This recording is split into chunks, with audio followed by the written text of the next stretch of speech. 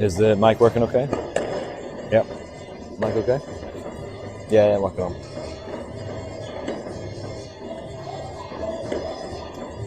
Well, welcome here to the St. James Open, sponsored by the Expression Network.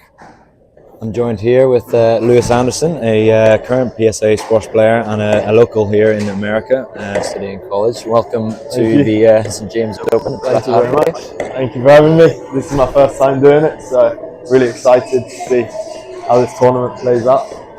Yeah, we've got a fantastic lineup here in this amazing venue at the St. James here in Springfield in DC, Washington. We've got a really interesting draw opened up for everyone here for this copper level event at the PSA Squash Tour. It's a very stacked draw at the moment. We've got Leonel Cardenas, the Mexican number 13 in the world, at the number 1 seed of the men's side, and then we've got Marina Stefanoni of the United States as the number 1 seed, who's ranked currently number 21. What sort of tournament are we going to see here? Are we going to see a lot of upsets, or are we looking at more of a straight playing field? I think the top seeds are obviously very strong. However, there's a lot of young, raring to go college players or just out of college that are coming through. So in the early rounds, definitely, I think we'll see some upsets. People that are not necessarily ranked as high, but are playing at that level. It's going to be interesting to see. I think the top 2 seeds are obviously very strong, but there's always time for an upset. Yeah, and these events, these copper events, they tend to have a lot of different players from right up to the top level, but also into the sort of just under the top 100. So you get to see a lot of faces here on SquashTV. This has been on SquashTV as well, so it gives a bit of exposure as well, doesn't it? Yeah, absolutely. And what a great venue to have the tournament at. I mean, Josh Taylor, the tournament organizer, has done a great job. Yeah, I think the players are all really excited to play and showcase what the sport's about in a place that hasn't actually had much squash in the past, but is on the map now. Yeah, and we're on the east coast here of the United States now. So obviously you're living in Boston at the minute. You went to college. A lot of the entries in this event, particularly, have got a college background. They played for the Ivy Leagues. And what sort of opportunity does this give to those players that are currently studying, and then also ones that have also graduated? Yeah, I think it's a great chance for them to see what their level is and really push on in the PSA, whether they're freshman, sophomore, junior, senior. They're always going to be looking to sculpt some players in the early rounds. I think it's a good time for them just before the college season starts to see what level they're at and see where they can improve, or if they come out with a few upsets, see how far they can push on. And yeah, like, college squash is only getting stronger. So yeah. Yeah, we're definitely seeing that, and we're going to see a lot of faces that are hopefully new to the viewers back home, and also ones that we're familiar with, the likes of Marina Stefanoni. She's number 1 seed. We did a Q&A last night, didn't we, at the University Club in DC, and we asked Marina Stefanoni, you know, what's it like to be number 1 seed, and she said, you know, it's pretty tough because she's up against Chan Sin-yuk, who is by no means a 9-16 player level, is she? No, not at all. But I loved Marina's philosophy, not putting any pressure on herself. Squash is tough, as everyone knows, and there's always going to be results that don't go your way. And I love Marina's philosophy, as I said, that she doesn't put much pressure on herself before the tournament and takes it as it comes. And clearly, she's getting a lot of reward for that. Yeah, you can really see that, and it was very interesting to find out some of the psychology behind these top players as well. We had Timothy Brownell as well, the number 1 in the United States too, feeding back on that side of things as well. And it's just good to see the depth of the United States starting to sort of, you know, really fill out that top 100 bracket. Absolutely. Squash is only getting stronger in the States. I mean, courts are being thrown up everywhere you look, especially on the East Coast, and it's starting to gain traction out west. Obviously pickleball's a big sport here, but squash is on the up here just as much. It's ready to take off. And speaking about Timothy with NSL, another great thing. Let's see what this tournament has to offer and showcase that sport. Yeah, it's positive signs. We're looking ahead as well for the LA Olympics. That's also on the forefront of the United States for the squash side of things. But back to this event, we've got, like I said, it's a filled out draw. There's a real level of strength here, and I'm keen to find out what's your pick of the day here for today. Pick of the day. It's a good question. I think you're That's going to have to give me one quickly. I'm going to look towards a later match. Okay. And I'm going to go with 2 actually. Okay. I'm going to say, 2 for 1. I'm going to say Christian Kang. Okay. The young lad from DC. On paper, doesn't look like a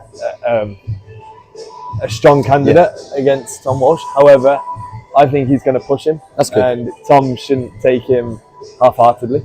Oh, interesting. And then I think Joe White is going to have a tough battle against Dylan Huang, but I think he'll come out on top. It's going to be tough, and I've got it 3-2 either way, but I think Joe's just got a bit more. Okay, well, I'm definitely going to hold you to that prediction. We'll find out very shortly when we find out those results of those matches. I think those are some good predictions. I think it's good to see as well. Christian Kang, you mentioned there, he's a local player at this club in the St James, coached by Josh Taylor with the B Squash Academy here. So that must be a really big moment for him to get his chance on the screen. Yeah, absolutely. And the crowd are going to get behind him. I know there's going to be a lot of school kids here and members that are coming to watch. And whenever you're a home player and the crowd's loud, it only goes one way. Yeah. So, hats off for him to get into this point, and let's see what he can do. He can play freely. And you yourself, you'll be playing in an event as well. Alongside this, we've got a satellite event, which is the lowest level of the calendar or the structure of the PSA, but it's still a very tough level. And Lewis, you'll be playing a first round match against a Henry Beach, who is a now local of the St James here in DC. Yeah, it's my return to the PSA after a few months off. So dusting off the shoes and the racket. And then for Henry, it's his first PSA tournament by the sound of it. It's his first PSA, yeah. So at the ripe age of however old he is. He's ancient. He's ancient, so it's a very unusual matchup, but I'm looking forward to it. I can't wait. I mean, no one will be watching on the backcourt, but it's gonna be a fun battle between us. Well, we'll definitely be keeping an eye on everything that's going on in this venue. We've got loads going on. We've got plenty of interest here at the venue with the likes of the shops around here with squash kits, squash gear, and we're coming up pretty close now to the first match here. The first match up on the centre court with Sofia Mateos of Spain up against Madeline Hylland of Norway, 9-16 seed there from Norway. Any thoughts on this one? Yeah, two 24-year-olds just starting off their careers, or to be fair, 24 is not really starting off, but they're looking to cause an upset or two. Yeah, so both of them will be raring to go, and certainly get a result today, so they can push on tomorrow.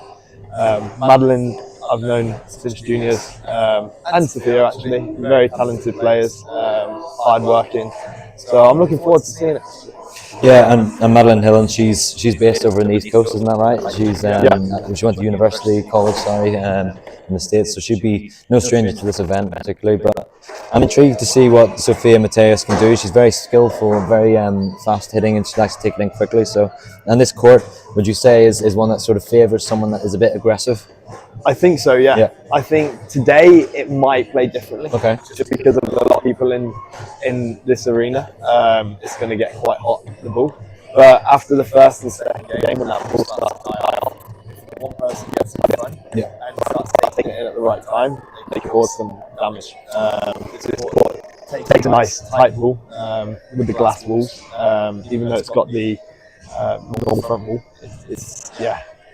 It definitely takes a good shot. It's quite a unique venue, this one as well. We've got the sort of three quarters all glass court. We've got the front wall, which is a normal traditional front wall, and then we've got two side panels in glass, and then the back obviously in glass as well. So it's slightly unusual. You don't see them too often. You normally see the full or just the one. And then just on the left side, which you'll also be able to watch on the live stream, is the side court 2. That has one side as glass, and then the rest is wall with the glass back as well. Does that change the way you play slightly when you have to take that into consideration? Absolutely. I mean, I always, as a lefty, used to love a glass sidewall on the left side. It disguises your shot naturally. That's interesting. Because normally they have the wall as perception, but as depth perception, but with the glass it just makes it that little bit harder. So if you hold the ball and delay that swing, you can do some damage to your opponent. But there's going to be some great games on there too. I mean, we won't be talking. No, we won't be. So we can't cover two, but it's definitely good to watch when you're bored of us. Oh yeah, and you will be bored of us, I'm sure, very well. Hopefully not too soon, but yeah, it's a great level of event, this as well. The copper event, you wouldn't expect to see this level of broadcast, and it's great to see that these players are getting the treatment as well, and that exposure. I mentioned exposure, but it's great for the players to see this sort of level of interest. Yeah, no, I mean, this is a great example of how professional tournaments should be done. I mean, the small details go such a long way for the players, the spectators, people involved, even the volunteers. Like, just making their life easy, it just brings them back year on year. And then this great streaming service we've got going, it's awesome. Yeah, it's fantastic to see, and we're getting pretty close now. 3 minutes out from the first match that we've got for this event. Starting off at 1:30 p.m. With Sophia Mateos and Madeline Hylland, followed by Dylan Huang of the United States up against Joseph White of Australia. Joseph White being the 9-16 seed there, up against the young Dylan Huang. Yeah, I'm going to move positions. Okay. Yeah, that's good. All the best. I'll see you soon. I'll see you very shortly, hopefully. And then following on from that, we've got Sin Ying Yi of Malaysia, 9-16 seed, up against Malik Taha of Egypt. Following that match, we've got Omar Said of Egypt, 9-16 seed, up against the local interest, Wajula Nasim of Pakistan. There's a short break after that, which we rejoin the action at 5:30 p.m.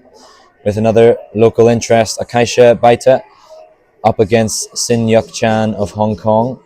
Sin Yuk Chan being the 9-16 seed and a very talented player herself. And then followed by that, Finley Withington, recently moved here to the United States from England, former British Junior Open champion, up against a Mexican Cesar Segundo Corona. After that, got Alina Bushma of Ukraine, up against Danielle Ray, another local player of Canada, in the women's. And the final match of the day so far will have Englishman Tom Walsh and Christian Kang from the United States of America. We'll be joining the action very shortly, so please stay tuned.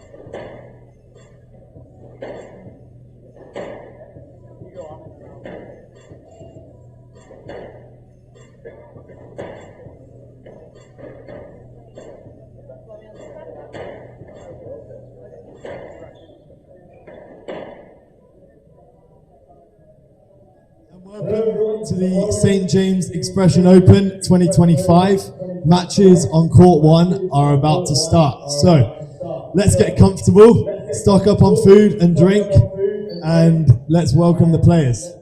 First onto court, we have a great match, and from Spain, Sofia Mateos.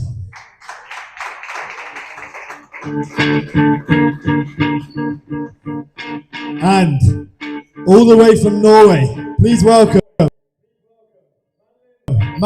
Hylland.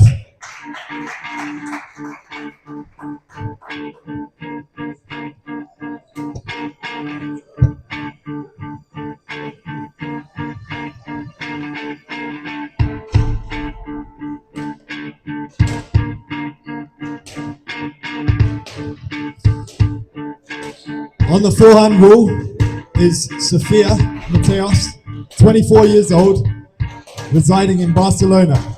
Her highest world ranking is 104, and she's looking to build on that this tournament. Her opponent is a Trinity College alumni who is currently based out of Connecticut.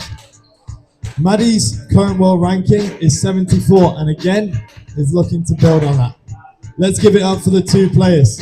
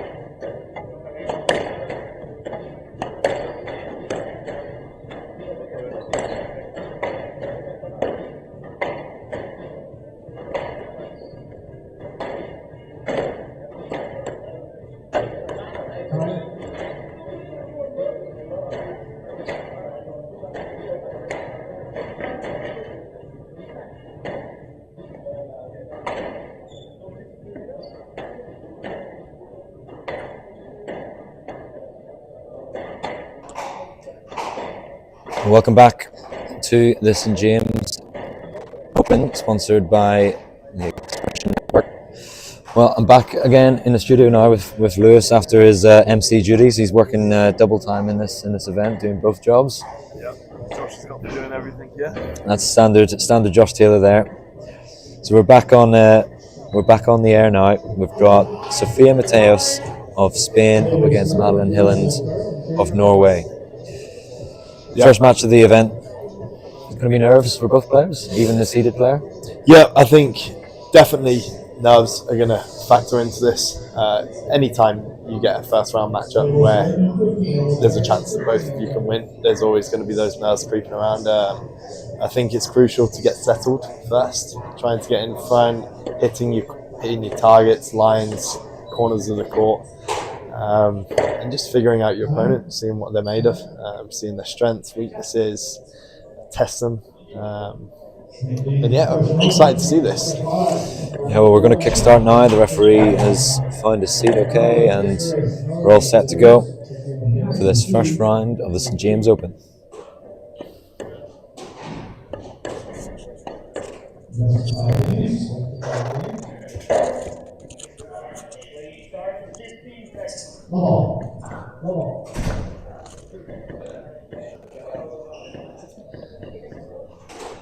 Here we go then.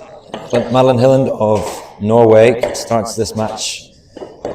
Interesting one, you said, up against Sophia Mateos, someone that's not necessarily on SquashTV or on the broadcast quite often, so this is a good chance for her to show what she's got. But it's a tough ask, isn't it, for someone of the calibre of Hylland? Absolutely, definitely a tough ask. Hylland's obviously settled into this very quickly. Great shot there. Finding her targets very easy. And just a well-seasoned player for her age. She knows the court very well, playing a lot of junior events, a lot of college events, and now obviously the PSA. So yeah.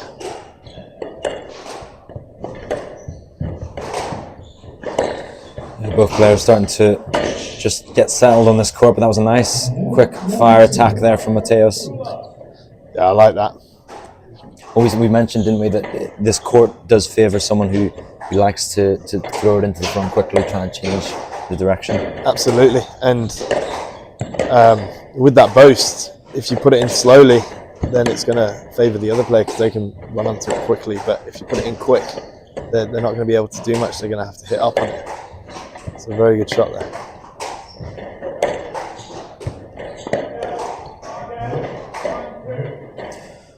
Well, we're being treated to some pretty cool angles here. We've got multiple cameras set up for this event, this copper level event. So we're going to get really good sort of insights to what it looks like to play a professional match like this. Absolutely, I like the camera top right on the right backhand, on the right forehand wall. Yeah, interested to see that angle. There it is. There we go. Sorry, it's my forehand. Yeah, that's it. You're a lefty, aren't you? Yeah. Confusing everyone.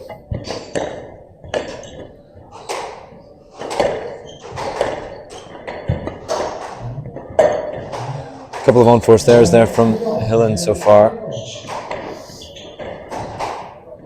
Both players we saw early this morning and yesterday getting a feel for this court, putting a practice hit in. Yeah, it's always different in the tournament compared to the practice hit. Obviously, the nerves aren't going as much. You're doing the practice hit, but it's not as intense.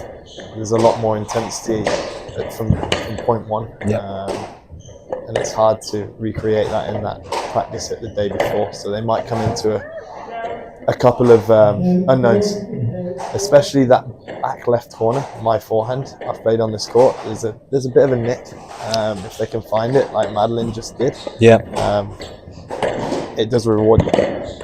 Well, you can really see that Hylland wants to She wants to control this. She wants to coordinate, sort of conduct this match by controlling that T center, getting Mateos moving into those back corners nicely at the minute. Absolutely.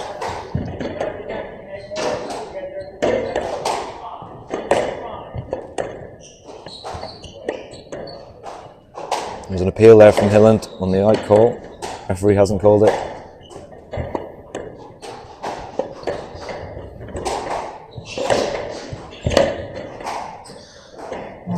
That's a well-worked rally there from Hylland. Managed to let that out call not affect her shot there. She's been playing very well this past seasons. I've seen her on the Challenger Tour as well as the World Tour. Yeah, absolutely. Going back to that out call, these courts are very true, so you'll know if it goes out or hits the tin. A couple of courts I've played on in Europe definitely don't show yes, that. definitely, yeah. So they're lucky to be playing on this.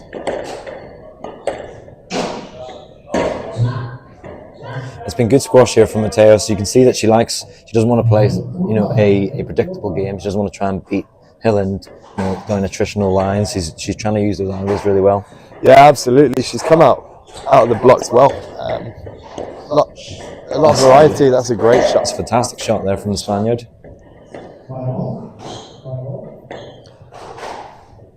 Yeah, I'd say they've both started off fairly strong here. A couple of errors here and there, but a lot of good winners. And I like that. Yeah, it was a nice hold and delay. She really had all the time in the world to play with that one. Yeah, she did have time. That's crucial. When she gets in position early, she's got multiple shots. And then with a bit of hold and disguise, it's going to trouble her opponent.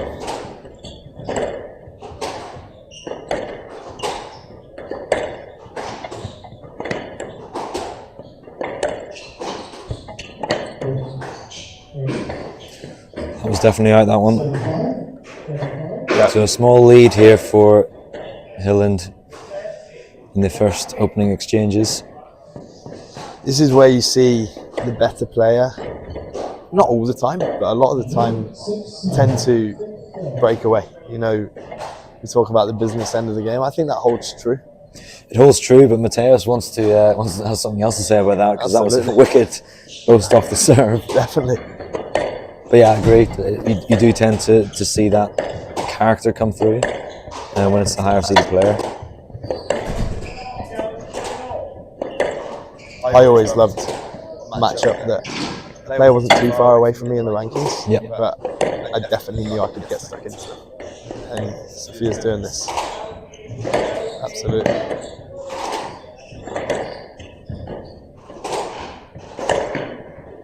There's a real strength area there for Hylland, and Mateos has to be careful there, leaving it anything high on the front left, giving Hylland time. She really has that clean line hitting to those back corners. Yeah, I think at this level, it's obviously very good from Madeline, but I think it's all coming from Sophia's loose ball in that front left. There she tied it up well and got rewarded for it.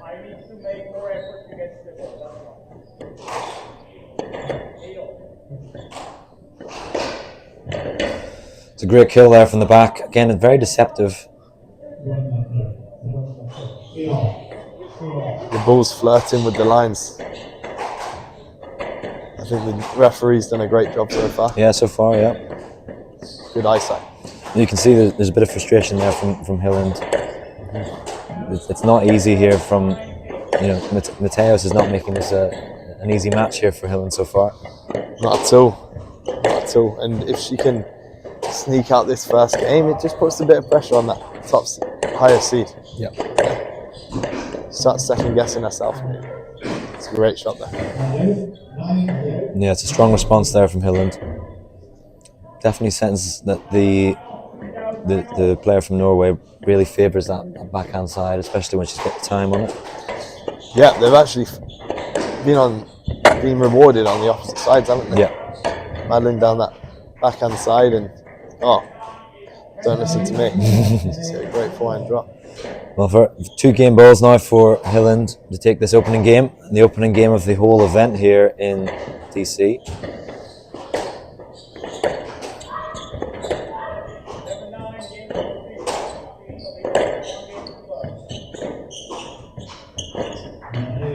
That was clever there from Hylland. Just adding a little delay there, just to draw Mateos into that line, sending her the wrong way. Absolutely, she put that boast in quick. Yeah, and she had played a couple of straight drives before that with a hold, and then mixing it up with that boast, Sophia was stuck on the tee and she didn't know her next shot. So very good finish to that game from Madeline. And there's a confirmation there, 11-8 to the player from Norway. She leads this opening match, 1 game to love.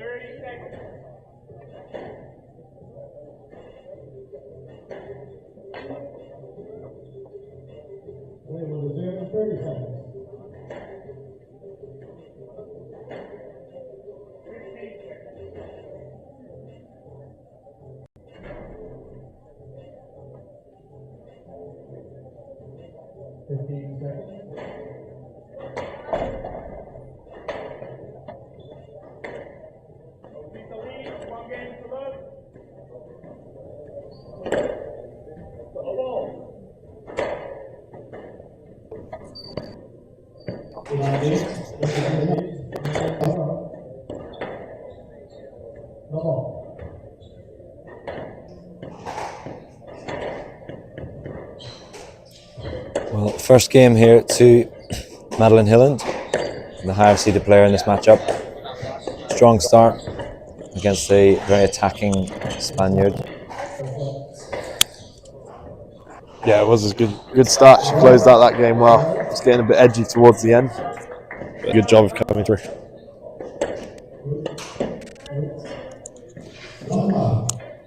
So Mateos was close in that first game, but what's going to be the difference here to get her back into this and draw level? I think she's got to actually play down this forehand wall a bit more. She was getting rewards at the front, and not only that, mixing it up a bit, but she's got to get that groundwork in, foundations to the back, and then open up the court. If she opens up too early or when Madeline's in front, it could be tough. There we go. That's a great mix-up. It's right on cue. Yeah, that's the perfect rally you described. Yeah, and against a tall player, Madeline's pretty tall. It's taller players. It can be quite hard to move around. Yep. You know, so if she can start the movement of Madeline, it could be crucial to her pushing on in this match. Yeah, I mean, we both said that Hylland's got that very solid game, very great, very solid, basic game, hasn't she? And as you say, Mateos has to find some way of just breaking up rhythm. Absolutely, and we saw there a couple of errors from Hylland, but the solid game has come from giving herself time in college to really understand what she wants to do. And you've seen her in the past 12 to 18 months push on in the rankings a lot, just because she's come straight out of college, she understands what she's doing with her game, and has had a few very good results. That was a good result there from Mateos. That was a real nice taxi. There's been a few taxis on the cross-court fade.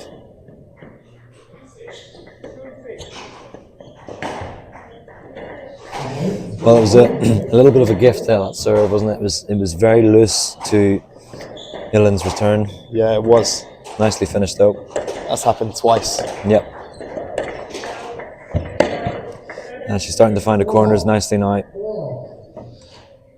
It's back to what you said though, it's about giving her time on the ball, creating space. That's where Mateos is going to struggle. Absolutely. I was a very attacking player. Probably You still people are. would well, I still am. I'm on my return. But that straight drive can be just as good as a simple straight drop like that. That was absolute joke. The hands there. That was incredible. That was amazing, wasn't it? I'm really thinking that in my head now because that was a great angle. Can you do that? No, definitely not. Oh, Nick's flying in from everywhere.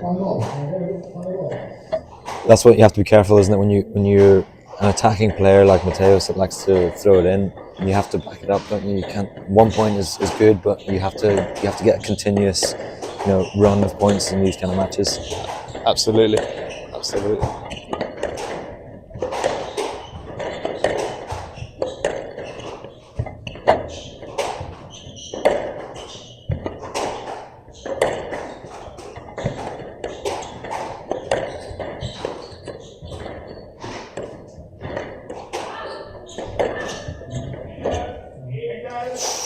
I like the idea.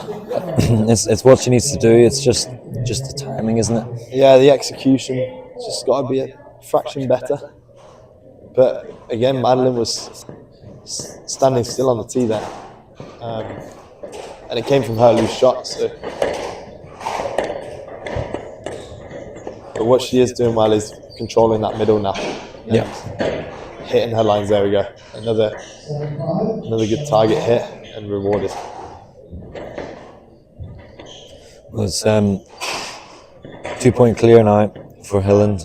She was in this position last game and Mateos managed to claw back, but you get the feeling that the Norwegian is starting to really press up now.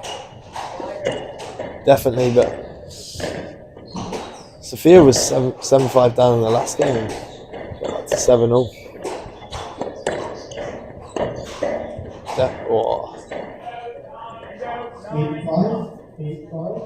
Again, it's the right idea to be this attacking style of squash.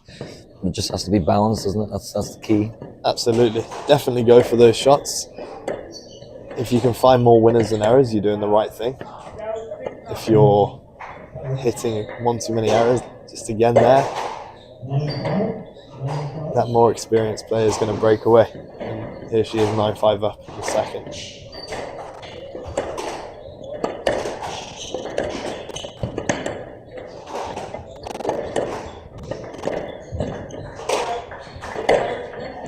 It's a really well worked rally there from Mateos. There's a fantastic attacking shot into the front corner, and then just cleaned up really nicely to his back right.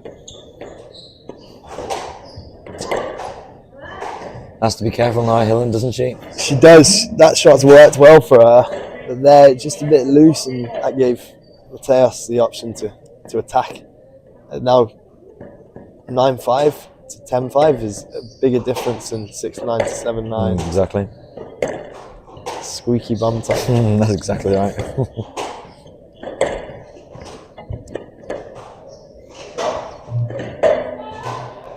And that's a gift really there for Mateos. She knows it. Has to capitalise now. Yeah. Big point.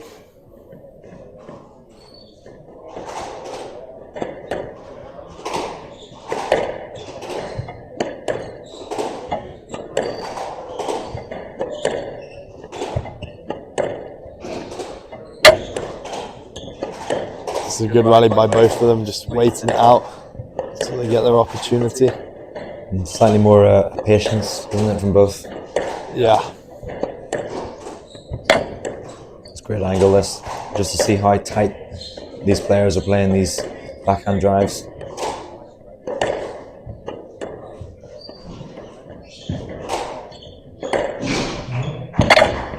A fantastic Great rally there. That gives the higher seeded Madeline Hylland 2 game balls to take a very important second game.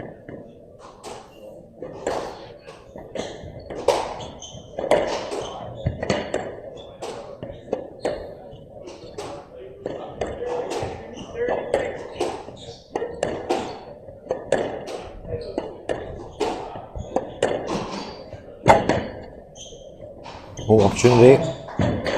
Well finished there Great from game. Hylland. Great Take the second game, 11-8. Fantastic performance, especially towards the latter stage of that game. Absolutely. 2 love up is a big difference to being 1-all and Sophia coming back strong. Well, after 8 minutes, Madeline Hylland, the higher seeded player in this affair, 11-8 there in the second game. She leads 2 games to love.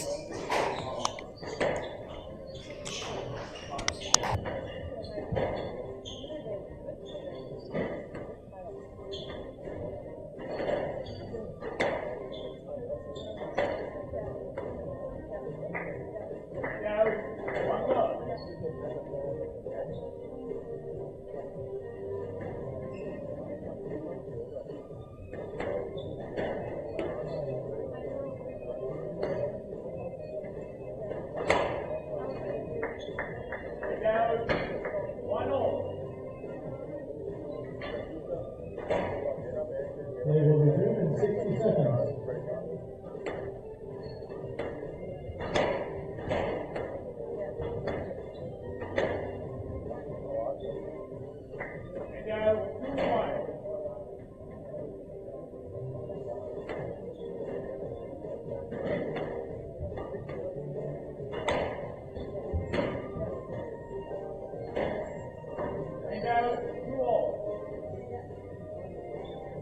They will return in 30 seconds.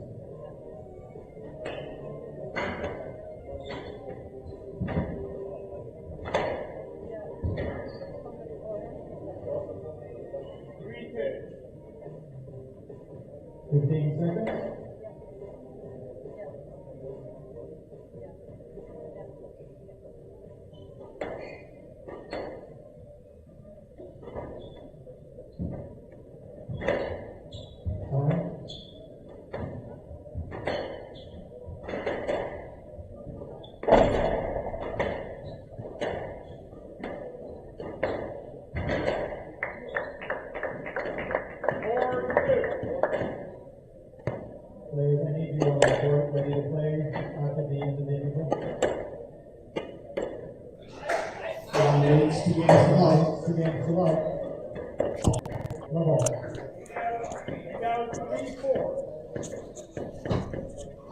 Well, 2 games to love now for Hylland.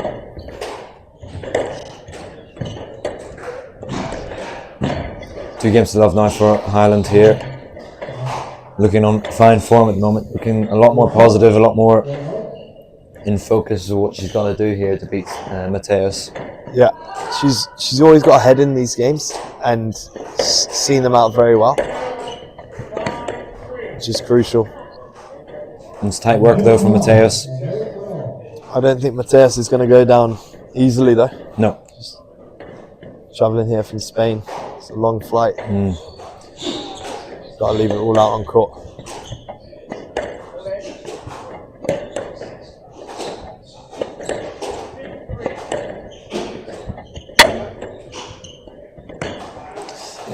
That's the danger area for Hylland. Really takes those balls in nicely. Has so much options on the ball, especially on the volley. Both of them have taken the ball in a lot, especially those cross-court fades. They can pay a lot of dividends if you get it right. Yeah. If you play it in too slow or you let it sit up, that's a great shot. It's a great shot. Yeah. If you play it in too slow, the other player can capitalize on that. So you just got to find that margin for error. Oh, that's lovely. It's a great shot there from Taha. She's really showing that she's a seriously skillful player. Absolutely.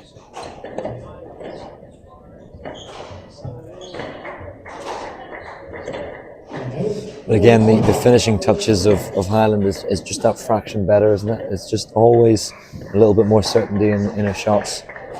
Definitely. I think we need to figure out, is it Hylland or Hylland? Well, I don't know if you've noticed, but I've changed it about 3 times throughout this stream so far. So either we've got a 50% chance of winning that one. I'm going to go with Hylland. Yeah.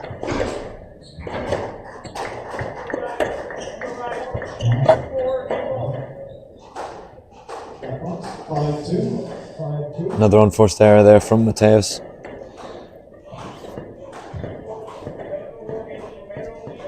Hylland's doing well though, just to take those chances when she needs, capitalise on the mistakes that her opponent's making, not change any of the game plan either. Yeah, I think going 2 love up, she's just run away with this a bit. She's finding her targets on this court. She's got a lot more comfortable around the middle. I like what Sophia's doing. She's trying to throw everything at Madeline, but Madeline's just neutralising that and adding a bit more. Yeah, neutralising is a fantastic word, isn't it, for what she's doing here? Absolutely. So that was a really good cut across the middle, but can she do that again and again and again? It's a question she'll be asking herself at the end of this match. That's nice.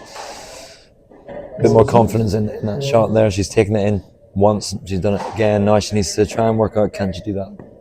Keep doing that progressively throughout the match. Absolutely. But you'll always find in this game, it's been when she's a couple of points behind and she's coming back into it rather than saying, okay, if I get to 4-all and play those shots then I can push on in the game. Yeah. Being behind psychologically just adds fuel to the fire. Yeah.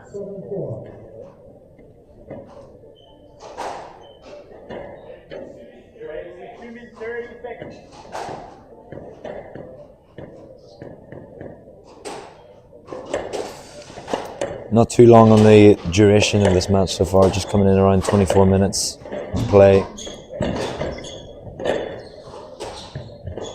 It's because of these kind of rallies as well, it makes it so quick because both players are taking it in fast in this rally.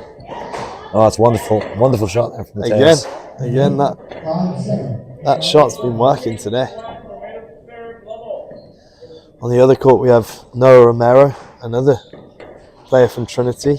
He's currently 2-1 up. Oh, what a shot. She looks confident now, Hylland, after that shot. I would be very confident after taking it in off the serve into the neck. Absolutely.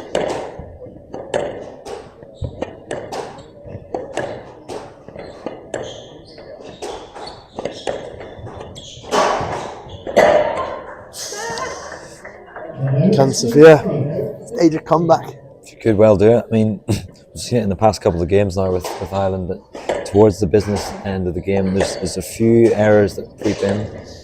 Yeah, she has done well as closing it out though.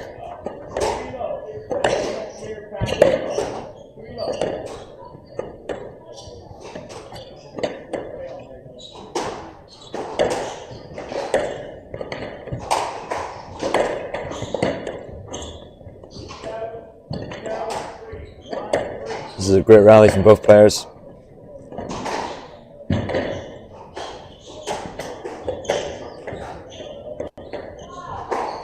That's a wonderful shot there from Mateos. Put a lot of work into the legs of Hylland there. Yeah, actually deceived Hylland. I mean, it hit the side wall on the drop shot, but because it came out to her feet, she didn't really know how to handle it. Yeah, not enough time to react there. Worked to her advantage. That was a tough rally. It'll be interesting to see who backs it up.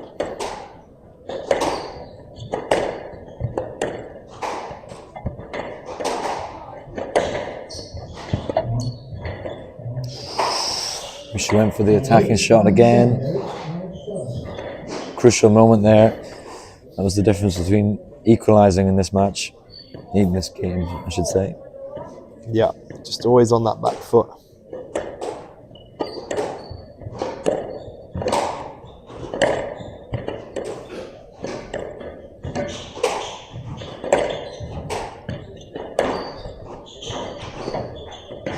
No, that's a great, lovely boast. wicked boast. Completely catching Mateos off guard there to give her 3 match balls. Will she do it first time? And I'm seeing a cross-court nick from Mateos, really. No. And there it is. There we go. Straightforward there in the end for Hylland. Taking that one 11-7 in the match. 3 games to love in a convincing fashion. Fantastic performance there from the player from Norway. Just 29 minutes took, and both players looking happy, and great to see some good sportsmanship between the two. We're going to join our MC and commentator for a brief interview with the winner, Madeline Hylland. Well, let's give it up. Let's give it up for Sophia Mateos and your winner, Madeline Hylland. Wow, well played. What a great start to the day. We've got a question to start off the day from Henry Beach over here, and this is nothing to do with squash, but do you believe in aliens? Sure, yeah. It has to be something out there, I guess. Aliens will help you with squash. There you go. Thank you very much, Henry, for that. Now to the squash. For that game, how did you feel? Did you go into it as you would for every other game, or did you have a different game plan based off your opponent's strengths and weaknesses? So I've been working a lot with my coach about that, and we've realized that instead of thinking about like who I'm playing, my opponent and stuff, we've been conclusion is that I need to like trust in my own game, that I'm playing my shots right. So that's what I was. Absolutely, and I think that's a great way to go about it. Not getting too concerned about what your opponent's doing. And how do you feel for your next match tomorrow? I feel good. Curious. Someone I played a couple of times. We have a good, we always have good matches. So great. Well played today. Great. Well played today. Get some rest. You got. See you tomorrow.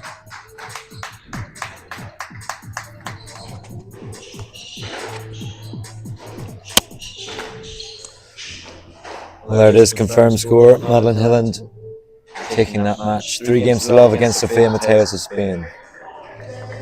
Join us very shortly as we kick off the first round of the men's event in around 10 minutes between Joseph White of Australia versus Dylan Huang of the United States. Join us again very shortly.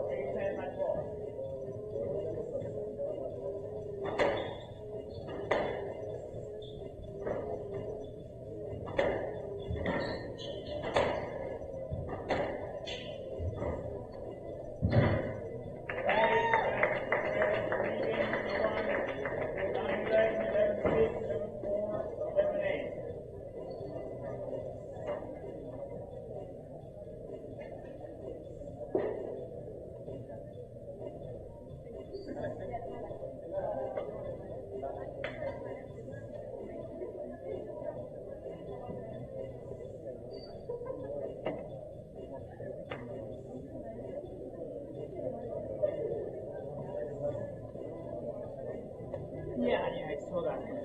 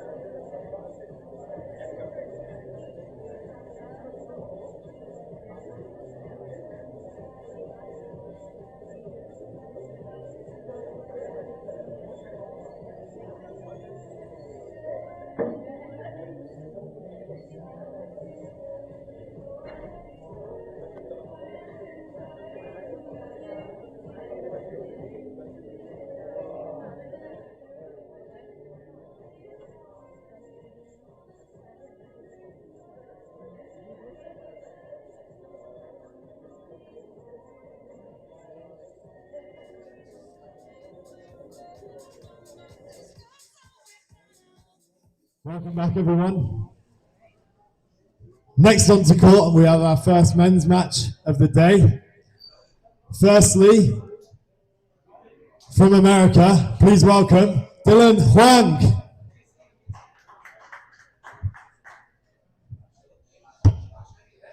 And he's already bouncing like a wallaby from Australia, Joseph Wright.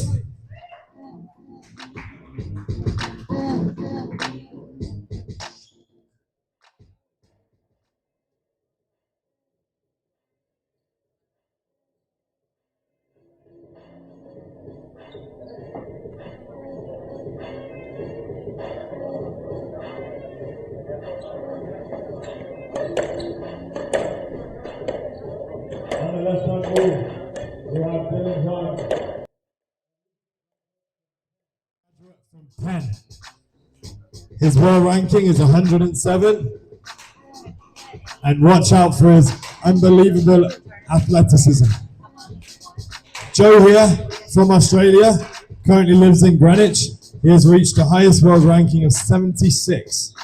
Sitting at 90 in the world, this is a tournament he's looking to get back to where he belongs.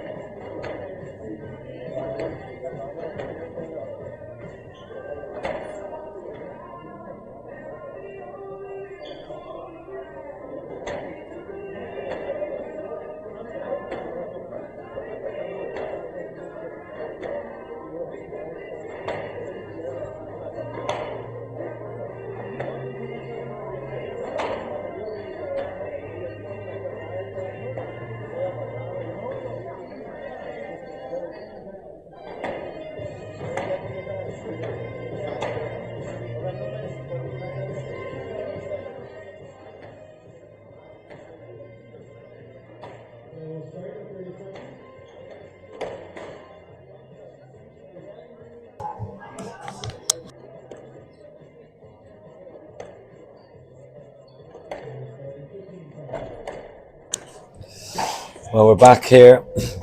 St James here, B Squash. St James Expression Open.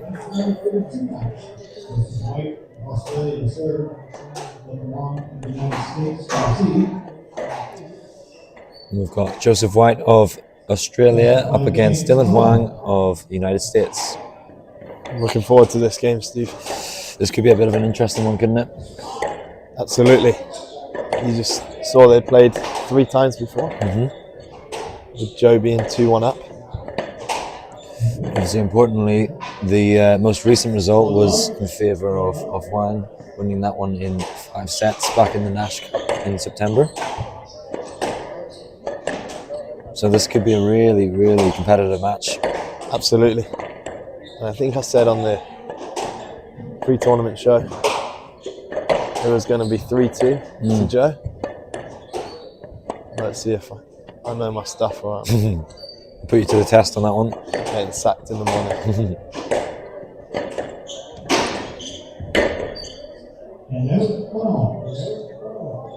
Wow. Slightly fortuitous there for Huang. Or was it great deception? No, great deception.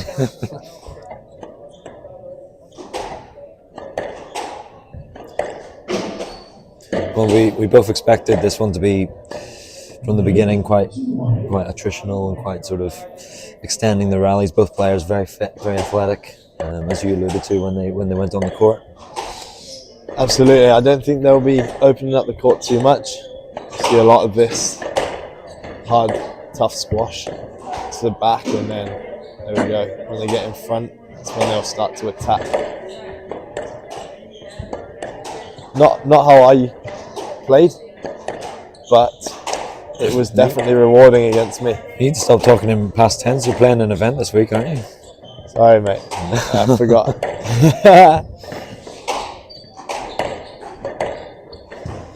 Yeah, and Joseph White, he's based in New York, or is it Greenwich? He travels to New York a lot Right. to train, but he's in Greenwich with his girlfriend, Alex Hayden. She's another player. isn't Another she? player. Some would say better than Joe. Oh wow, that's a big step. That. Yeah, but I think it's been a good move for them to get over stateside, training with a bunch of players around that area, and start to kick on through the ranks.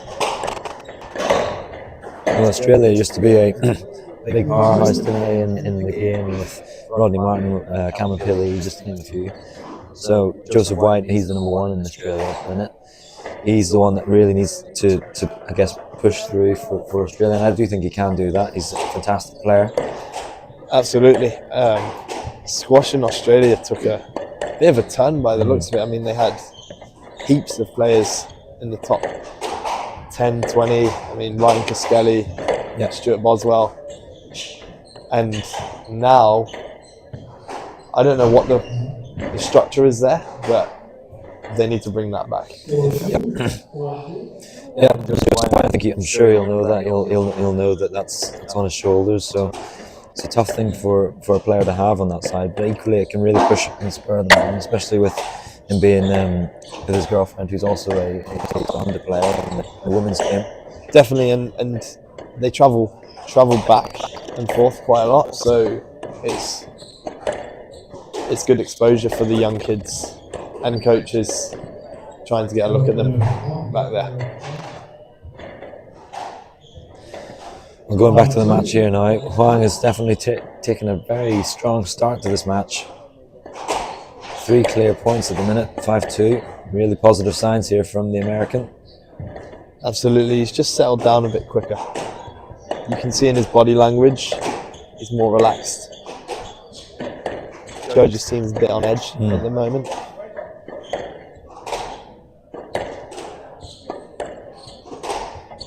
You can really sense that Huang is quite happy just to play up and down the wall and be very patient with his style. And like you say, White, there's that feeling of maybe almost sort of wanting to get on that a bit too quickly, but too early. Yeah, it's, as I said earlier, the ranking difference isn't that drastic. So for the higher seed, there's always just that bit more pressure. And even though they're very equally matched, that can play into the hands of the lower seeds sometimes if they take the opportunity. But it's early on. Joe's got a lot of time to get into this. Yeah. We expect this match to be, fairly lengthy as well, and we're starting to see these in these kind of rallies, quite attritional stuff, just to get settled. Yeah.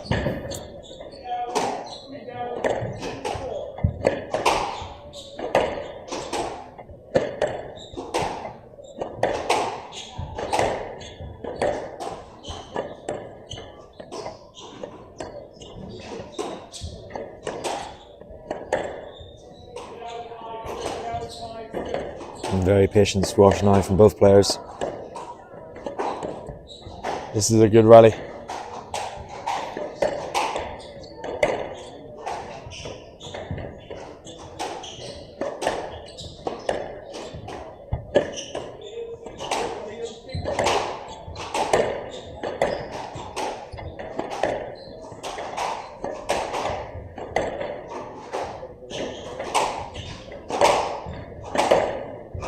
This is tough, very high-paced squash at the minute. They're not giving each other a lot. That's what it needed to be. That was the level of squash quality that was expected there from Huang. It was a fantastic killing shot there, very tight to the side wall. Definitely. I think the quality, whoever has the best quality in this match will come through on top. Yep. And if you don't get that ball glued to the side wall and you don't hit your targets to the back, you might win, but you're going to do a lot of work around it to get there. Well, it feels to me as well like White is definitely sensing that the previous match just a couple of months ago, it might be in his mind. He's hit 3 down against Huang. It's very positive signs now for the lower seeded player in this event. Absolutely, and as a viewer, you don't see those mind games that are played in your head. No. For example, whenever I play someone, so change it. Present tense. You've always got that last match in your head or something that's happened in the past between you both, and people forget that, and one player might find it a lot easier to play against them because the other person's got a bit of a mental block. It's true. And maybe this is the case, but it's obviously very early in the match. But I think what Dylan's done is found that game plan. He's just lured Joe into his style of squash at that correct pace for him, and Joe's reacting rather than proacting. Well, White wanting the stroke. He was not happy with that decision. If he had gone cross court, would he have hit him? Yeah, that's what I was thinking. Perhaps the referee just opting for the safety let rather than going into it. But that is a serious response there from the Aussie. The cross court nick off the serve. Fantastic shot there from White.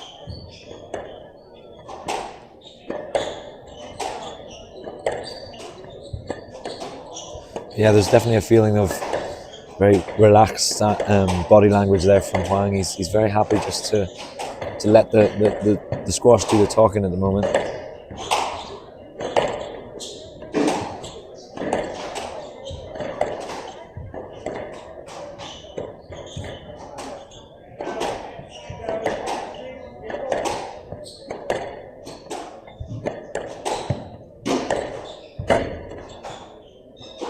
Just staying in.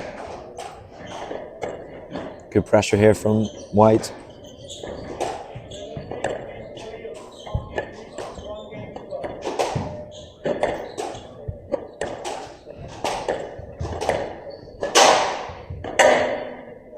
He's forced the tin there from White. That was a tough rally.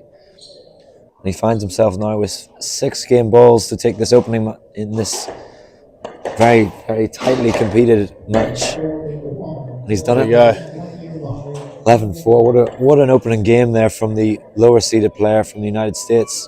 It's what you dream of. Well, he's taken this one in convincing fashion towards the end. Just 10 minutes it took for Huang to take the opening game against Aussie Joseph White. He leads 1 game to love.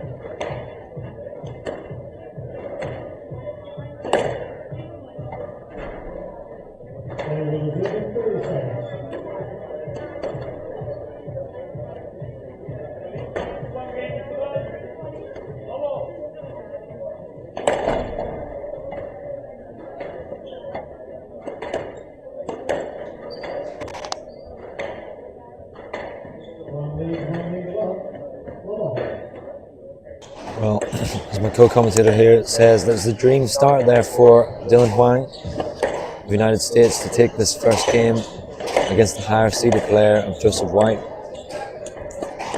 As we were just talking off air, it really feels like White's just trying to force a few too many things.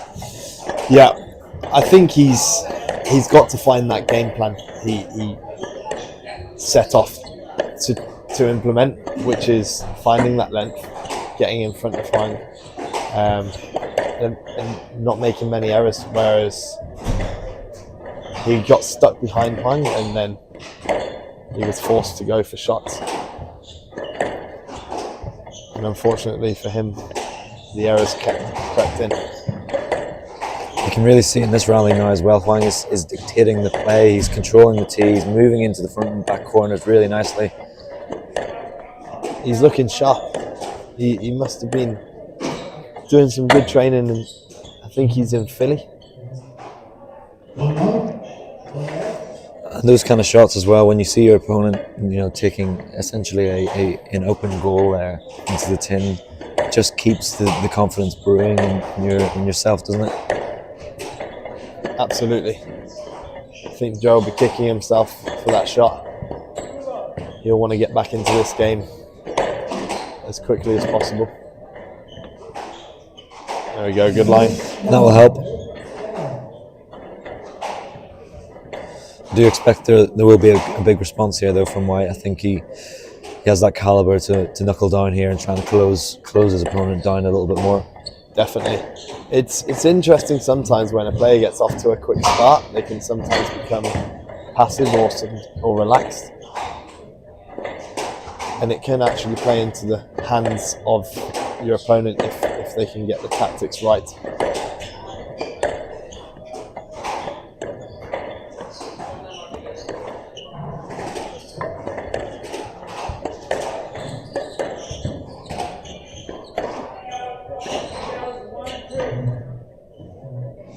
Good boast. Good boast, and it's showing no signs of fear at the minute as well on the centre court here from Huang. He's really he's sensing that there's a weakness from his opponent in that front corner. He's really going into that, trying to draw the Aussie into the front corners nicely. Definitely.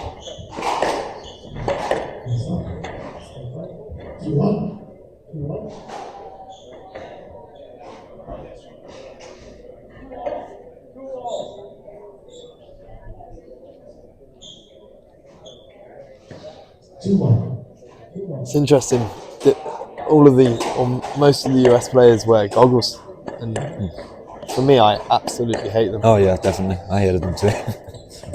But then on the other hand, I can see where they're coming from. Yeah. If you get hit, you've got them on.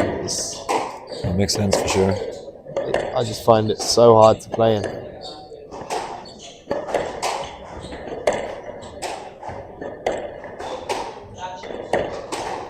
Do you know if it's a requirement for US squash? I think it's in the college. It's in college. Yeah, definitely college, right? But Definitely. It might just be, you get used to it, and it's part of the routine, perhaps. Yeah. There's other players as well, like Katie Malif from England. She still opts to play with the goggles, despite not being a junior anymore. Yeah. So it must be more so preference based. But whatever it is, it's working for Huang in this match. Absolutely.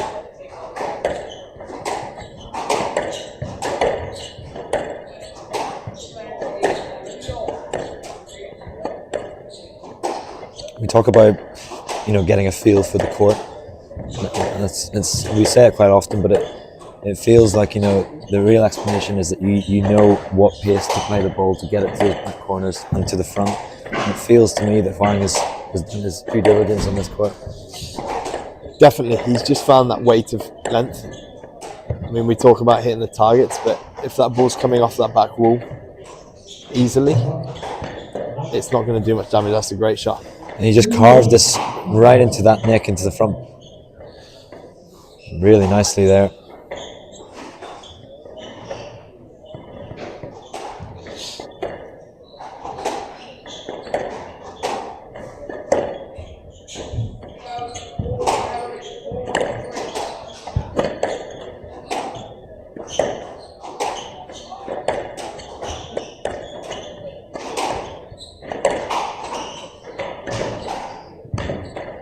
Post working really well. There's an appeal here from Huang.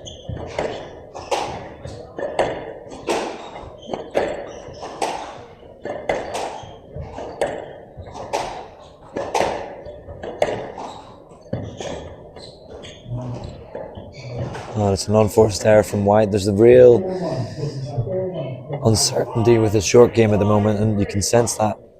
He gets a little bit stiffer when he tries to take that shot in from the front. Yes. He just hasn't come out the blocks as quickly as Huang, which is the opposite to the last time they played. Just looking, Joe White got off to the 2-love lead last time, and Huang actually came out victorious 3-2, whereas it's roles reversed this time. Well, you'll be hoping it goes that way, the opposite this time, because you've put a 3-2 on this match, haven't you, in the prediction? Yes. And that's not looking great at the moment, but stranger things have happened. I'm not sure if you're familiar with the MLB baseball. No, I'm definitely not. No. Well, living out here, you get to witness it. And the American viewers, that Game 7 of the World Series was ridiculous. There were so many twists and turns. You couldn't have scripted it, and my point is that things in sport can happen. Oh yeah, and it's not as crazy as it sometimes might look. Well, that's the beauty of this format as well. Best of 5. When you go 2-love down, you're not out of it. You can still get back into it. But Huang so far at the moment is doing a really good job of just not panicking, not changing the way he's playing just because of the scoreline. He's taking everything in with such accuracy. He's got the right balance of knowing when to counter and then know when to inject that pace.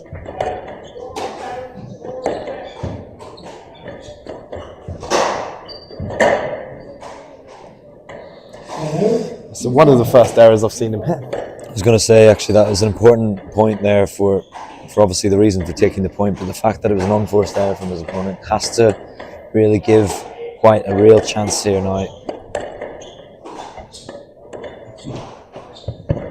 Oh, it's the perfect length. I mean, there's an apology. That's the look I talk about. You mentioned it right on cue at the start of this match. There's nothing you can do other than just put your hands up. The ball almost gets stuck, and then it's a lottery of where it comes out. And he's wiping the floor with his feet, but I don't think that'll do that's it. not gonna We help. need a screwdriver. As lucky as it is, though, it requires a level of accuracy that gets that ball into those positions for it to be lucky. Definitely. Some people would argue it's the perfect length. Yeah, it is. He's looking for it.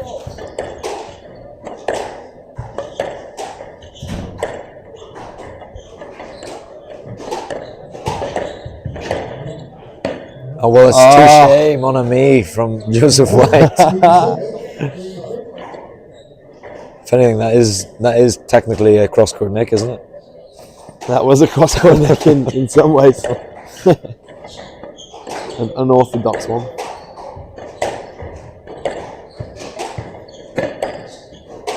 Do you think he finds a way back into this? If he keeps doing that, he will. But at the moment, Huang has got him on a string at the moment.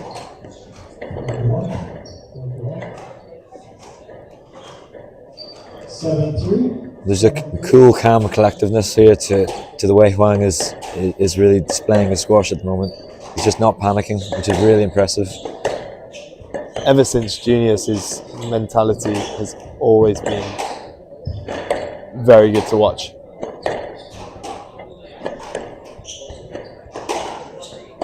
I think a lot of players would wish they had his mentality. Just going into every match with a clear head, not getting too worked up.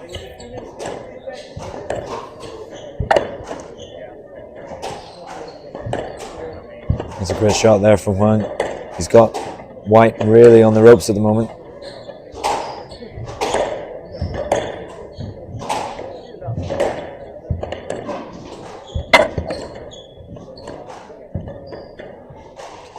The momentum shifted here in this rally though. White's doing well. Yeah, he started hitting his corners just a bit better here. There we go.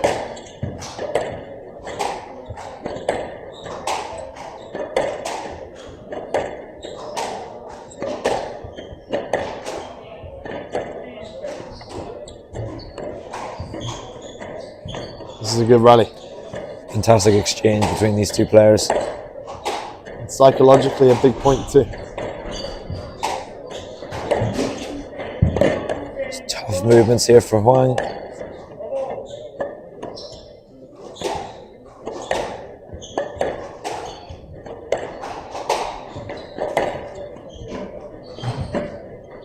Well played there from Joseph White. That was a really crucial point for him. I know it's only 7-4 on the scoreboard, but it's just enough to get him back into this match.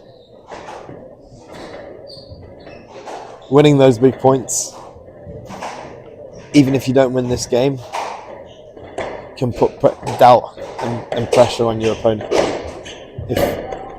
If you let them, there we go, just another stroke there, and this is flipped. I mean, at the start of this game, Huang was getting those rewards from the stroke and the loose ball, and he was just slowly creeping back into it. Well, just in the past few points, there's just been a bit of a reduction in unforced errors here from White.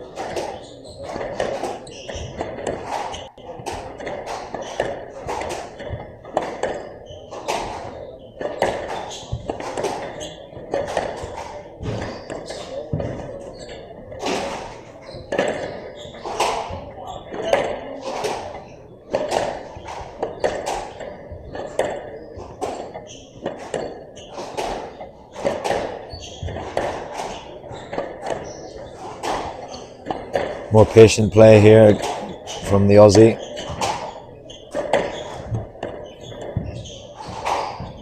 That's a great touch there from Huang. Rally goes on.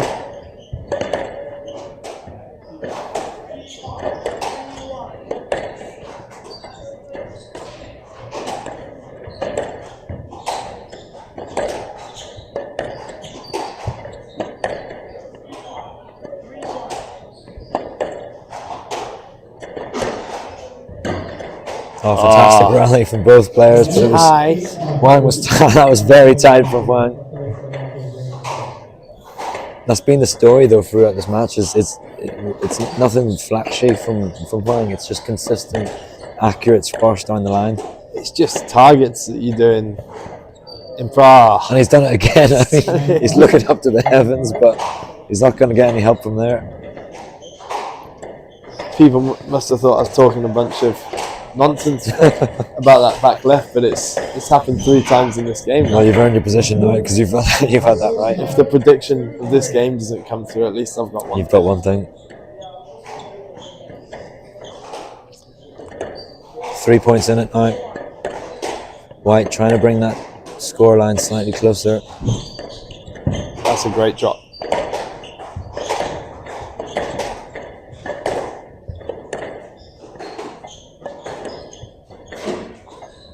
He is looking for that because he knows that nick's there. He's playing that ball tighter down the backhand side. Yeah, why not? No, it's like you're going to get reward, aren't you? Absolutely. It's like a deflection in football.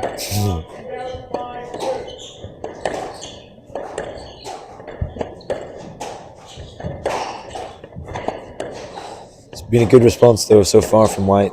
Just extending the rallies a little bit more, being a bit more patient throughout. He's got into this. He has got into this. I think if he starts off this game, the next game how he's finished off this.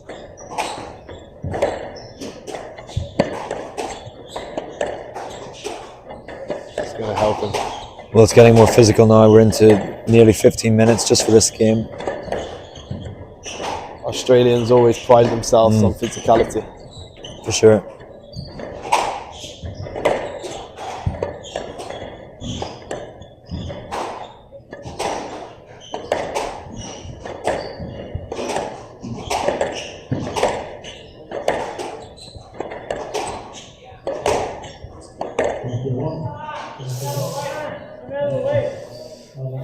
Intended in a stroke there to Huang.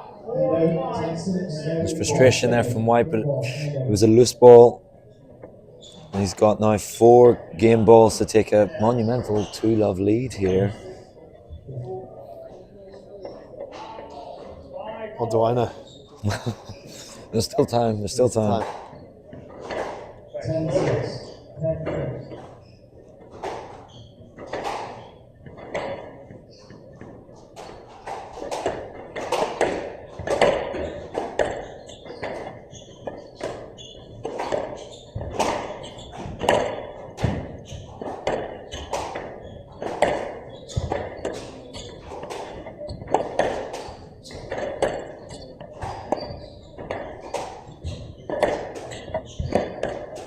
Oh, he nearly got it again.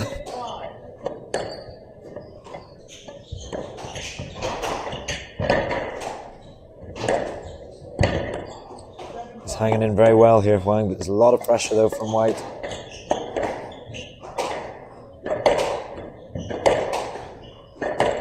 That length's just got to be a bit straighter, not clipping the side wall. Yep. For Joe. Finding that tight ball like Huang has done for the majority of this match.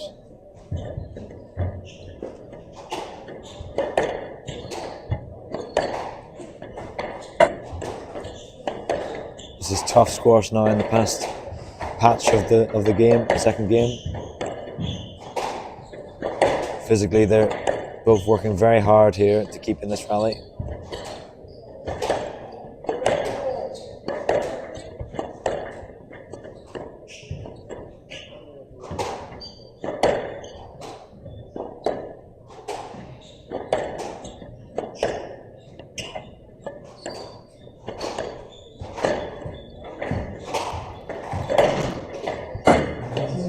There it is, he's done it. That's a great head start for Dylan. 2-love up. Yeah, you couldn't ask for much more as the lower seeded player, but obviously we have to remember he has had the better of Joseph White in an event a couple of months ago, and he's showing that has given him a lot of confidence. He's 2 games up, 18 minutes, 11-6 in that one. Still in Huang, who leads 2 games to love in 30 minutes.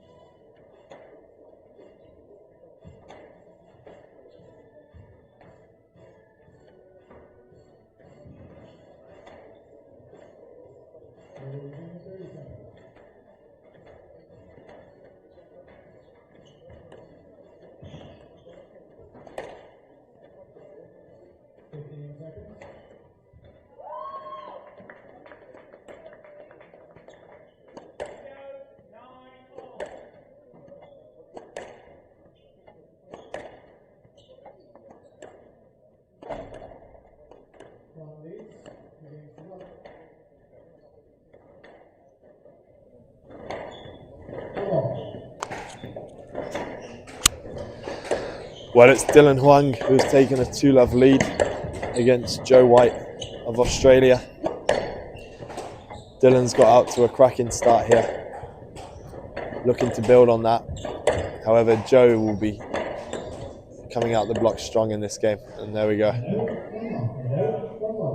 It's a great start for him.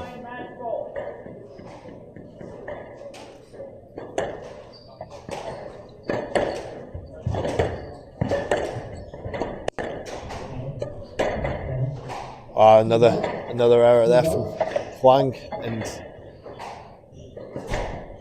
it'll be interesting to see what that previous game has done to both of them. That was 18 minutes in duration, which is with not many stop starts.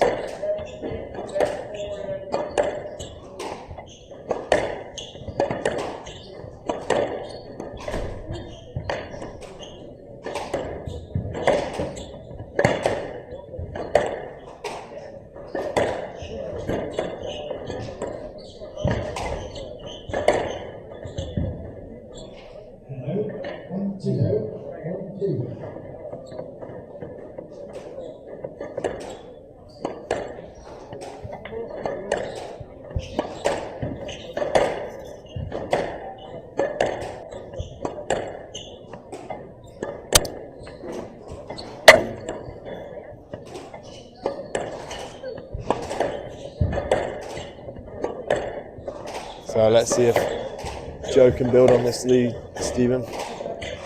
He started off very well.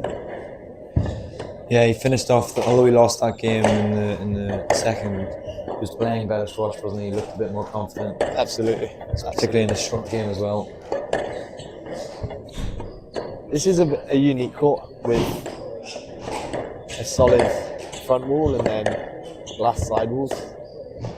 It can sometimes knock you off as a player, and can sometimes take 2 games to get used to.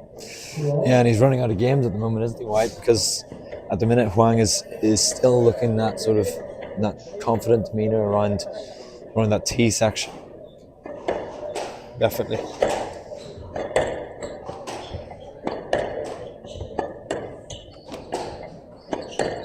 I'm going to have a tally for this week of how many nicks are hit in that back left corner. Well, it should really be called the Lewis Anderson corner, couldn't it? Because it's been called out from the very beginning in this match, and you've hit the nail on the head. Well, that's from the master, Finley Withington, who's playing later on today. Yeah, I'm sure you'll see many nicks in those back corners from him.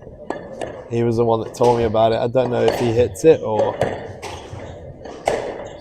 he spoke about it to me.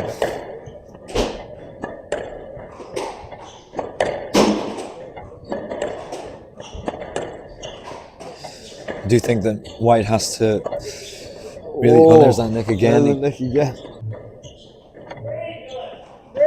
Well, he's absolutely fuming, and to be fair, he's had the rough end of the stick most of the time in this match so far, in that nick. Should we do some DIY after this? I think maybe, yeah.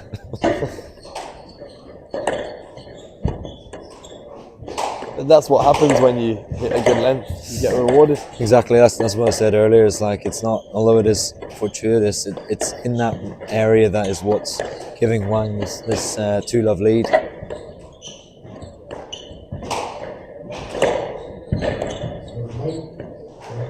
That was set up there by that drop shot from Yeah. Joe. I think using that on the backhand is going to be a factor in him coming back into this game. If he uses it and comes back in for the counter drop and then starts mixing up Dylan. Yeah, I think he has to be willing to take it in short. You know, he can't be scared of it. He has to really work those rallies and Yes. be proactive with it. And that's a great, Yeah, and that's great set attacking up. shot. He's just got to do a bit more there. The quality.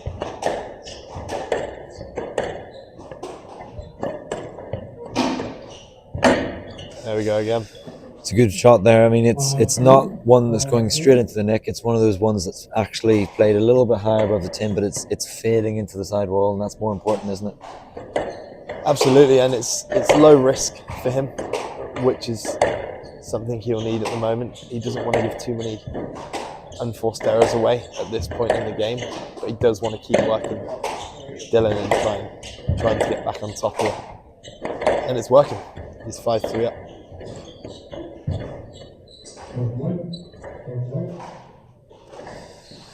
This definitely feels like it's the beginnings of a comeback here from the Aussie. First time he's really had any kind of lead, substantial lead in this match so far. Absolutely. And he's looking pretty fresh, considering it's been a 35-minute Oh, he's read it. match. Well, there's an appeal there from White. Not happy with one of the pickups. Looked like Dylan gave up then. Yeah, it did.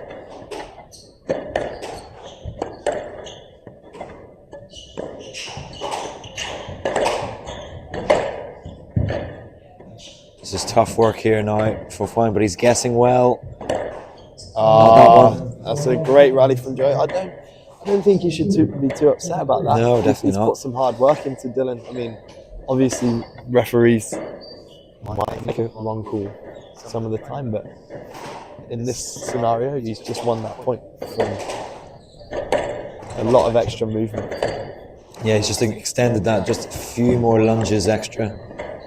And it looks like a real physical drop-off now from Huang. Oh, there we go. He's starting to look a little bit tired now, and White on the other side, although he's, you can see that he's visibly puffing, he doesn't look like he's off the mark. Not at all, and unforced error probably not necessary, but I like that he's going for it. Yeah. Sticking to that of being positive, being proactive rather than reactive, what he was doing. And on the flip side as well, it's when you're playing someone like Huang, we mentioned it multiple times how relaxed he is, how smooth he hits the ball. If you give anything in that middle area, he's going to just fire that in just on cue there. Absolutely. And I will say, I've played Dylan a couple of times in the past. I think two times. He will always stay in the match. No matter how tired he is, he'll get balls back, and it annoys you. It frustrates you, because he looks like he gives up, and then he just gets his racket to it. And over time, that can be very frustrating to your opponent.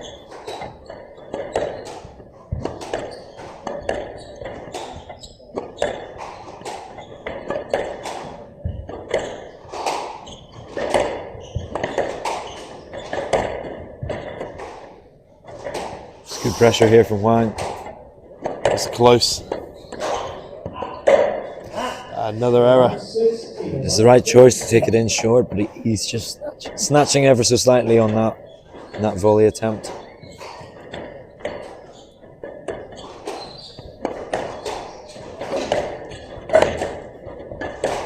Was that a little voice break I heard? Oh yeah, that's one of many, don't worry.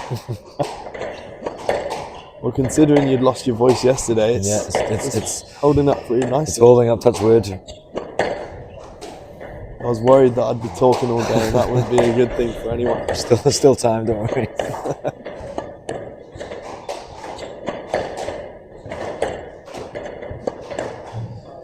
You can really see that Huang is trying to bring the ball over to that backhand side, deep to that backhand. He really likes playing down that line. He is, isn't he? Yeah. Do you think he's looking for that nick again? I think so. This is shaping up into another tough rally here. There's that angle again, a great camera angle here, especially down this backhand side.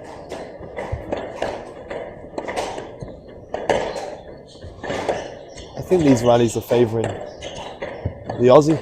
Yeah, agreed. There's an immediate appeal there from White. Digging in nice. Chance here now. That's There an we go. important rally there. We can hear the reaction there from White from the studio here. Yeah, he was 8-4 up and then 8-6. Dylan was staging a comeback, but he's done well there in that rally.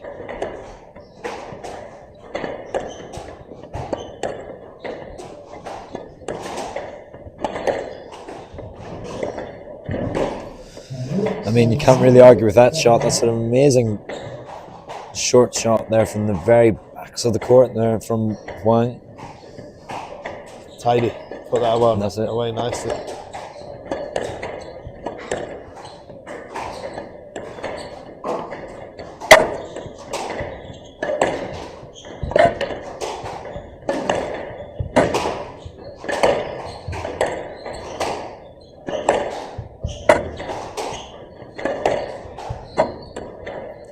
If Joe does see it, No, go ahead. If Joe does see this game out, who do you think will be favoured after this game? I think if we see White being as patient as he has been in this past sort of 20 minutes or so patch of squash, I do think we can see going to 5. I think it could be in favour of White. But also we've got Huang who's so dangerous and quite unpredictable with his shots now, especially when he's on the back foot. Absolutely. And he could lure Joe into a false sense of security of not getting some shots back but still digging in. That's a great rally. He hit the nick again at the back. It was beautiful. It was a beautiful shot there from White. He carved this one in just so delicately into the front right, and that gives him 3 game balls now to find some light back into this match. That was a great point for Joe.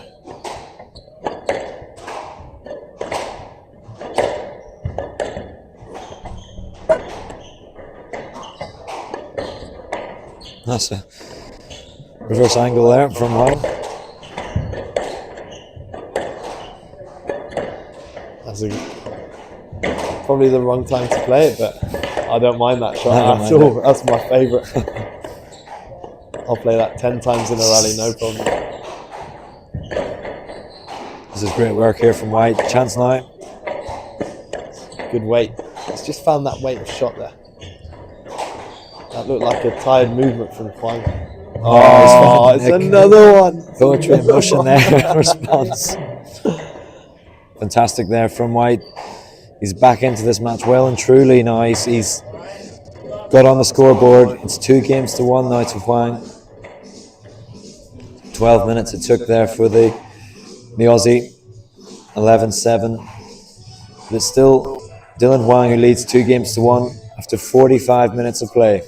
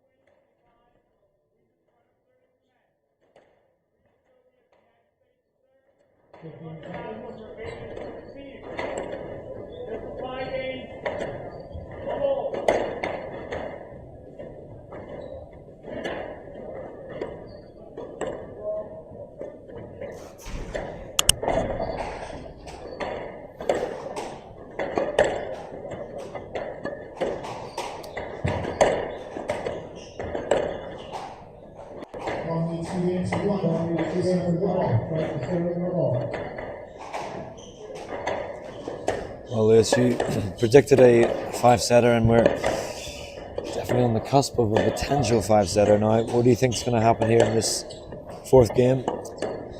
I do think Joe has settled into this now, and if he can keep the same quality as he has done in the back end of that second and the majority of that third, he could come out victorious. But Huang in the back of his mind has 11 points to win, and if he can take 1 point at a time, he could close it out. I'm going to stick with my prediction that I made at the start. It's going to go to 5.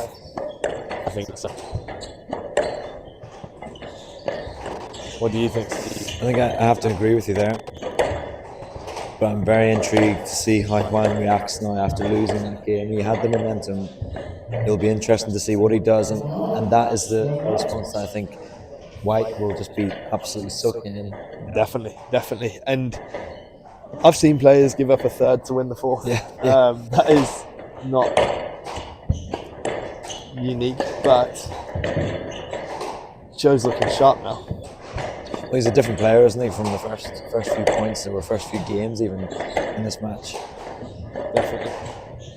Even just the split step off the tee just looks like he's moving a little bit more thoughtfully.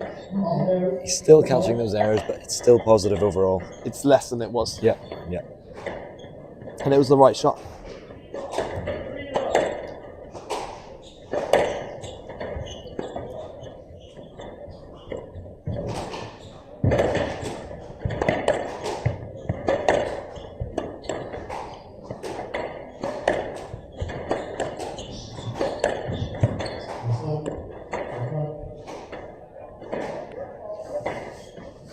Just a little bit of interference there, resulting in a yes slap. I wish every squash match could be like this. Yeah, it's good, isn't it? The free flowing, no controversy. It's good. It's more enjoyable to watch. You can focus on the squash. Yeah. And it also always helps as well when you've got 2 players very close in the world rankings, and obviously they've had that head-to-head, which is only just in favour of White. It just makes it very competitive. Definitely. It's a good first round to get stuck into.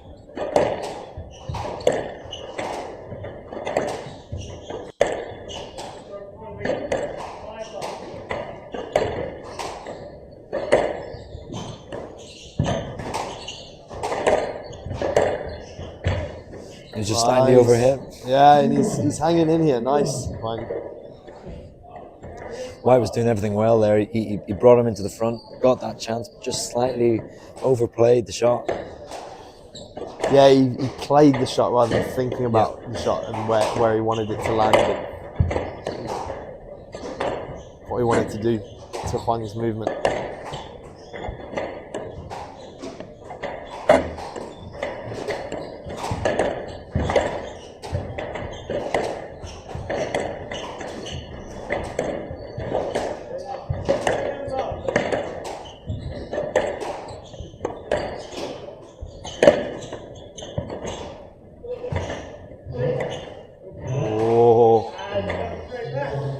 What do you think?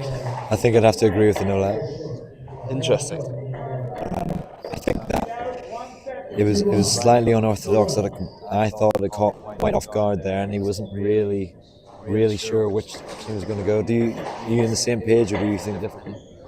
I think from Joe's perspective on court, he would be looking for that stroke because Dylan was in front of him and couldn't get to the ball. However, he did go the wrong way because the ball cut into the middle and the ball did land short. So I think a no let was fair. I wouldn't have been surprised if I'd seen a let there. Yeah.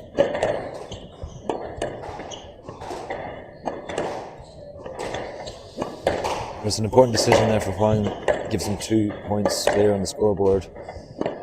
And as you said, every point counts, doesn't it? It's 11 points for him to win here, and it's just chipping away. Exactly, and he hasn't done much here, but he's somehow just got himself back into this game and established a small lead.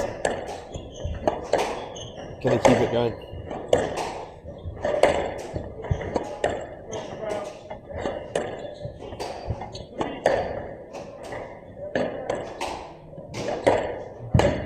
That's a great shot. That's a fantastic shot there from White. Great shot. Right when he needed it too. He really got that racket preparation well above the ball and really hit through and down just above the tin. The difference was in the first game, he was probably going for that in the wrong position. Yes. Whereas there, he knew he could go for it and it worked.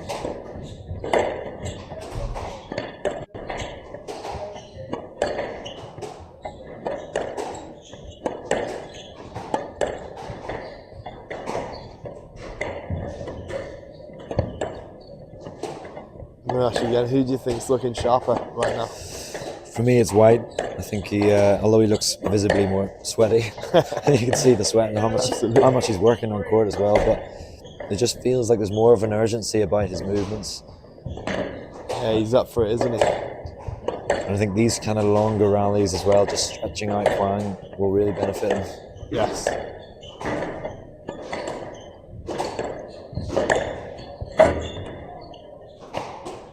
Good defence there.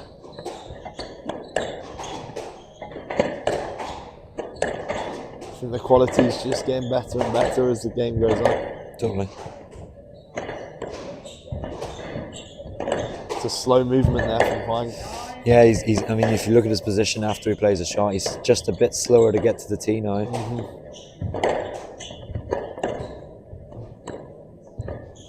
This is good work here from White, though. That's a good lift. It's a great lift.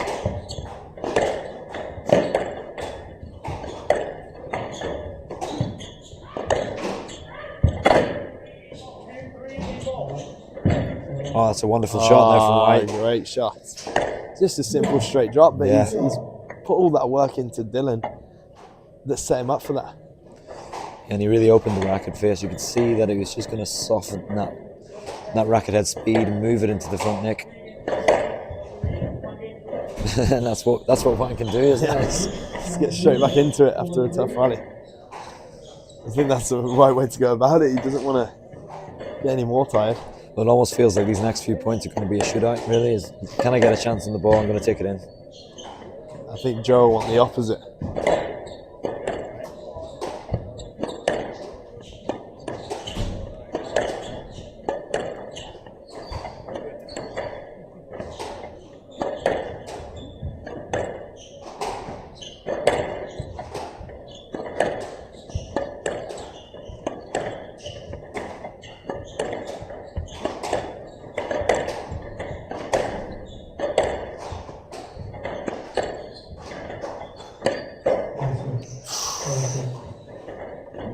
Not sure what he's appealing for there. Yeah, it was an ambitious attempt there from the back, very, very close to the back wall. And as you said, there's been very few unforced errors from Huang. Oh, he's just let him straight back in it. Let him straight back in. This is a very edgy point for both players at the moment. This could almost give Dylan a second wind, knowing he's very close to the finish line.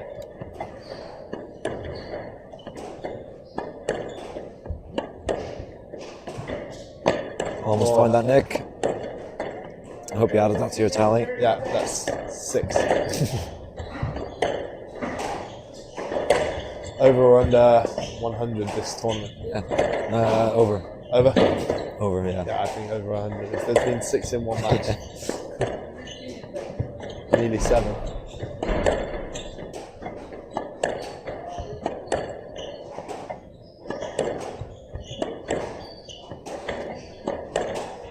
I'm really favouring this backhand side.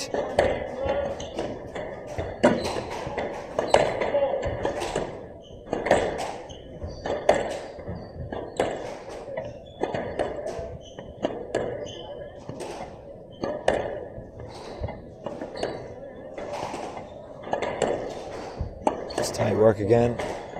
Very tight work, and it's another big rally. Another big rally. Oh, he's looking for it. Well, that angle was perfect for the camera there, wasn't it? Another Because we great just saw angle, that yeah. reaction. Joe giving her a right smile. Yeah. You could see that Huang really wanted to wind that racket back to try and get that stroke. I think it was the right decision, do you? Yeah, I think he was looking for that. Yeah. He was looking for that, and probably would have been better to play the shot and use his movement, not to block, but just to make Joe go the long way around. There's a difference.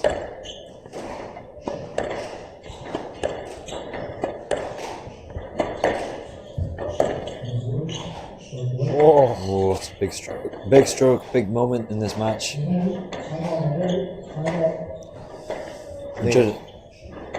Sorry, go ahead. I was just going to make a silly joke. I think it's time for another cough drop for you. So. Oh yeah, definitely another cough drop. We're around just under the 60-minute mark for this match. Still 2-1, all to play for. But it has got more physical. It's become a physical battle now between these two. Yeah, 56 minutes of play and we're in the fourth game. I think we're going to see a lot of these matches. That's a great shot from Dylan there. Yeah, and you can see there's a bit of an appeal there from White, maybe alluding to movement that he wasn't unhappy about. But to me, that was a shot that he played, and he took his space where he was entitled to. Yeah, he didn't. It wasn't a block. It was Joe hitting that tight ball, loose ball, sorry, that gave Dylan the opportunity. Yeah. And so he had actually forced it upon himself rather than getting that ball straight and tight or cross and wide.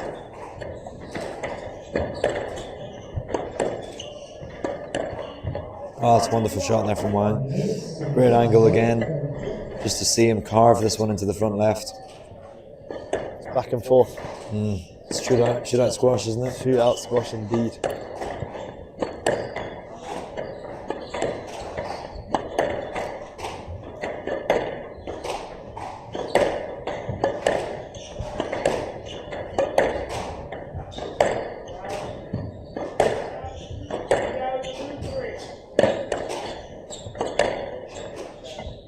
Good length.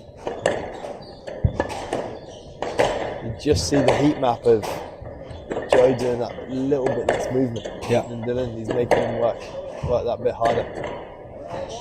And he's rewarded. Well, yeah, you can really sense that White knows that he has to grind his opponent out here to win this. He's not going to win this through, 5-6 cross-court nicks in a row. He's going to grind him out here. He's doing a good job so far. Absolutely.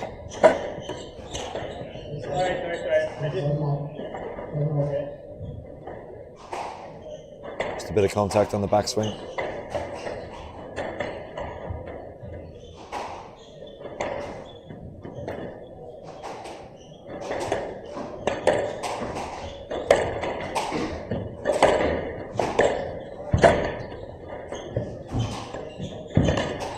This is very good work here from White. He's got Huang under pressure now.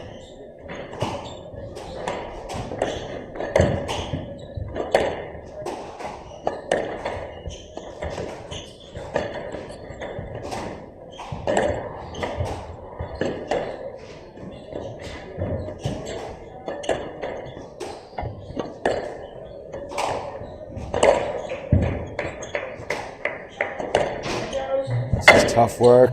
Ah, it's a great winner. Just a straight drive. That's a crucial point there for White. Getting very close now to the business end of this game. Yeah, he's come back into this well.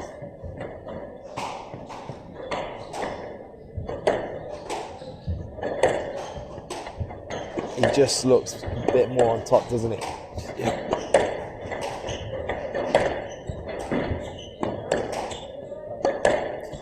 He's always pressing, isn't he? He's always proactive with his movement. He's moving up onto that tee line. Yeah. But you just can't answer that one, can you? You can't. Just again, out of nowhere. Just an outright winner. As you said, though, Huang doesn't really tend to give up, does he? He doesn't throw in the towel. He sticks right into it. He does, and that'll be playing on the mind of Joe to close out this game.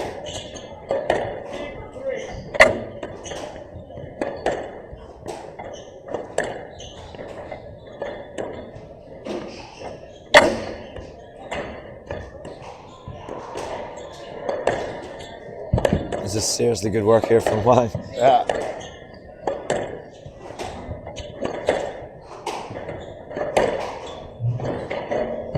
Whoa. Maybe the right shot, poor execution. Well, What do you think? he just sort of shaped up for something that might not have been, didn't need to be that tight, or didn't need to be that, close to the tin. Yeah. He just needed to move his opponent into the front corner. Do you think he needed to go for that, or do you think Not at that moment. Not at that moment. Because he's doing a lot of good stuff here, trying to make it attritional and put work into the legs, but you cannot give away an unforced error. Absolutely.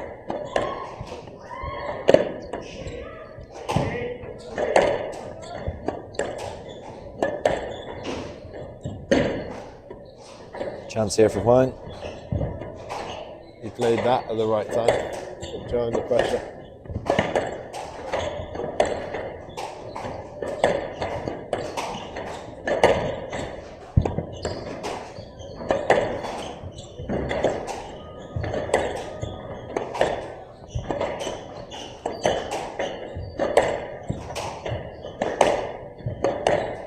I think whoever they're playing tomorrow is going to be loving this.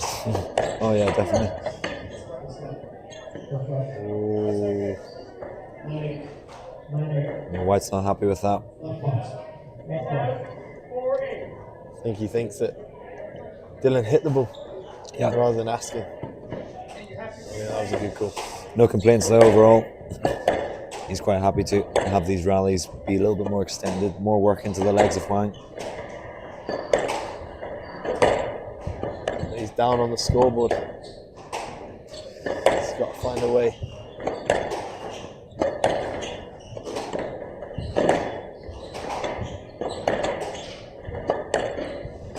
Just over an hour of play now, 62 minutes on the clock. It's been tough squash from the beginning, really, right through to this stage. I wonder if Joe will be kicking himself at that slow start. Yeah. Oh, what a crucial mistake to make. It's given Huang too much balls.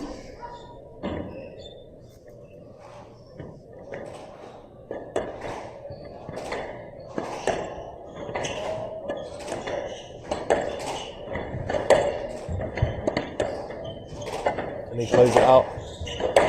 Can Joe grind this out to force a fifth game? Well, it's going to take a lot of patience and discipline here from White not to be tempted into anything too quick. Huang's waiting for his chance to strike.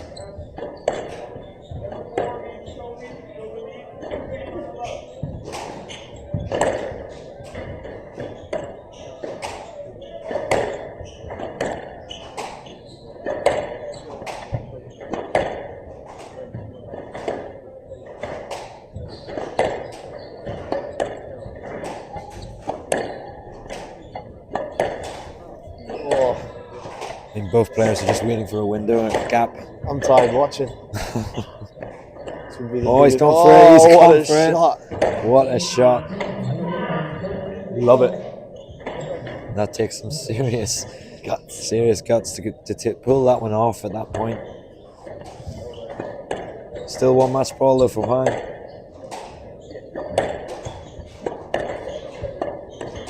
Imagine if it ends in the nick. That would be unfortunate.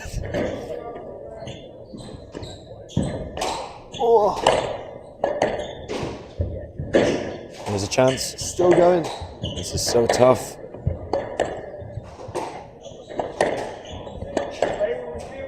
Some great gets here from Joe. He's just giving himself. Oh, he's left it. Wow. I mean, this is tense. I'm getting nervous watching this. Absolutely. What a match this is. 65 minutes. What a start to this event here in St. James. Expression Open.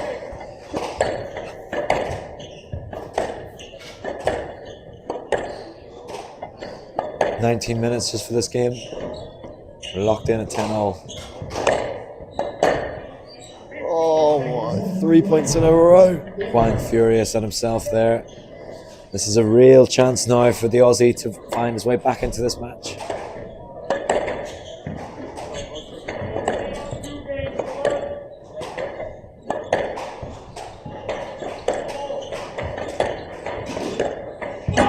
And there it is, you can hear the roar from the Aussie.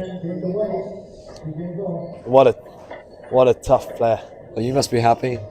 Oh, You predicted this to the T. I mean, we're locked in now at 2-all. This is what you want. Joseph White there, 12-10, 21 minutes it took. We're in a seriously physical battle between these two players. Very, very closely competed against now. 67 minutes in total. We've got a decider on our hands in this first round match of the St. James Expression Open.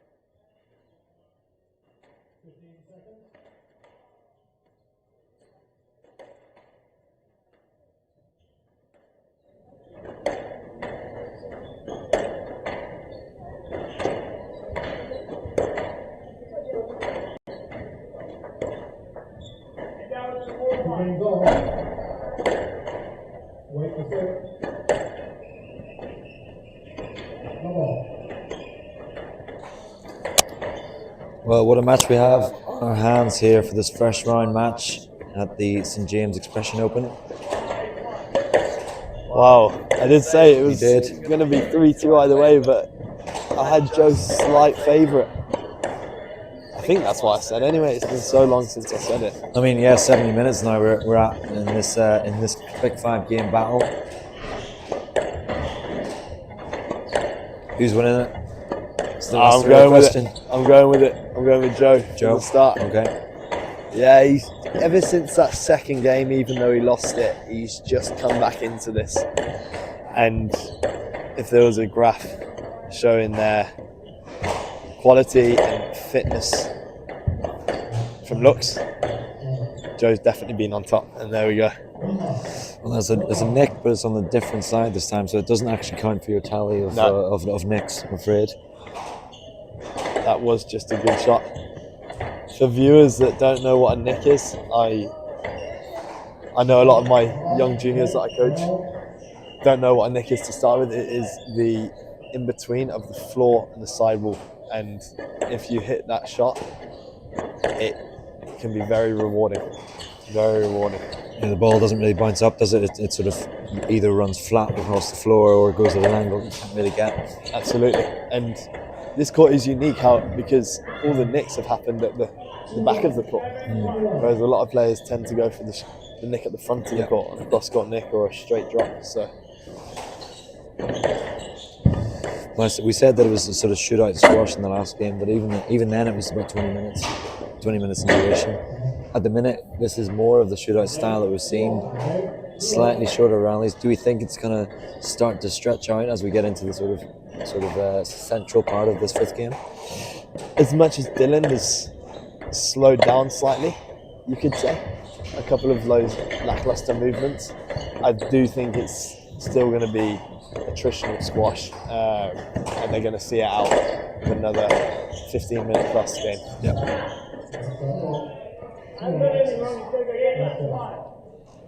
It's 2-2, doesn't get much closer. It doesn't get much closer.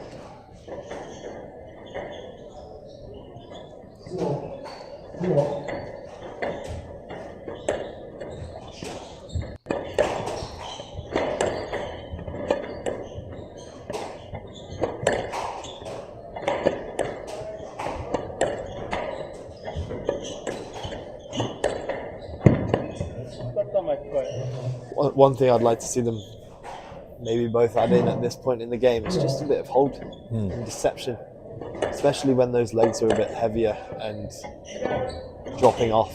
If you can get a hold in, it's just going to make that movement a bit harder. And over this game, you could really start to see someone pull away. Well, especially with those tins coming off White's racket. As well, it's obviously been over 70 minutes. Doesn't matter how fit you are, you're gonna start to feel whether it's mental or physical, mainly physical. Absolutely. Well, that's 2 in a row. That is very quick succession there from the Aussie. Has to be careful now. It's going to be a very uplifting sign for Huang.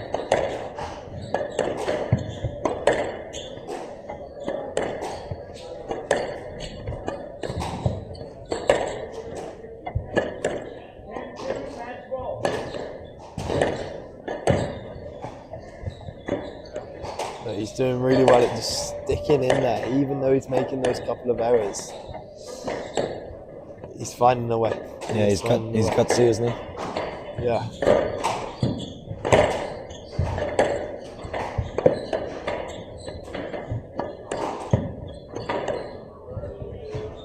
That's a hold. That's a crit shot right There on we go. cue for you.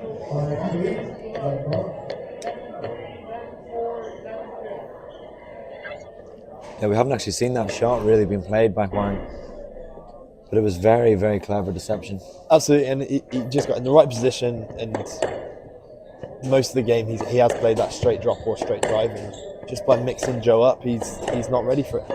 And if he had played that in the first game, Joe might have been ready for it. And he goes and does that. It was a shot that was ambitious, but if it went off, it would have been a fantastic one.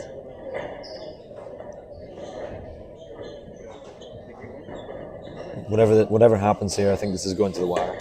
I really do. Absolutely. I don't see how either player is going to be that comfortable at all in this match. I remember playing with a young lad called Sam Todd, he's pretty decent. He's pretty good, yeah. And we always used to watch 11-9 in the fifth matches. Yeah. It was every match we watched at 11-5. It was always ending in 11-5. It was just this ongoing joke. And I feel like today it could happen again. It definitely could. I mean, there's been very little to separate these two. Obviously, Huang was the dominant one in the first 2 games, but White is playing a different style here, a different class to what he was playing in the first stage of this match. Definitely, and I think if he comes away victorious in this, that's a great shot. And he's just come back into it from 5-2. I think if he comes away victorious, he'll be happy with it. No, yeah, definitely. Definitely. His character shown through this game has been very good to see. Because when you go 2-love down, you can sometimes get flustered and chuck in the towel. But Still a long way to go, though. 5-all in this 5th and final game. Both players leaving everything out there on court.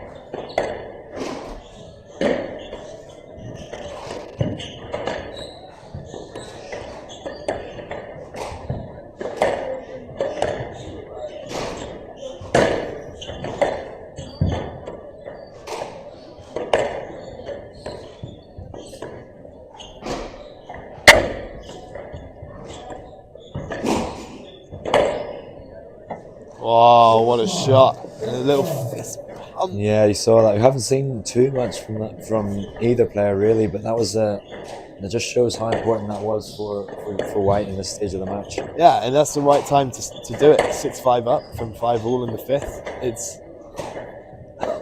I find it amusing when people do it in the first point of the first game.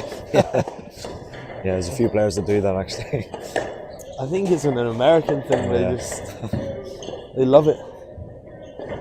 I don't know whether to hate it or love it myself. This is frantic squash now from both.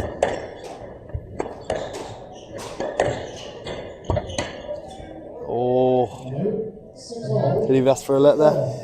I don't know. I think he may have went through there. 75 minutes of squash now. Relatively shorter in this game so far, but it's very, very tense times for both players. Indeed.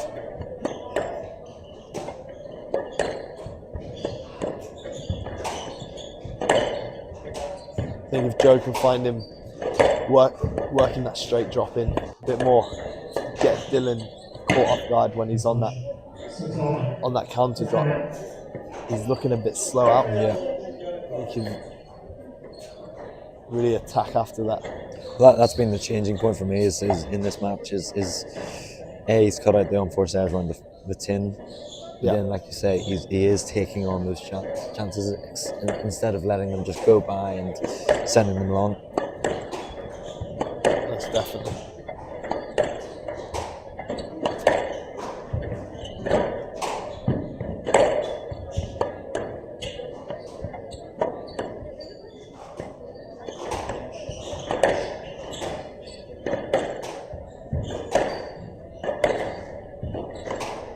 Chance here for Huang. It's moving him around nicely, using his body well.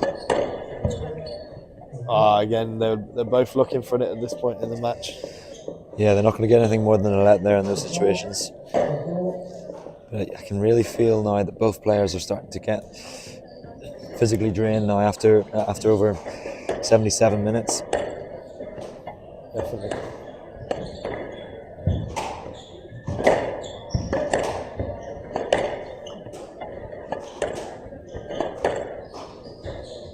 Oh, he's found the back wall. Oh, that's a lovely there we finish. go. Fantastic quality. Clinics.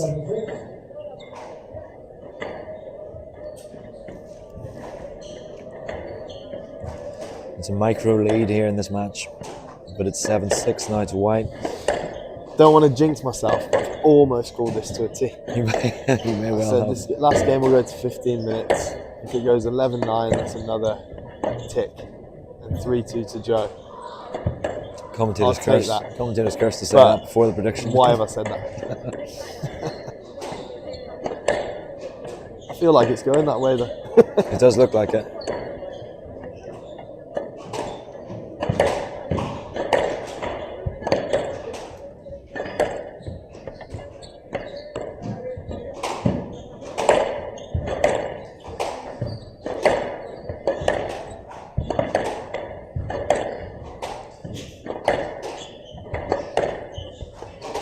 Huang's doing a lot of hard movements now, hard lunges. Yeah. This is good work now from White. Again, just staying in it. Just finding a way. Oh, it's a tough, There we go. tough shot to return. Really good quality there from Huang. And again, it's that swing. It's just so smooth. It's very, very relaxed. Very good. Very good to watch.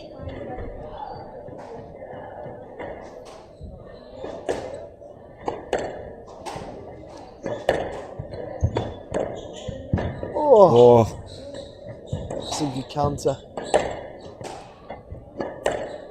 again, Resetting Huang the resetting rally. it. Yeah, exactly on cue. I mean, he really wants to bring White onto this backhand side. Oh, that's good reactions. That's a great shot.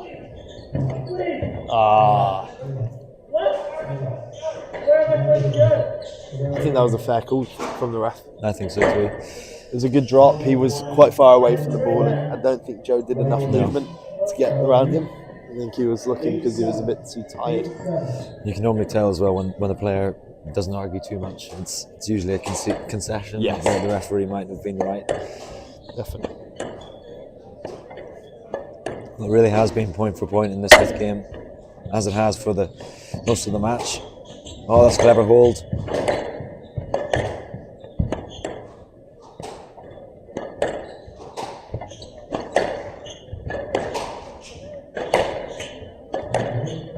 Oh. Well, strangely enough, it was almost so bad that it was actually good. Yeah. That cross-court kill attempt bounced up so high that it kind of caught Yeah, definitely. Huang off guard. Joe will be loving that right now.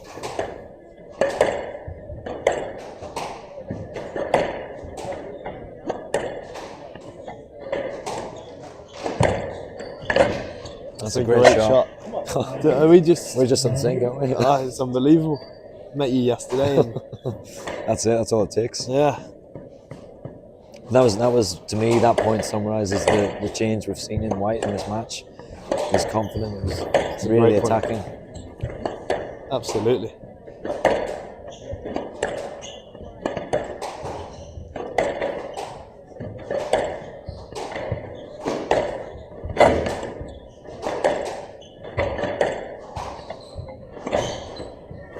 It's a good working burst.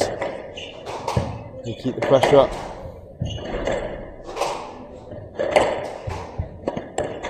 He really hasn't slowed down. He's done some good summer training by the looks of it. Definitely. Even though it's probably got I mean, Huang took that very early. He really stayed on that ball and really used a lot of pace to get running to the back corner. yeah. Clever shot there. Locked right back in again at 9-0. 9-0.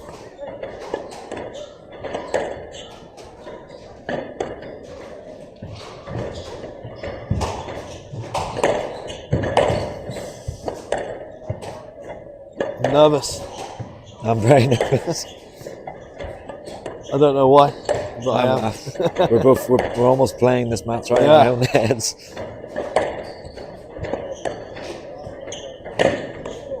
He's got a little bit lucky. Oh, there's a dive. Oh, he's finished it off. Nearly took his head off in the process, but What a rally! We are seeing some amazing squash here on the centre court. It's only day one. What have we got in store for the rest of the event? But one match ball now for White. He was 2 games to love down. he wants it to keep He wants going. it to keep going. I don't blame him. I don't blame him at all, but I think he's got to give him the benefit of the doubt. Will Huang take this on the serve? Will he try and take it in quick? Oh my word! As if that's handed on that point. We joked about it ending said on it. this. You just could not write it. You've hit, I mean, that was probably the best prediction I've ever heard in my life. You said 3-2, 15 minutes in the 5th game, and it's exactly 15 minutes in the 5th game. What a There we go. performance from Joseph White. He has survived this opening round encounter. We're joining Oscar Beach on the court. Ask a few questions. Amazing match there. How are you feeling? An epic 2-0 out. 10-8 match ball down on the floor. Must have been pretty brutal to pull that back. Yeah, it was obviously a really tough match. Very happy to pull it back from the match ball down on the floor. And I think we'll start the crown from about 6-7 all in the 5th, so it was pretty tough. But yeah, very happy to get that because last time we played, I was 2-11. So, bit of revenge. What changed coming on for the 3rd? Because you just seem like a completely different player and the levels seem to like really go up. Like, what did you say to yourself after in between that 2nd and 3rd? I mean, just the first 2, there was a lot of unforced errors, so I just told myself I've got to cut that out and I've got to try and play a bit faster, try and get up on the volley a bit more, and I think that helped, just kind of pushing the pace. And then I think I just managed to kind of work my way into the match a bit after that. So you don't have long, but how are you feeling about playing the 1 seed in the rest of the day's time? I mean, it's a good opportunity. You don't get to play top 20 guys every day, so looking forward to it. Yeah, just good for this, I guess. Good luck.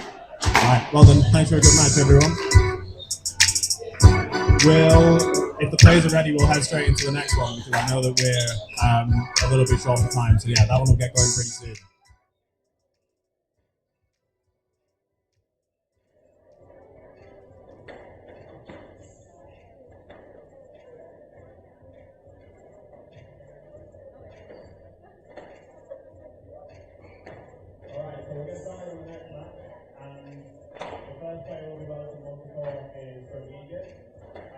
So everybody give a warm welcome to Taha.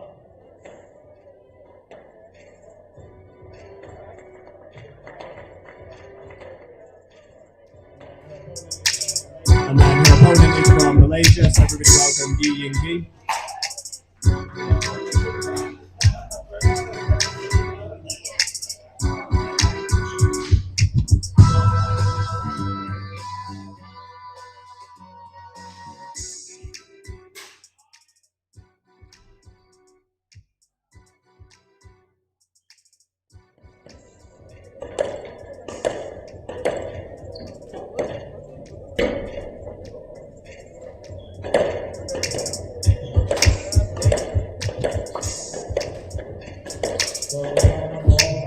So on the right hand wall we have Taha.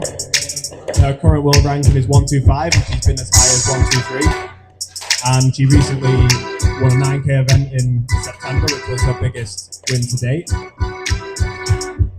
then on the left hand wall we have Yi Ying Yi. She's currently at 63 in the world and she's been as high as 58.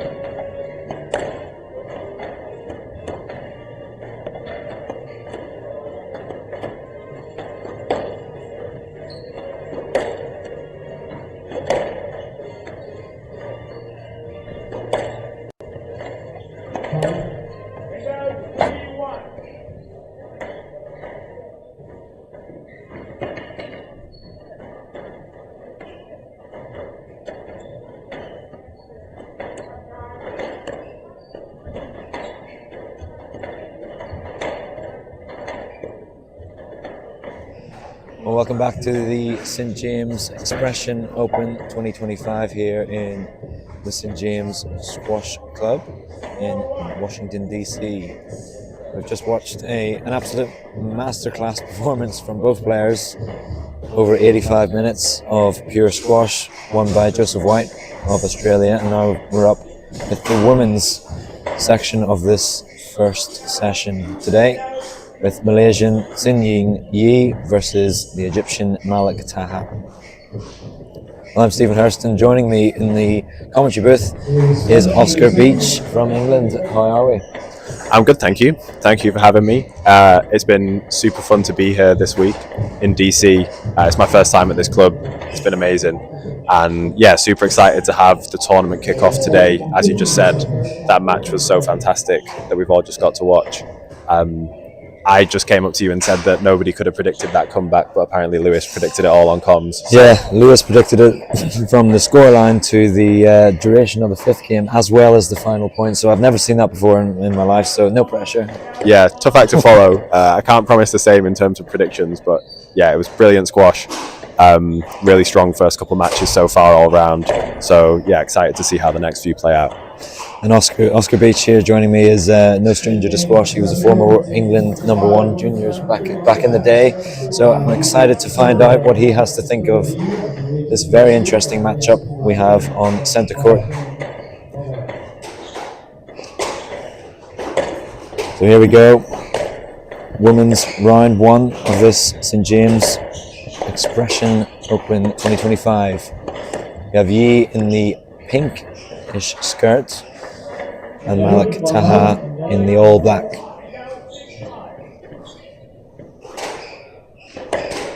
These two players, similar age, 20 and 21 is their ages, so they're fairly similar age groups, particularly in the juniors.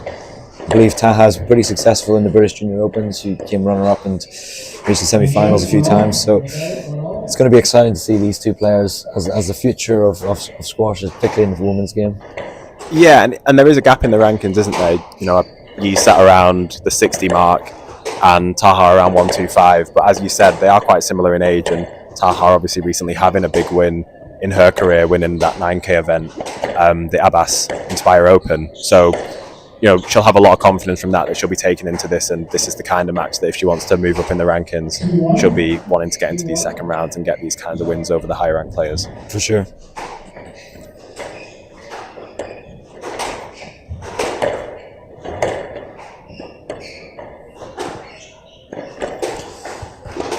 Well, Yi with the left-handed technique against the right-handed player. Is it difficult to play up someone when you're up against someone who's not your normal side? You know, obviously Yi will want to bring it onto your forehand. Is that something you have to factor in when you play someone like that? I think it's always hard, right? The left-handers used to this dynamic so often when they play, whereas right-handed players are, you know, only facing this every so often. You know, if you're not training with someone who's a lefty and you only have it in tournament play or competitive play, it's a new challenge. And yeah, you obviously have those tactics before you play a left-hander, but so often when you get into the heat of a match and the emotions take control and you get into your rhythm, everybody's done it before where you forget and you're suddenly rallying down their strong wall and wondering why you're coming up short, or you feel like you're on the weaker end at some points.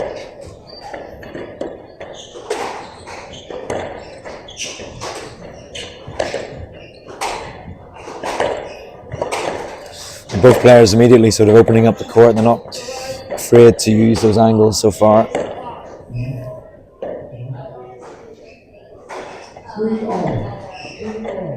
We talked about it in the last match as well. This court is slightly unusual to the other sort of World Tour events on the glass. It's almost a 75% glass court. You've got the front wall, which is a traditional plaster wall. Then the other two sides are glass, which is slightly unique. It is. I was playing on it earlier this week, and it does take a second for your eyes to adjust. It's that the black ball on glass walls is always an interesting challenge, and just not one that, as you say, is presented so often, especially on the tour. I think you might see a little bit of adjustment, especially in this first game, as they work out those angles. Often when you're straight up and down the wall, it's quite easy, but yeah, if people are boasting and it's coming off the side wall on cross courts, it can take a little bit of time getting used to those adjustments.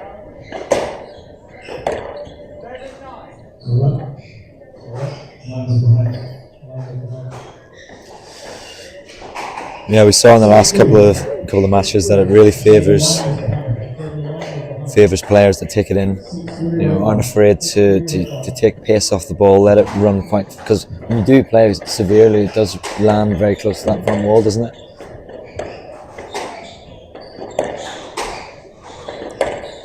Immediately though, this first game, Yi looks like the one that wants to sort of conduct herself around that T area, cut off anything loose. No, 4-6. 4-6. Yeah, so far she's just played the slightly tighter game, hasn't she? Both players have been eager to establish that middle of the court and work from there, but Yi just seems to be forcing the loose ball first from Taha right now.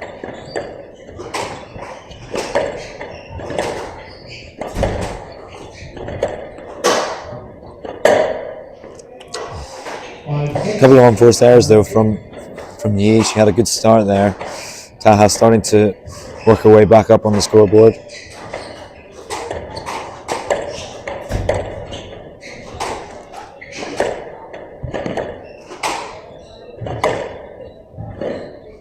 Chance here for Taha.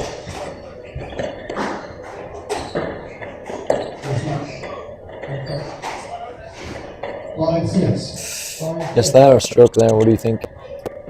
I think she'll be happy with that there, Taha. Yeah. I think she's on top in that rally. She'll be angry at herself for spraying that out into the middle. You can see how strong she is on that forehand in the mid-court area. She clearly has a lot of confidence there, as you can see. As you can see. Trying my best to predict the game like Lou. Doing a good job so far. I mean, that was shaped up nicely. You can see, as you say, when she gets that time on the ball, she really shapes that racket head to go down on it.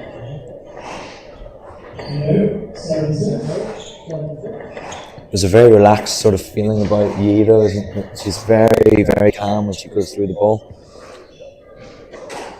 Perhaps you can sort of sense that Taha might look to try and disrupt that, make it a bit rushed.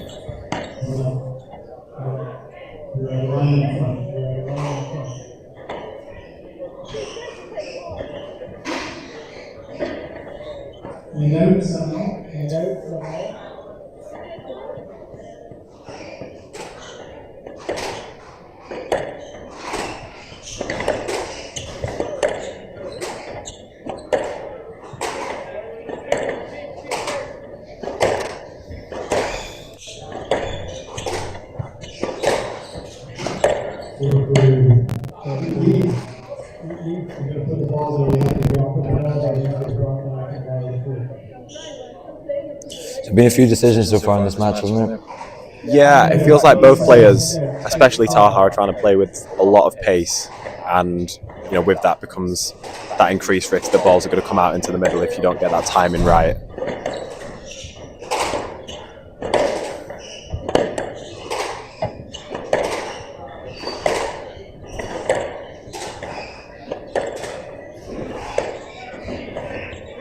That's very accurate stuff there from Yi. When she shapes up and gets that position, she really cuts through the ball and just sends it running very deep into the back corners. Yeah, she's finding her corners all over the court quite nicely. It feels like she's not over hitting it. She's got quite a nice pace on the ball, and the few times that she's shaped up at the back and whipped a boast round as well has been really effective too. She's moving the ball around quite nicely. And that's that nick that Lewis Anderson previously has been keeping a tally of throughout this event so far. Clearly a strong point for people to aim for, and that gives Yi 3 game balls to take opening.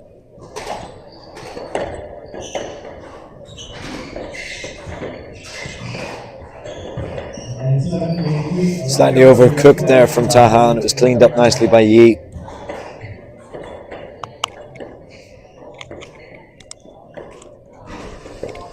Strong opening there from the Malaysian.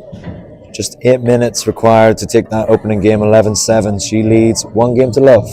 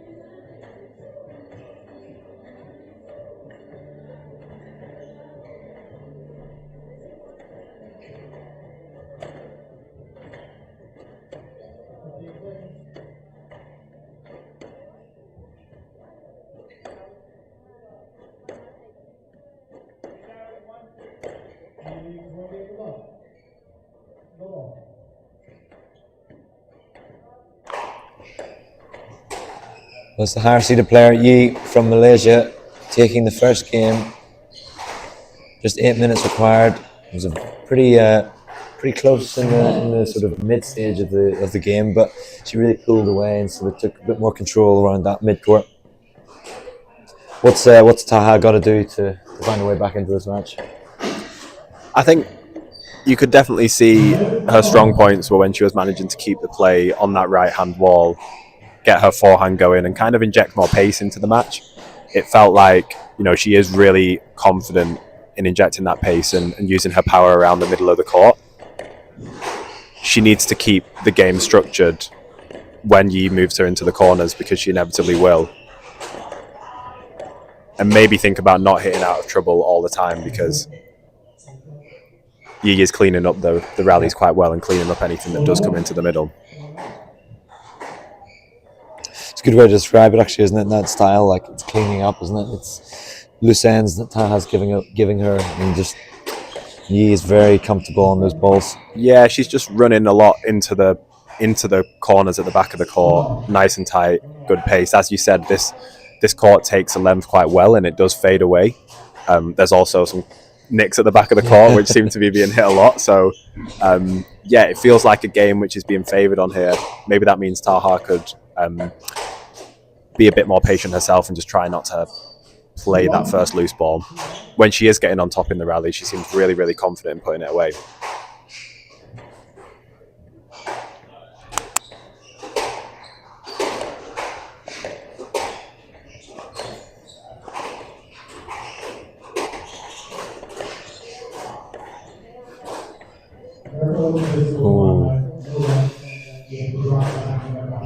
And that was a bit of an excessive contact there, wasn't it, from Taha? Yeah, I think the referees jumped on that quite early. Made a point on the first incident. He doesn't want to see it again. Yeah. Well, it's important to start it in the beginning, isn't it? Because it can really start to build up if you get away with it, don't you?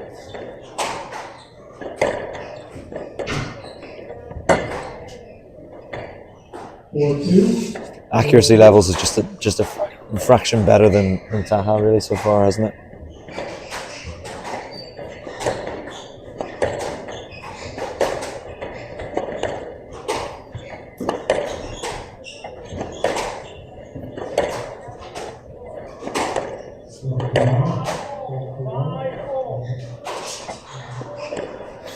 Yeah, it was a loose ball. Couldn't get out of the way there. Had to get a stroke.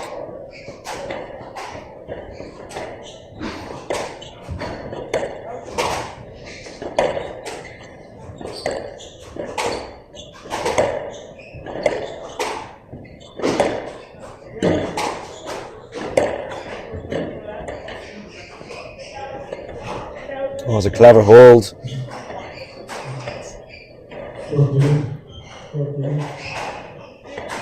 Well, your face is saying everything here. You're a bit shocked by that decision. I was expecting that to be a no-let. I thought that was a no-let as well. I thought that was a really good... Maybe I'm biased because I was really impressed with the hustle there from Taha. She did super well to get that ball back earlier on in the rally, accepted a bit of contact herself to do so, got herself back into it really well. I think it's always a shame when a rally like that ends in a decision.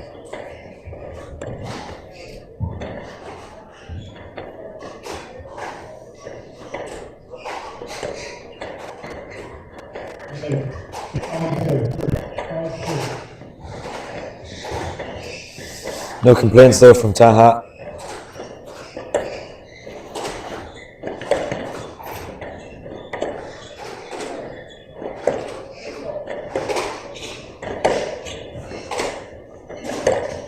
Oh, it's a wonderful shot. That was serious speed through the racket head.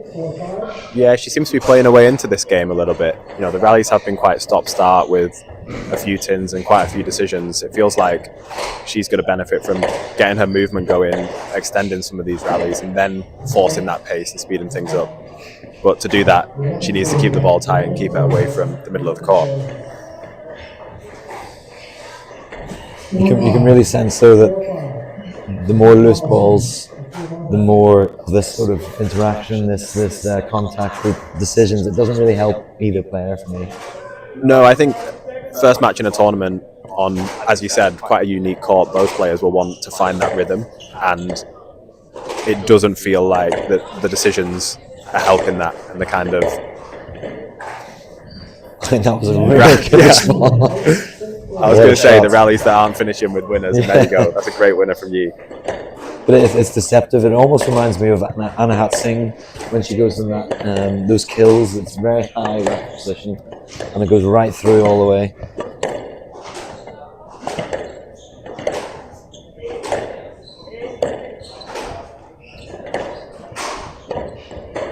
Oh, that's a great variation. The timing of her swing with her movement is so excellent. As you said, she sort of is building her swing as she steps onto the ball really nicely, and it means that she can just turn those hips around a little bit more to play that boast, and you really don't see it until she's made contact with the ball. Yeah, Yi's starting to pull away now in the second game. Oh, she may have got that one. 8-4.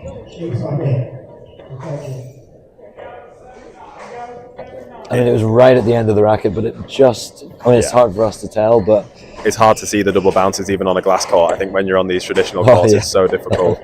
I was right next to Joe's and Dylan's game earlier, and it's still so hard. It's such a fast pace, isn't it, this level? That's a nice hold. Oh, what a shot! Wow. I mean, that angle was just perfect, wasn't it? Yeah, the crowd liked that as well. That was fantastic.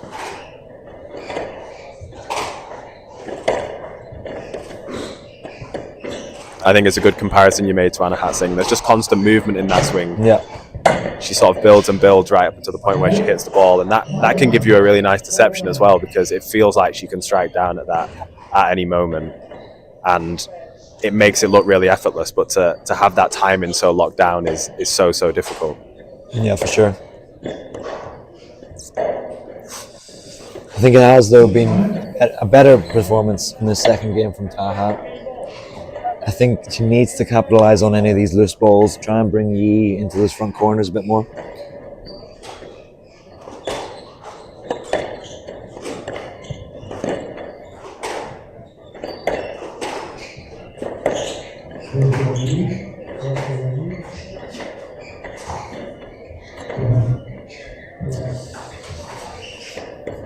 Yeah, just played a little bit too heavy-handed on that one.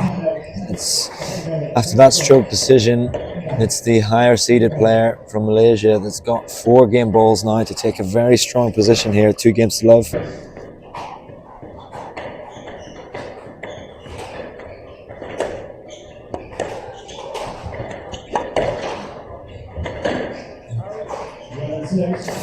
Ball goes into the 10, and that's second game now for Yi. She leads 2 games to love in this first round of the St. James Expression Open 2025.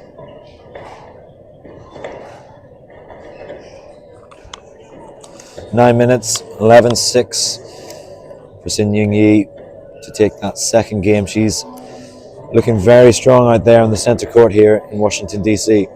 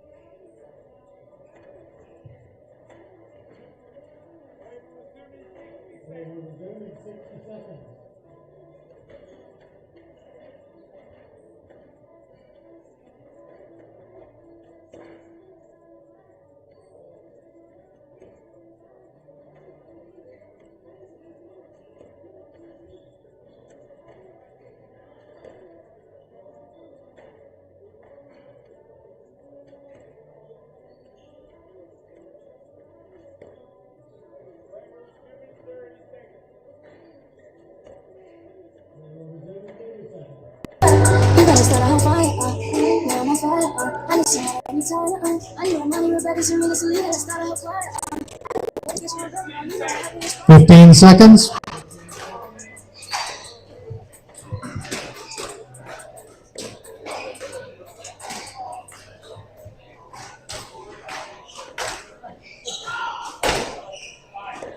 Time.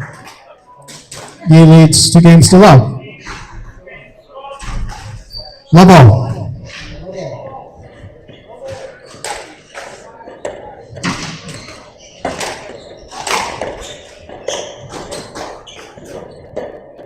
Hand out. 1 love. It's a quick fire start here for Malik Taha, getting a point on the board. Has to find a way of coming up with a solution to Yi's accuracy so far in this match. Stroke to Yi. Hand out. 1 odd.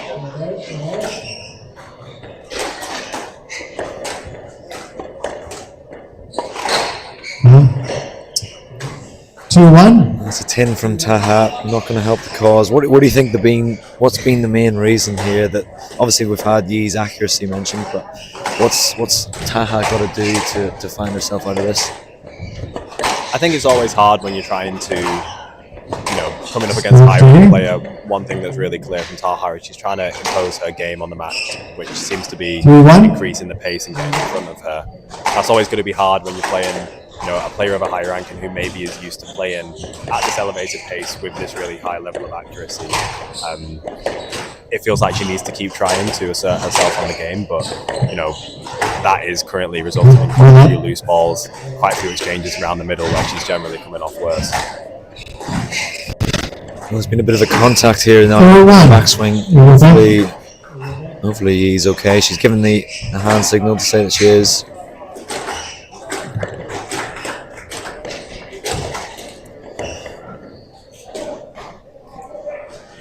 We obviously had the marathon match in the previous game with Joseph White and Dylan Huang going all the way 85 minutes. This has been a fairly shorter affair. No, it's welcome to the time.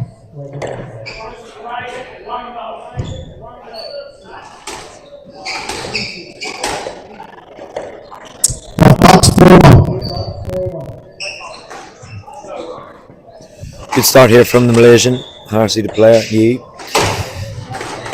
4-1 on the board.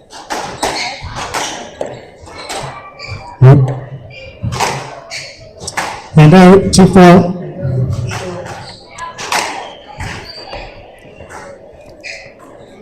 Yeah, she's put up with a few bumps and scrapes here around the middle of the court, but it's not put her off a game too much. She's done a really good job of staying composed, focusing on her tactics here, keeping the quality really high, which is hard when it does get a little bit scrappy. It's really easy to get caught up in that and lose sight of your tactics that you had coming into the match.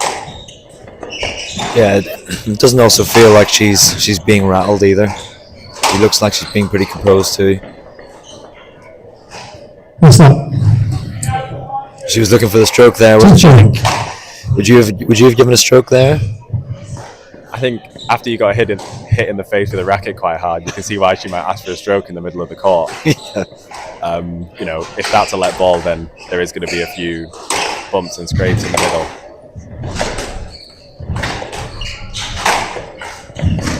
Oh, well, hopefully she's okay here. This was a bit of a stumble. Mr. Do you need a physio? Difficult to say what actually happened there. Mr. Do we need physio? Yes.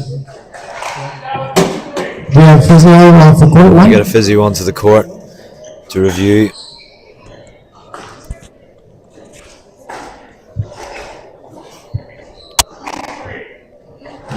It did look almost looked like the ankle rolled slightly. It didn't look like it was traffic between the players. It looked more like a trip over the shoe. It looked like a trip, yeah. Hopefully a normal trip where she's landed heavy versus, as you said, a trip where her ankle's gone or something worse. But as you said, it's really hard to say. This is a contributed injury, so this is up to 15 minutes. So the Malaysian player, Yi, fortunately had a bit of a fall on the court. She gets a contributed injury, which means she has 15 minutes to recover. She'll get some treatment here from the on-site physio. Looks like Veer Tritrani, one of the seeds in the men's event. He's on court to offer some support.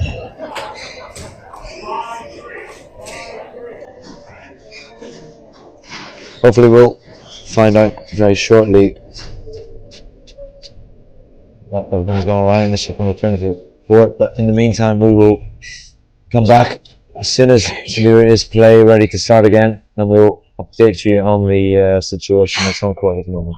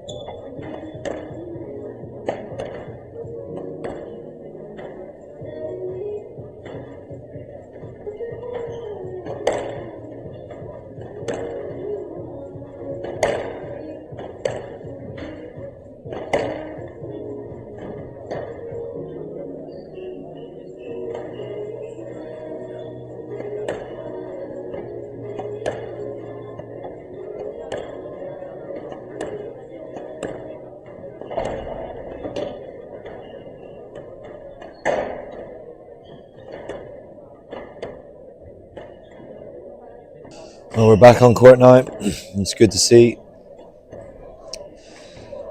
He unfortunately had a little bit of a trip there. It was a contributed injury, which means that it was not necessarily due to the direct impact of her opponent. It was more of an accident. She rolled, tripped over her shoe, but she's okay, which is good after seeing the physio. So she's back on court. Now the serve. Yeah, obviously, most importantly, it's good that there's no major injury that we can see, and Yi seems able to play. It's always a difficult challenge, as we said. A first round in an event like this is all about who can find their rhythm, and find their flow fastest, and that is the most perfect thing you can do after a break. What a where shot! That rhythm's been broken is to just slot it straight in the nick.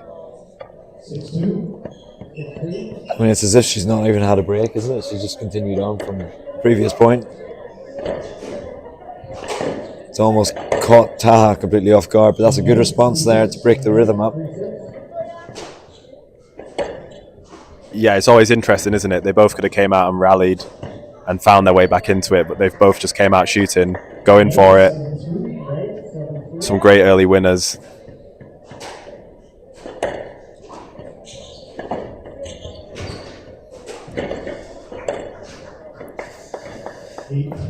Yeah, different players react differently, don't they? When you've had a blip, usually, or like a 10-15 minute break. She's come out here and really fired on all cylinders, and it's actually Taha that's kind of been affected, hasn't she? She's almost slightly shell-shocked on this. Yeah, sometimes that position when you're the non-injured player, the player who's not had an interruption, and you're just on court keeping warm, it's so hard to keep that focus. And Taha's doing a good job here of trying to just rally her way back into it. Obviously, she's the warm one who's stayed on court.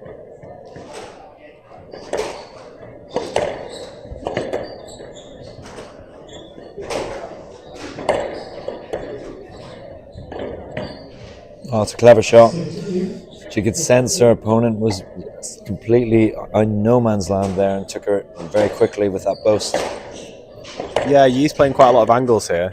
She's been winning on a lot of straight squash. She's mixing it up quite a lot, and it's actually now Taha, the one who's punishing her with some good straight lines and fastballs into the front.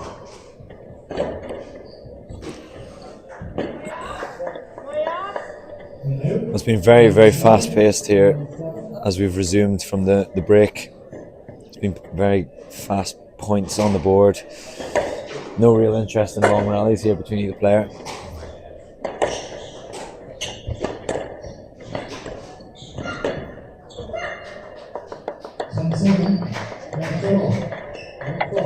There we go, that's 3 match balls now for Yi. She's done tremendously well after that intermission to stay locked in.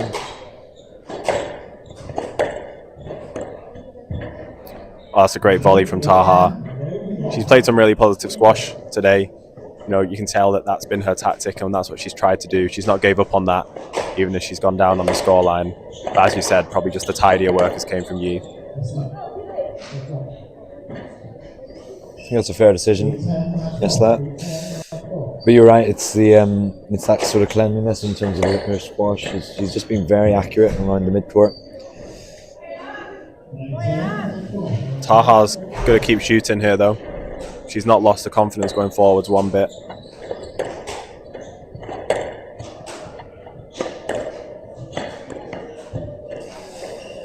And there you go. She's drawn level. It is very different styles, isn't it? And like you've got Taha who's quite fast and furious, and then Yi that wants to use the hide. And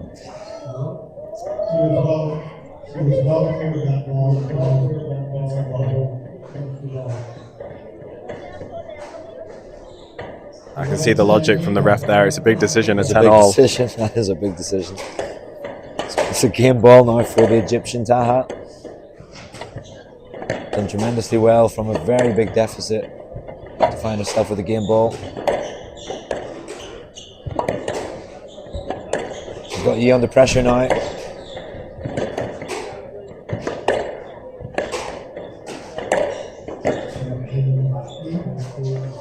Just overcooked the angle there, catching the side wall.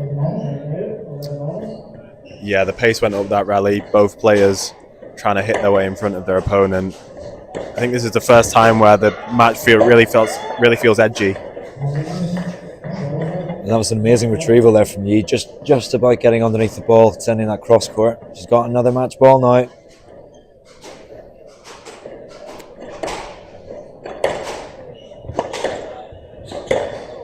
Oh, it's well finished there from Taha. She really is skillful, isn't she, as a player? Yeah, every time I think they have one KG rallier, I think the play's going to settle down. One of them goes for a outrageous winner. 13-12. There's a big contact there from Taha on the backswing.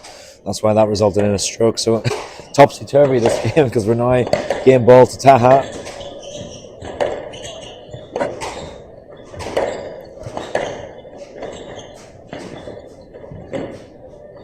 Good lift. Oh, it's really nice. Such a nice variation from Yi there. It's so difficult, isn't it, to get that angle on the cross court. It's very easy to hit hard cross court, but to find the right spot on the back corner is very difficult. Yeah, the weight of her shot's fantastic. You know, she's not over hitting much here. I felt like that was quite high there. It was really tight, but quite a high drop from Taha. This has been a very rapid 2 clear points. Gone from game ball to match ball to game ball. It's Taha now. Oh.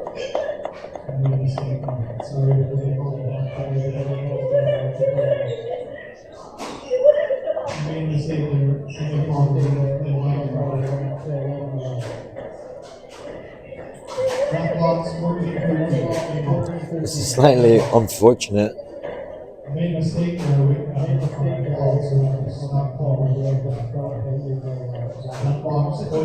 The referee basically saying that during that rally he called it double by accident, and then because of the fact that he spoke during the rally, he wants to play a yes line. So it's a shame for both players, particularly for Yi. But the rally goes on now. Yeah, you can understand her frustration, thinking that she saved game ball and now Taha's converted. What a shot there from the young Egyptian. She's drawn level. Well, it's not drawn level. She's gone on the scoreboard. She's got a game now. Yeah, she obviously watched Joe earlier. She obviously watched Joe. She's definitely inspired by the Aussie comeback. And it's 2-1 now for the Malaysian Sin Ying Yi, but Malik Taha making some good progress. 23 minutes for that one. Obviously, that included a 15-minute break.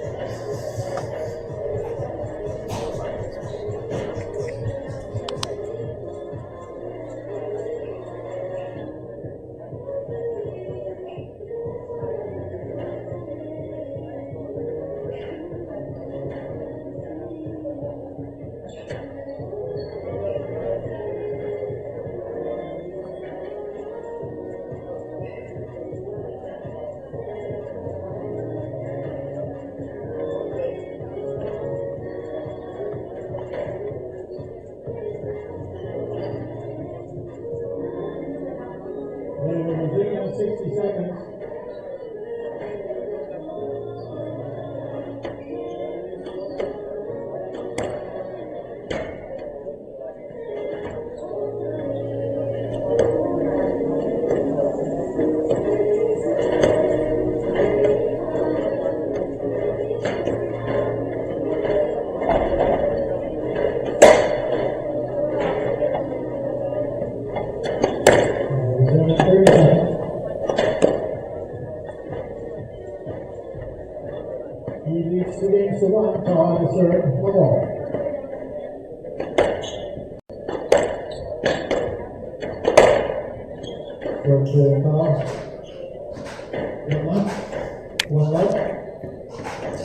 So the momentum now with the young Egyptian Taha.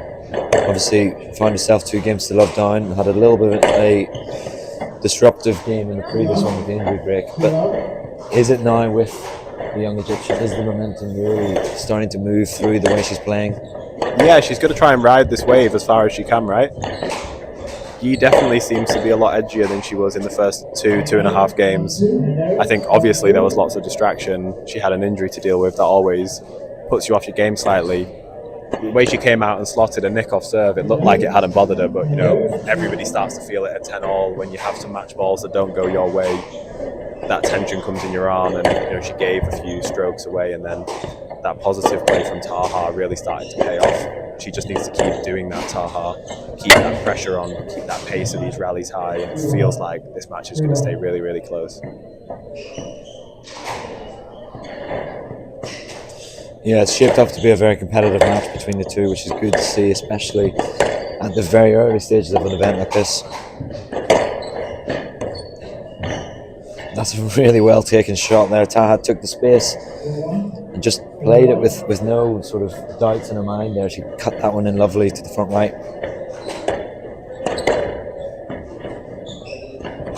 Oh, that's a clever taxi.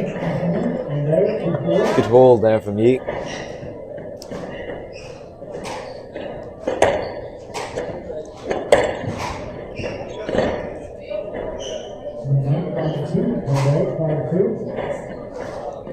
I think we're going to continue again with that sort of point-for-point style of squash again, aren't we?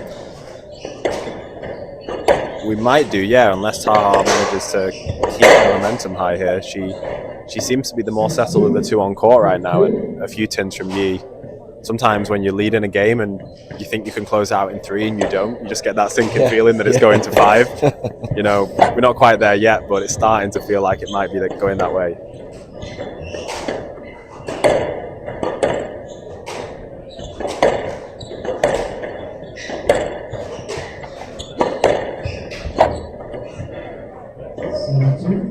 And all of a sudden, all the times that she was trying to open up the court and, you know, giving away some opportunities for Yi to counter-attack, those are all coming off really well now. Do you think that's because Yi's a little bit more fatigued than she was at the start of the game, or do you think the quality of Taha's shots has just gone up? I definitely feel like Taha's shots quality's gone up. I mean, as we're talking, we're just seeing a lot more. I guess she's seeing the ball better, and she's seeing where those weak spots in Yi's game are. She's catching her off guard. I think that's the main thing. Oh, it's lovely. I mean, this is now a different player than what we saw, and it's very similar to what happened in the previous men's match, where Joseph White started very slowly, and then in the 5th game, 4th game, he was a different player altogether. Yeah. I mean, this has been rapid from Taha, but I think one thing that's improved a lot and allowed all of these front court options to become available to her is that her base length hitting is got a little bit deeper and quite a lot tighter, and I think that's just putting so much more pressure on Yi's game. She's going to have to do a big reset here if Taha does close this one out and go into a 5th.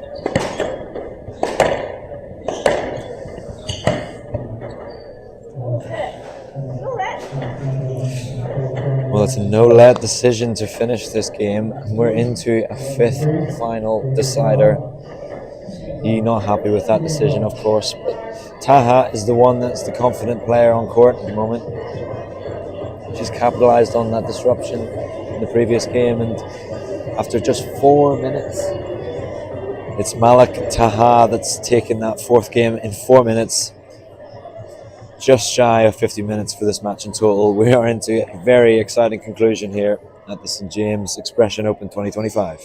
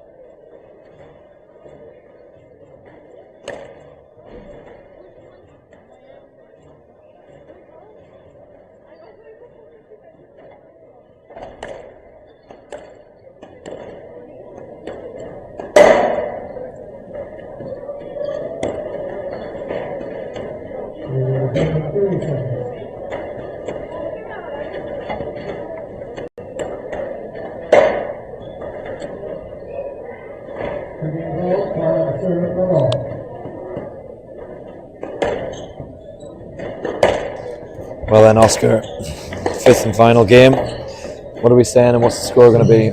We've got some pretty big boots to fill, with Lewis predicting the exact time duration of it.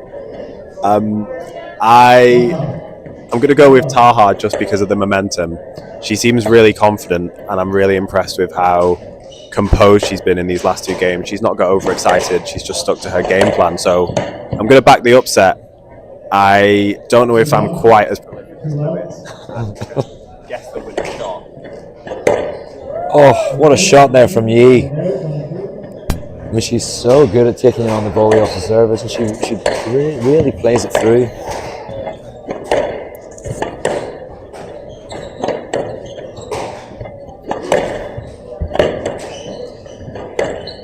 It has been incredible to watch Malik Taha go from 2-love down, really in the dumps, and to come back to find herself in a really good position in this 5th game already.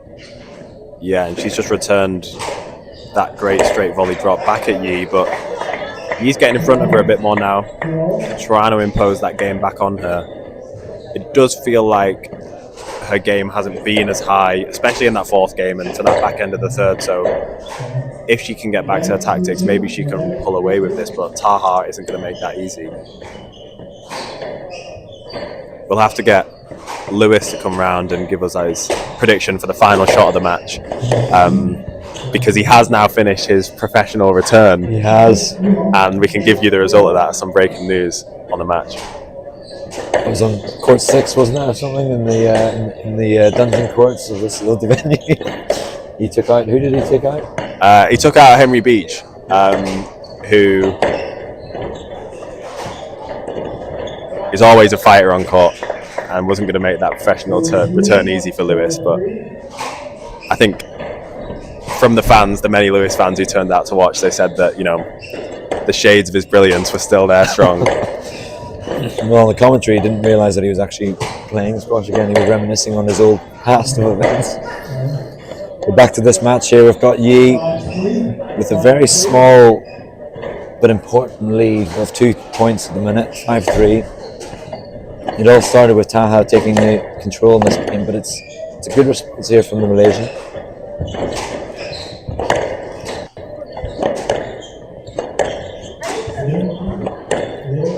Oh,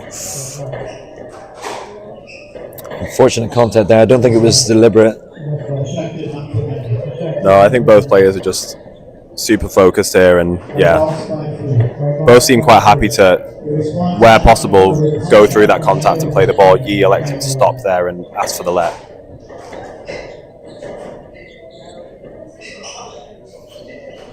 But I think you can see that the quality of Yi's length has improved again in this game. She's finding that back corner again, forcing some of those looser balls from Taha.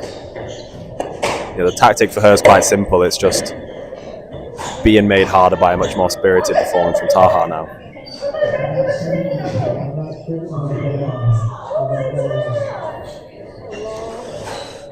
Well, Yi is absolutely furious. And it's actually resulted in a conduct warning now for dissent from the referee for that outburst. The referee was uncertain of the pickup, that's why we're replaying the point. Yeah, I mean, it's always one of the most frustrating outcomes. You can sometimes respond easier if it goes against your opinion than if it's a bit of a moot point. But she's continued with her tactics here. She's not let it deter her. She's had a lot in this match that could have distracted her, and there's definitely been periods where she has lost her way a bit in terms of playing her game, but moving into the second half of this 5th game, she seems to be really clear and focused on what she's doing. It's a bad sign there for Taha as well. She's looked for a player there to try and get a let there, but out of position, and it was dealt well with by the referee.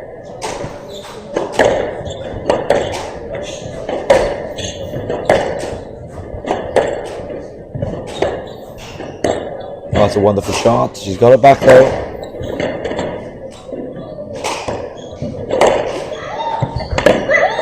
It's a strong performance in that rally, wasn't it, from Yi? Yeah, she's staying really composed under pressure. I think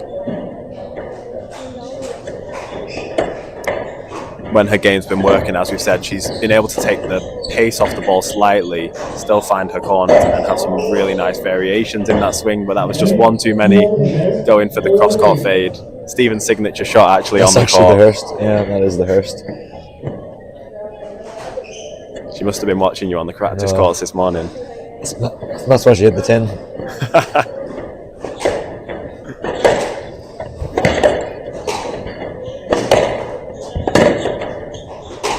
Yeah, you're right. It's been a good response here from Yi in terms of dealing with all the disruptions, and obviously you've got Taha who's playing very well now in this stage of the match.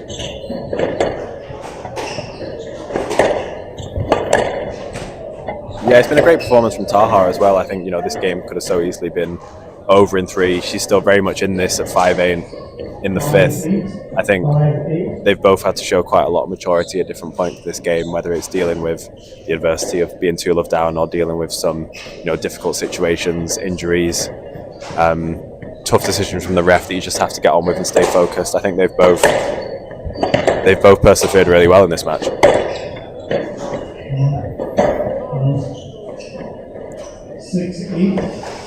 And as you blink your eye, we're nearly close to level in this 5th game. It was looking very strong there from Yi, but Taha's just chipping away at her opponent.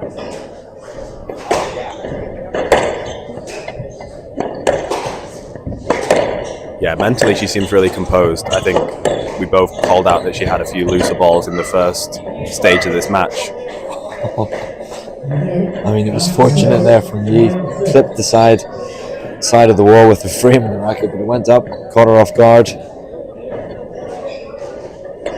2 points away now for the Malaysian. Yeah, I think you'll take that 8-6 Oh in the 5th. yeah, definitely. Anything to get the match over with.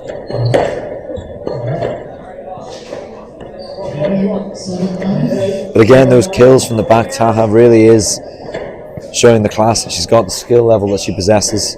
She's such a positive player. I think the amount of time she's been down in this match and elected to play positive squash rather than just sit back and try and build rallies, every opportunity she gets,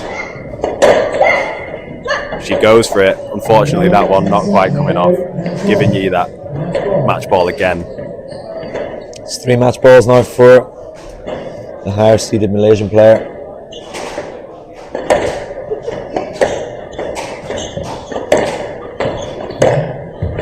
That's a great shot again. I mean, the highlight reel, if there was one for this match, is probably going to be 4-hand kills for Taha, because she put away about 10 of them so far. I think if you were going to predict the winning shot, it would be a straight shot with some pace on it from either player.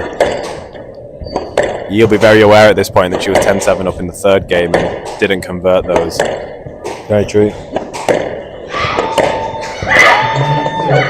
There it is.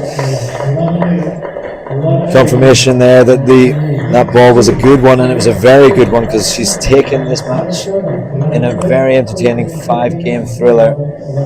It's the Malaysian player, Yi, taking this match 60 minutes.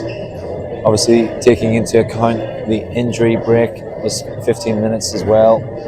But a fantastic performance there from Sin Ying Yi of Malaysia. Malak Taha very close to finding a way back into taking this match, but it's the Malaysian seeded player. Takes it 3-2. Let's join Oscar Beach on courtside to find out what Sin Ying Yi has to say.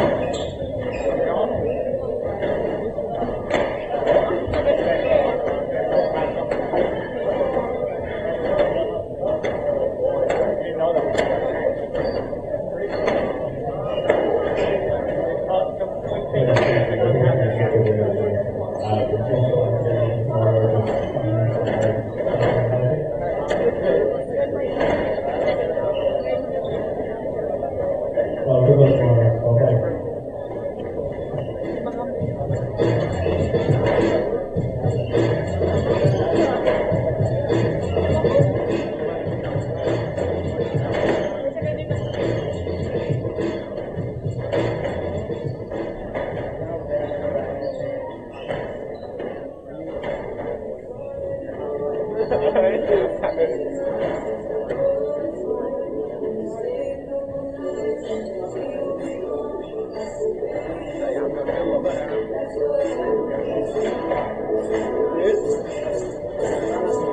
عم انا خايف بكسب الجيم والله يكسبني اول جيم ولا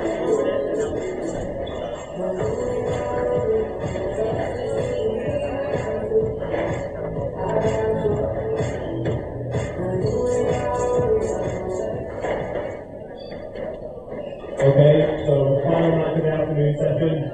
We're over in slightly with some massive five game thrillers. We have the local favourite first introduced onto the court, representing Pakistan. Please welcome Rajwal and the team.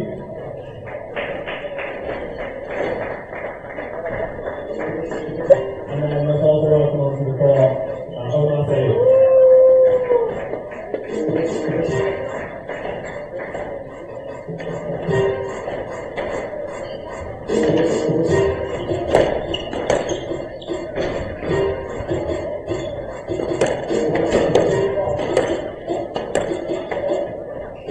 First of all,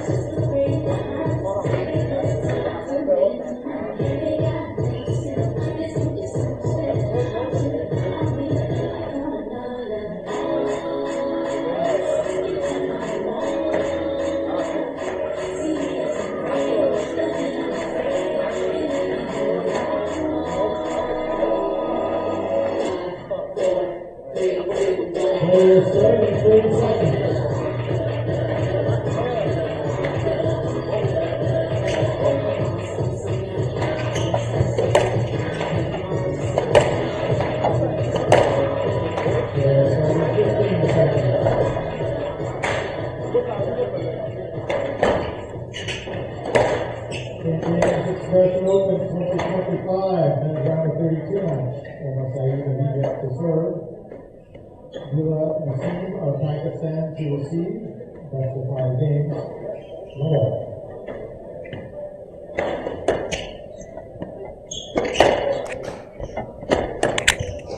Well, welcome back to the St James Expression Open 2025. We've had some absolute crackers of matches recently. 2 5-set thrillers. So now we've got the final men's match of the first session of round 1. It's Hylland Nasim of Pakistan versus Egypt's Omar Said. Omar Said is the 9-16 seed. And Hylland Nasim is the wild card for this match and this event, who is based in St James. I'm Stephen Hurst, and joining me is Lewis Anderson, the co-commentary. Thank you, Steve.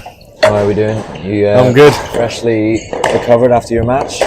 Yeah, freshly recovered. Well, I wouldn't say recovered. I'm fresh though. Just got a shower. Tough match to start of the day. Yeah, Lewis, you're playing the satellite version. There's a satellite running alongside this event, this copper event, which is great to see because we get more people playing on these fantastic courts at this venue. Yeah. On to this match, then. What do you know about these two players, or do you have any sort of predictions of how this is going to play out? Yeah, I know both of them fairly well. Omar's a very, very solid player. Number 2 at Penn, University of Penn. He was runner-up in the college national championships this year. To his teammate Salman, who's I think coaching him at the front. They've got a really good relationship, and yeah, very enjoyable to watch. He is. He's no drama, very classy. Likes to have an odd flick here and there. But got a very good foundational game. Yeah. And then Nasim, I've played him a fair amount in training when I've been down at the St James. Very nice young lad. I think he's only 21 now. Yeah, very stylish the way he plays, very sensible. I think though it's going to be a pretty tough ask for him. If the crowd get behind him, that could change things. But Said is a very, very good player. Yeah, it'll be a tough ask. Obviously, Hylland Nasim being the wild card of this event. He's currently ranked 332. He's been as high as 328. So it'll be a tough ask when he's up against someone like Omar Said, who's currently ranked 82. Just shy of his highest world ranking of 81.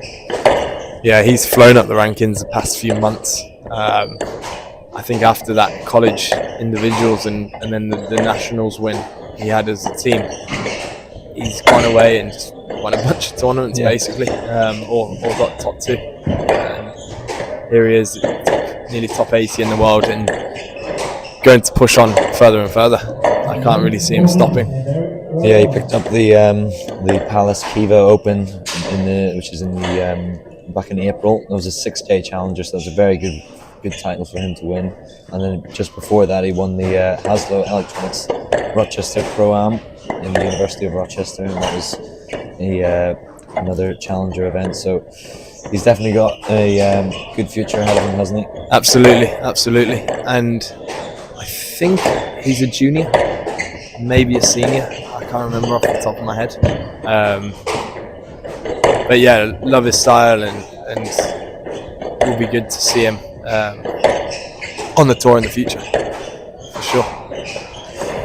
It seems to be a lot of Penn guys coming out of there that push up the rankings.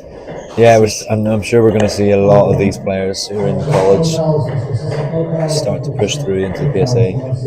Yeah, it's such a good foundation for players because it really gives people time to see if they want to do this route of squash and play professionally, or if they're not inclined to do that, which is totally fine, and they go down the more academic route, or even coaching sometimes. So, but definitely from that breeding ground in Pennsylvania, there's just a number of players coming through. And here he is, 5-1 up in the first. It's a good rally here though from the seam. Very smooth player, very skillful. Yeah, So he's just playing at that increased pace, isn't he? Yeah, and Nassim's a stylish player, and he can make people look silly sometimes. The question is, how long can he keep the pace up for?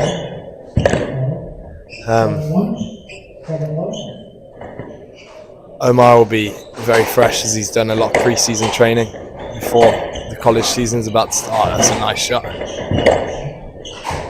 That's a wonderful rally there from the seam. Pounced on this volley. Really nice combination, taking it in very subtly to the front left and then finishing off the volley. Yeah, he'll be up for this. He won't want to go down without a fight in front of the home crowd and the kids he coaches. They'll be starting to come in after school now.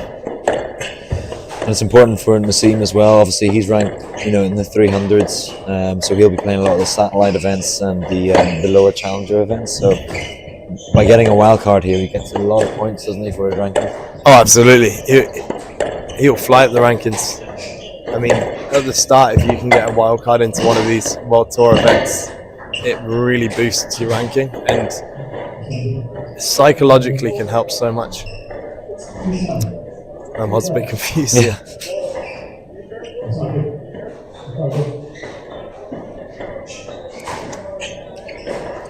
Nice little run of points here for Nassim.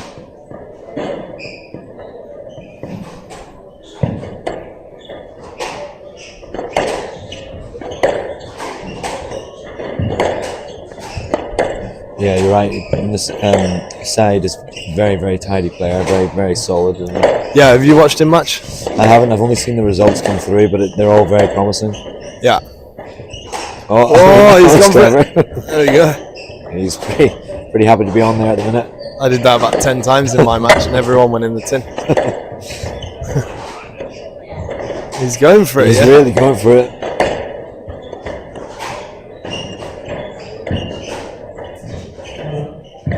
That's just one shot too many for Nassim there, but it was a very exciting rally for him. Absolutely, and playing a better player on paper can sometimes bring the best out of you. You raise your level because you have no other choice. Especially being the wild card as well. I mean, there's literally no pressure here. You can have a real go here. Definitely. It was well conceded there by side. That was a double hit. Carry on the rally, ball hit the racket twice as he was trying to hit it onto the front wall. Mm-hmm.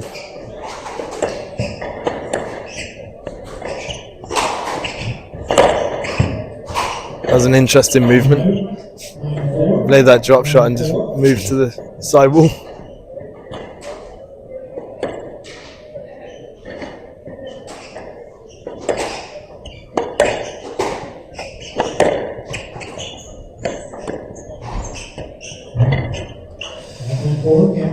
Incredibly accurate stuff here from the young Egyptian. He's found himself now with 6 game balls to take this opening first game.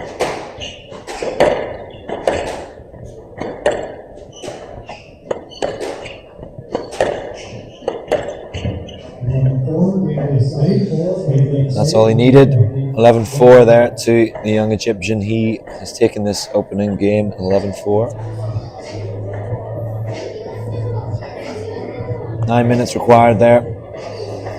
Omar Said leads Wajila Nassim 1 game to love, 11-4.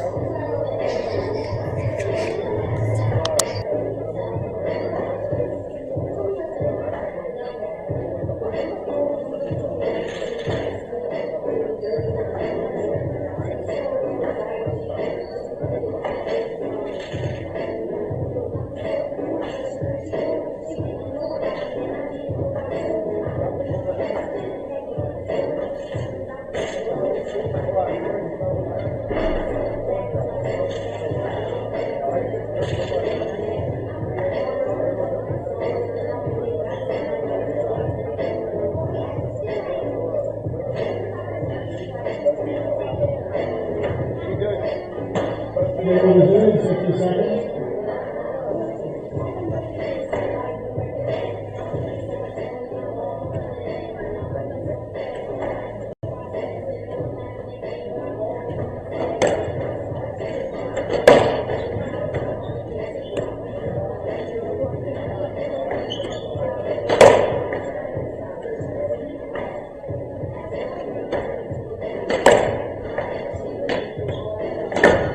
They will resume in 30 seconds.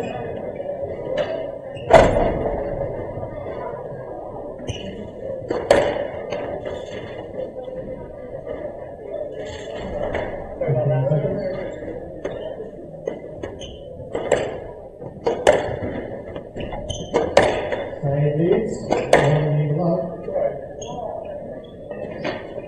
Level.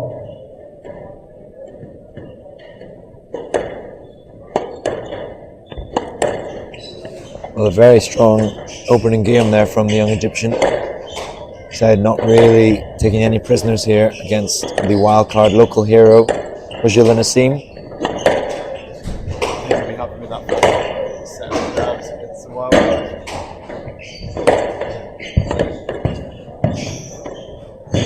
It's a good working rally though from Nassim though in this beginning exchange.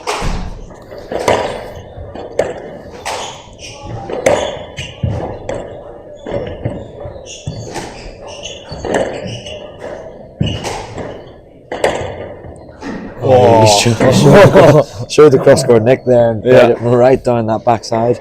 He does that a few times actually. Yeah. He likes to shape for a shot and then play a different one. It's a good style. Yeah, and it looks like Nassim has been made to do quite a lot of work in that first game. I think it'll not gonna pay be a dividends. surprise. Yeah.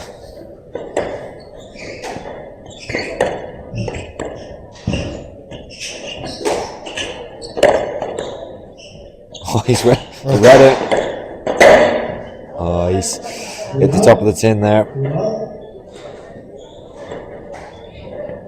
It's what you alluded to, didn't you, in the first game, where Nassim is he looks like a very stylish player, very accurate, very nice hitting, but the pace that someone like Omar Said's playing at is just a fraction higher in intensity. Yes. Isn't it? Yeah, the pace is just going to catch him out because it's such a hard switch to be able to play at that level. Yeah. Whereas Omar's training at that level every single day, twice a day, with the likes of Salman, who's coaching him, a bunch of the other Penn players. And as we said, it would be a tough ask to get anything from this, but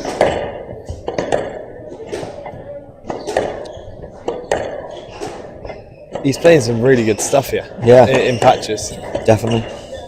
Omar's just nullifying that.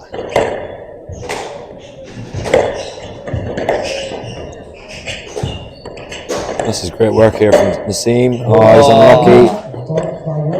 Great build-up.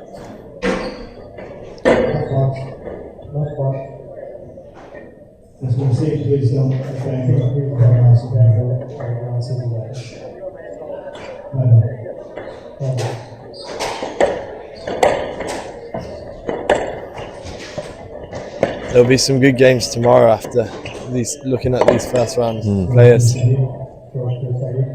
coming through. They'll be ready to play against the higher seeds. Yeah, that's the thing. These opening rounds, they're all so tightly competed against them because they're quite close in the rankings. But then, obviously, tomorrow they get a real chance to the top seeds. Yeah, they always want that first round match win to give them a chance. Yeah.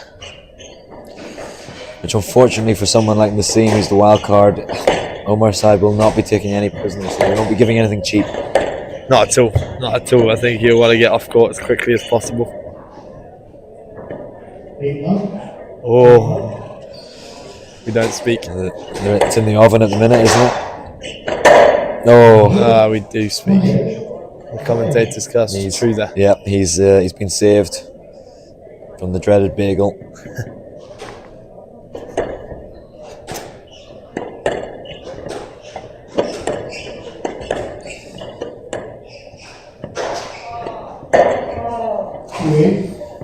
although the scoreline is obviously heavily one-sided, it doesn't reflect the level that Nassim's been playing at, actually, in terms of his style. It doesn't, no, and Omar's just tidying them up. It's if he can force the extra shot and really get into these rallies and push himself to the limit, he could maybe flip the scoreboard. But that can't happen. No, those are the things that separate the level, isn't it? It's always interesting to see these kind of events on a a stream. Just the difference, a couple hundred spaces in the world make. Absolutely. It really shows the differences in levels throughout squash. Because I know a lot of my friends who haven't necessarily watched would be watching the scene and be like, wow, this guy is amazing. And then they see Omar and there's another level, isn't there? Another level. But it's plain sailing at the minute now for Omar Said of Egypt. 6 minutes was required to take the second game 11-2. He leads Hylland Nassim 2 games to love.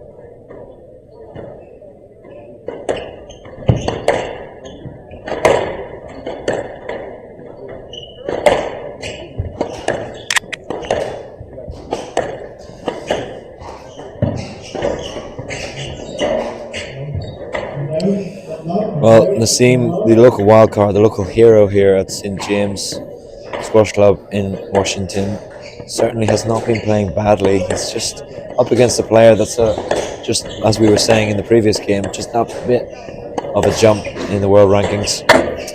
I think the best word to describe it is pedigree. Yep. His pedigree is just that bit better. Do you think he could stage a comeback like Joe White did? It's going to be a huge ask there.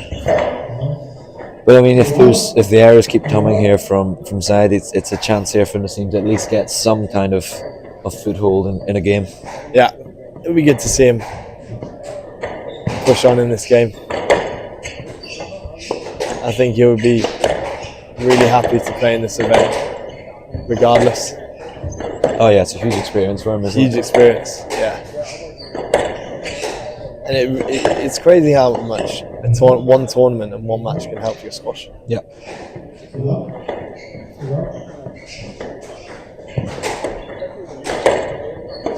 You really learn the small intricacies of what you can do really well and what is just going to be put away and punished.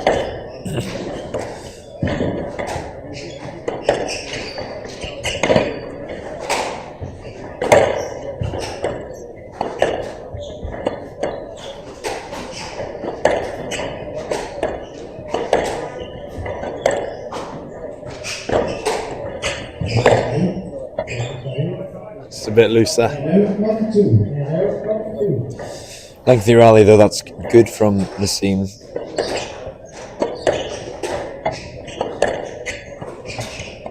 definitely working the ball around a lot.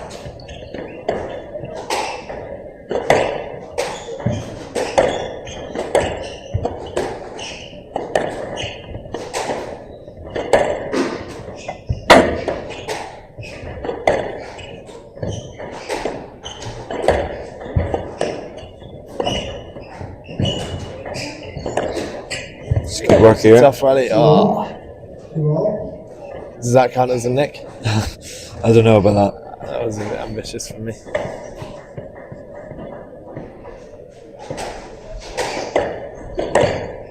Oh, I mean, that is one way unbelievable. to respond. What a shot there from Majula Nassim. Finn Withington will be watching, his training partner. He will. He's very happy with that. Oh! He's got it.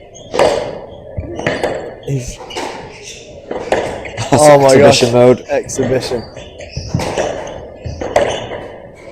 That's what the fans wanted. Oh! This has just gone from 0 to 100.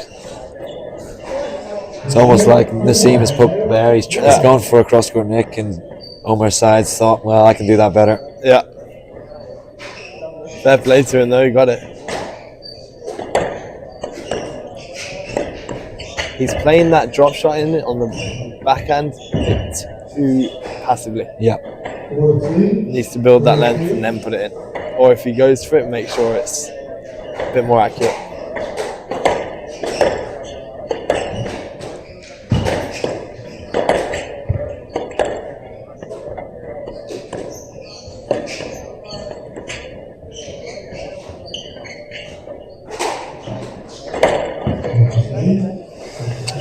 There's that shot you said. He's shown that cross-court kill, and he's just left it slightly later there for Nassim to be awkward.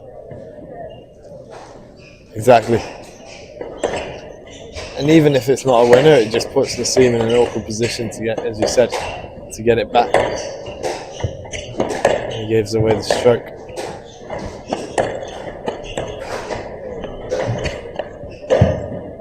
And again, it's a bit too slow. Yeah, just overcooking things a little bit here from Nassim.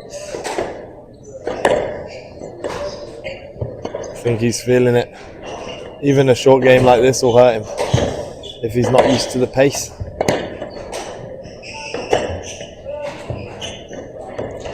We're only at 22 minutes of play here so far in this matchup.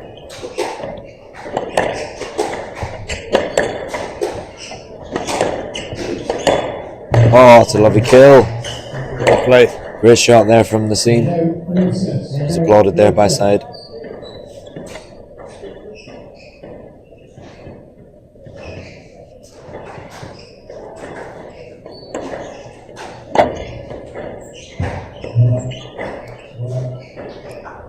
Well played. There's a lot of angles being used now. Yes, as you said as well, he's a seriously smooth player, seriously talented player, and if you do give him the angle, he can put it away. Exactly. Equally that applies to his opponent.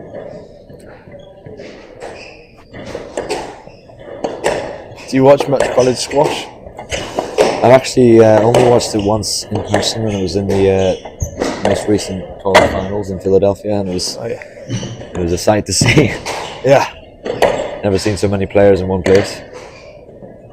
It's a bit different to across the pond. Yeah, definitely.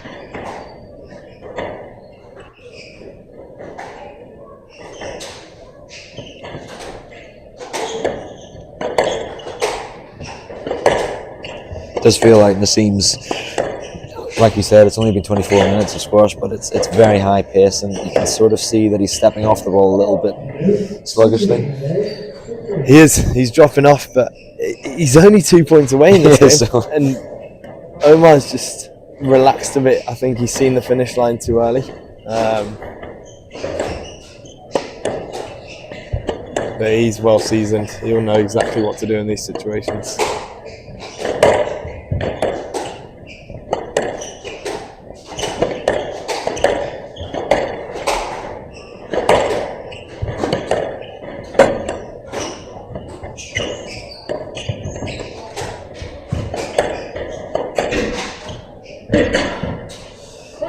a great width from side.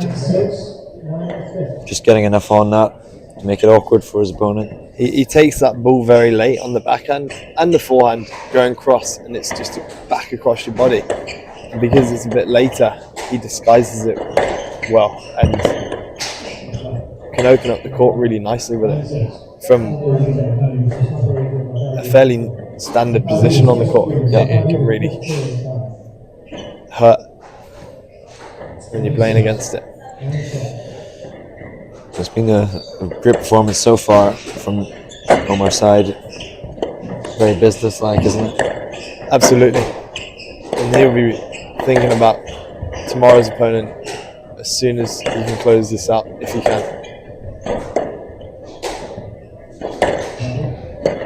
Nice, fine. That's the one. There's always going to be one in this game, isn't there? Add that to the total. Yeah. Was there any in the games that I missed? I think there was only maybe one or two, but you'll have to go back and watch the entire match back. Yeah, I'll be doing Verify it. research. There we go. Well, just as we were ruling Nassim out, he said something different. He's back in it. Back in it. 1 point in it now. I think he should go for a cross-court, Nick. Yeah. Not during the serve. Well, not on the serve. No, that'd be a bit ambitious. Oh, it's a wicked shot.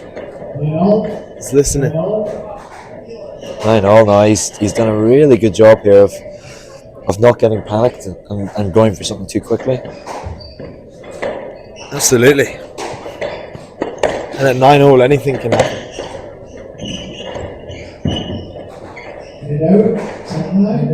Nicely tidied up. One match ball now for the higher seeded player, Omar's side of Egypt.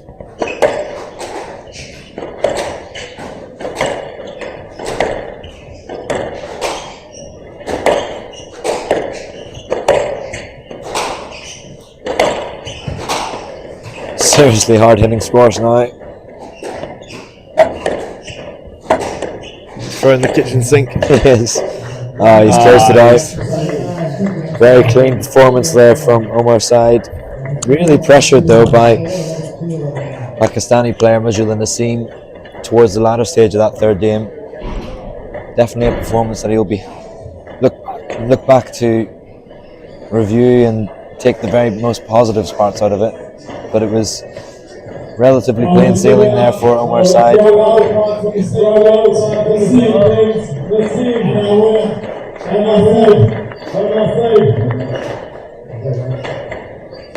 So, just a few words to that winner.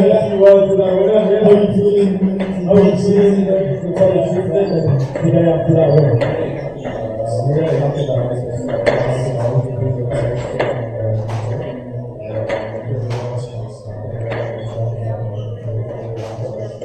Absolutely, it's absolutely, it's absolutely, it's time for you. It's actually something that he's it's actually a good journey to catch it up and it's like ready for your opponent tomorrow. I mean, I grew up playing tomorrow, to be the best player to play on this show. I grew up playing the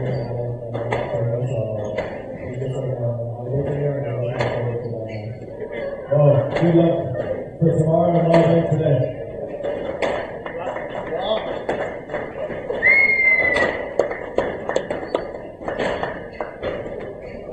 We will be welcoming the next match on the court in the next few minutes.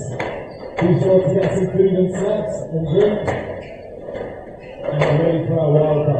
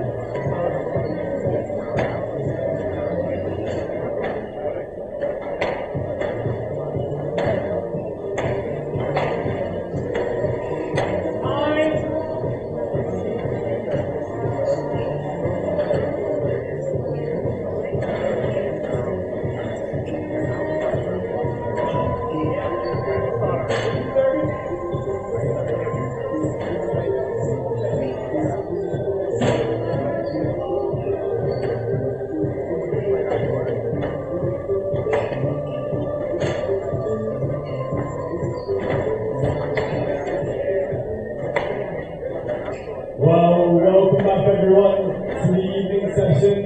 We have a great match in store for you right now. Please give it up for our world card from the St. James, Aisha Batia.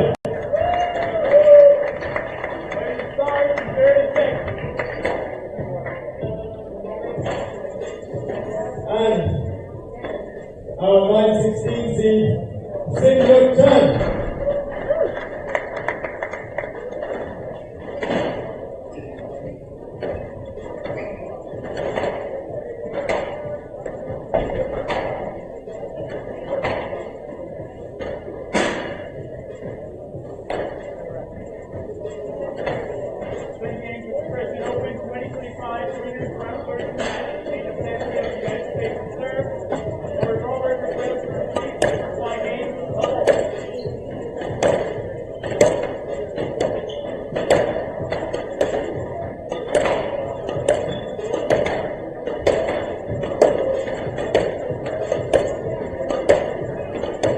Well, on the right-hand wall, we have Placer. Currently playing in the St. James in the under 19s. Very classic player. Number 2 in the country. And on the left-hand wall, we went to Columbia University, Singlet Chan. This is going to be a great match. Let's hear it for them both.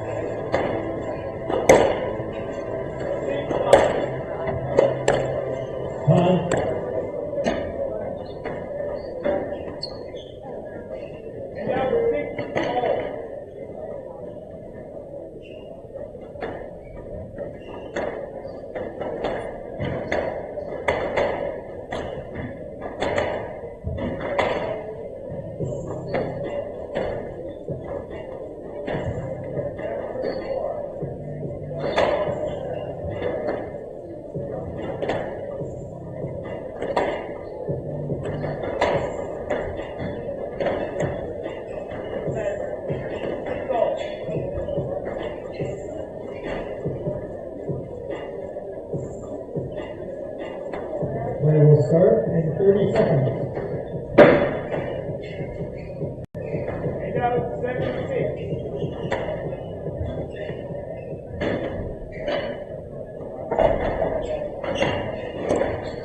St. James Express Open 2025, winners number 13 from the Canada Hong Kong Championship is Taha of the United States with 3 after 5 games. 1 all.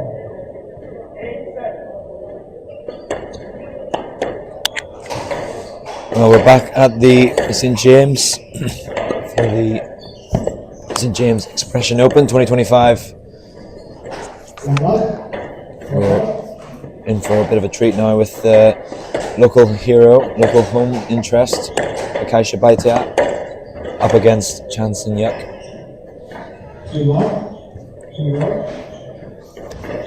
I'm Stephen Hurst, and joining me is Lewis yet again for the last session of the day. How are we? I'm good, mate. Good, yeah. Good day of squash so far. Looking forward to this one. I'm especially looking forward to seeing Chan play because I've heard really good things about her, but never watched her play. Well, you're definitely right to think that it's good things. I mean, the past 3 events, she's won every single one of them. There you go. She won the Nash Cup, which is a copper event, same size as this one.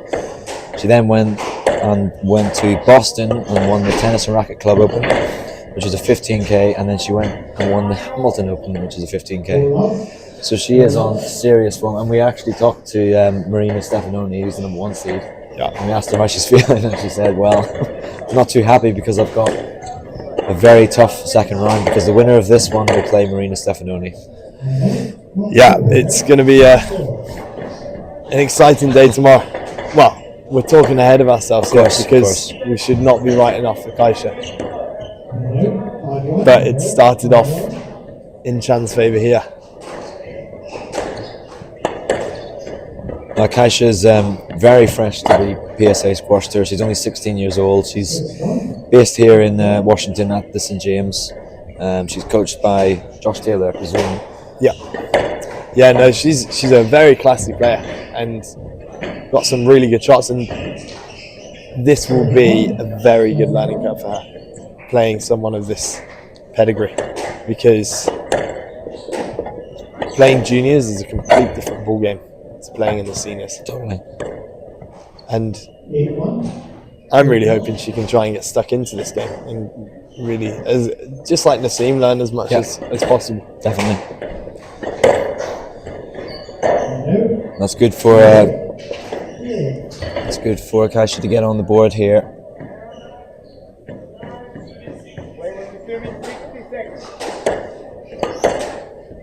It was interesting. So Chan has been this sort of towards the latter stage of last season and this season. She's had a little bit of issues with injuries, so that's why she's currently ranked in the 9-16 seed bracket. So it's not really true reflection of her level. Yeah. Which is why it's very dangerous when you see her name in the draw. There you go. I think her highest ranking is 33 in the world. Yeah. And well, she's playing. It looks like she's going to fly straight back up there in no time.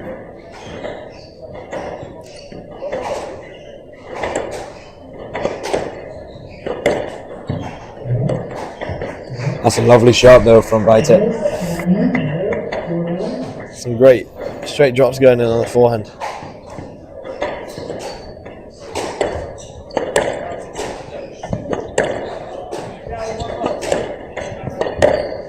Oh, that's a fantastic shot as well. Good combination here from Batia. She's playing well.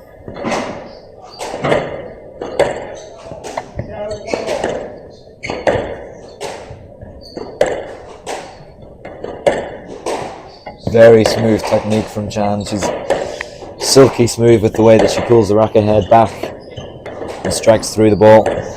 Absolutely, she just knows where to put the ball. Her target hitting is very strong. This is really good here for Batia. I think she'll be very happy with this first game, how it's gone. sometimes when you get into a big event, you can sometimes nerves can get the better of you. This is a very not too bad of a score. 4 game balls here now for Chan, player from Hong Kong.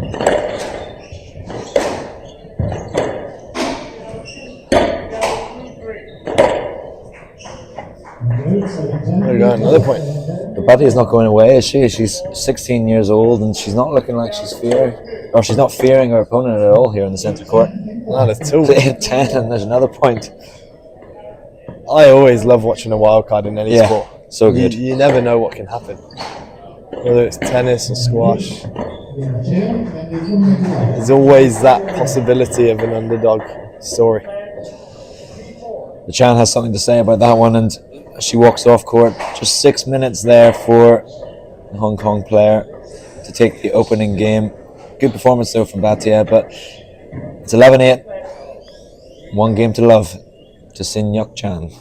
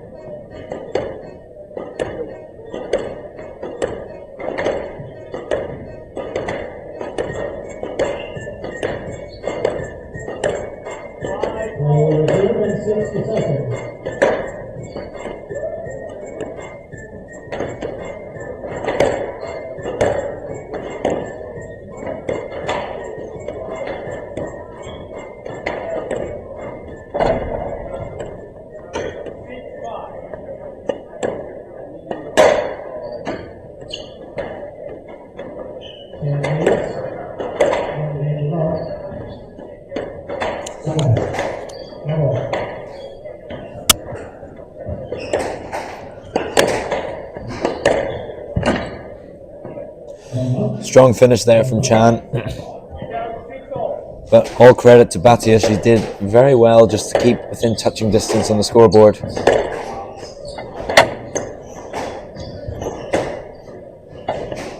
Yeah, it was a very good first game. Oh, it's tight. Does that count as a sort of nick?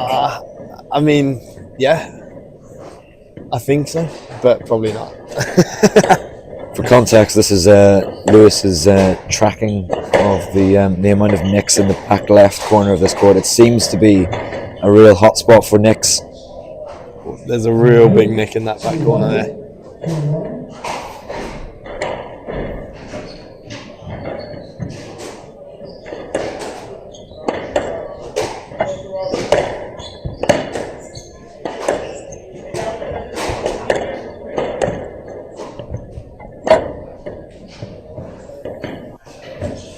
Yeah, nice delay there, nice deceleration of the racket head just to soften the ball into the front corner.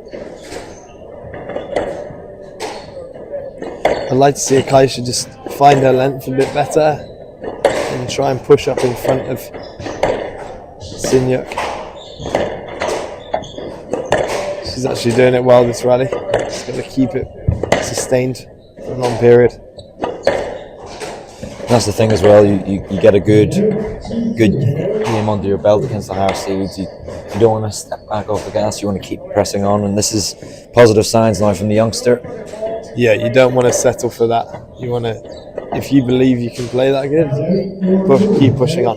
Yeah, pushing on, there's no reason not to.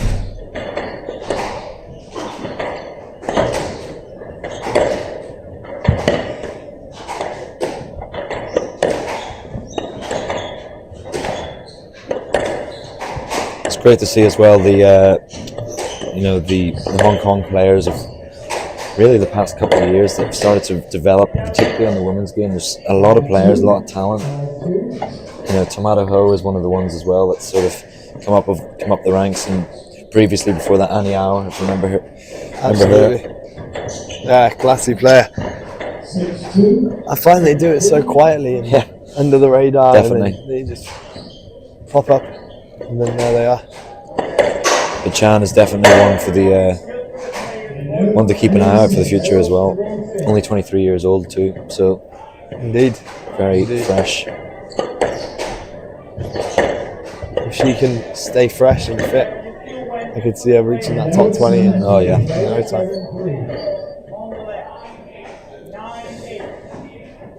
Strong performance here in the second game. 4 points clear now on the scoreboard. It's by no means straightforward though, with Batia taking it in quickly and attacking and just causing a bit of a nuisance, really, isn't it? Yeah, it is. It is.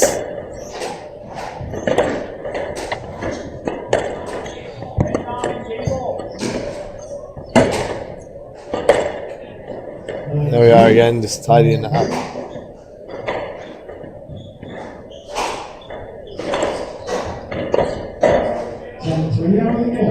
Just a couple of quick points getting away from her. And that's a lesson learned there, that unforced errors, especially when you're up against a higher seed, are so crucial, and that gives Chan 7 game balls now.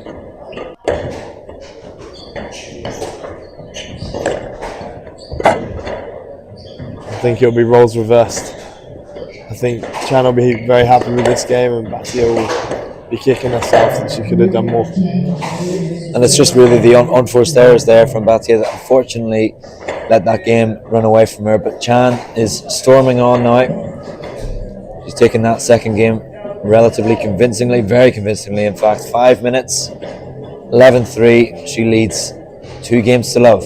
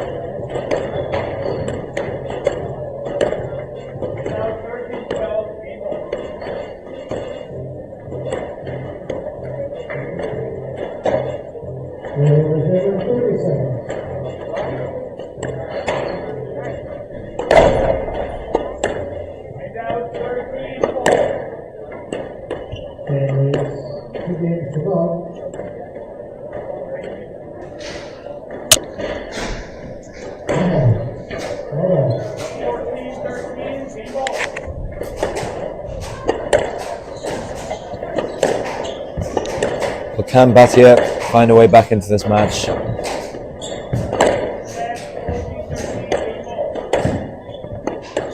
I think it'll be a tough ask.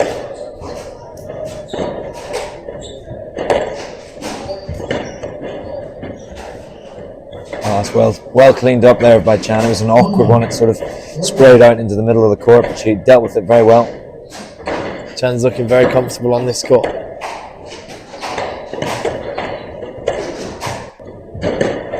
Oh, that's glued to the sidewall.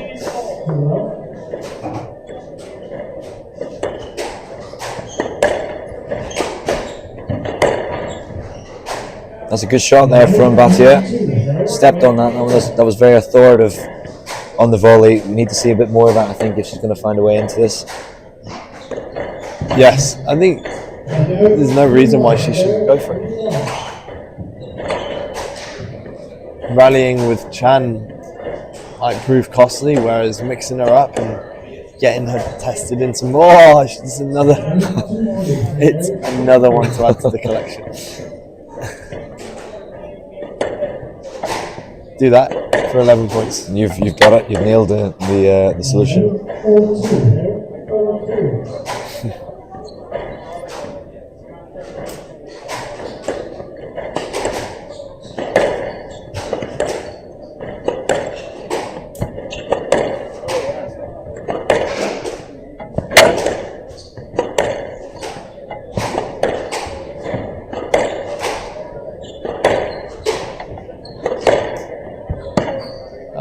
great perfect shot. length.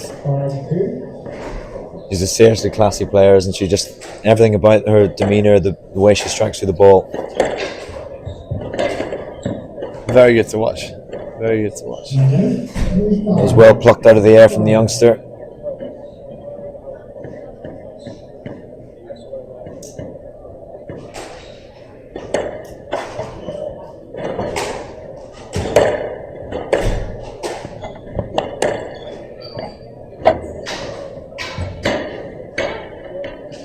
I'd love to know where she's based out of. Would you know?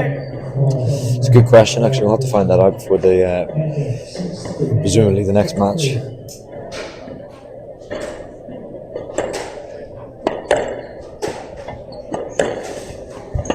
She must have spent a lot of time in the US though recently, particularly with the fact that she's played back-to-back events in the US. This will be her fourth. I wouldn't be surprised if she has a US base and maybe She a may Hong do, Kong yeah. base. Since she went to Columbia University. 7-3, 7-3.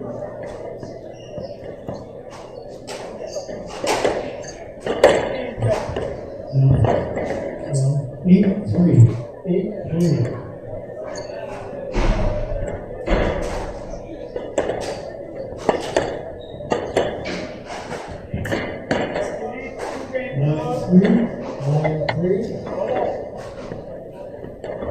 Starting to run away now for Batia. Chan stepping up the court, taking control of this match now. It's lovely length.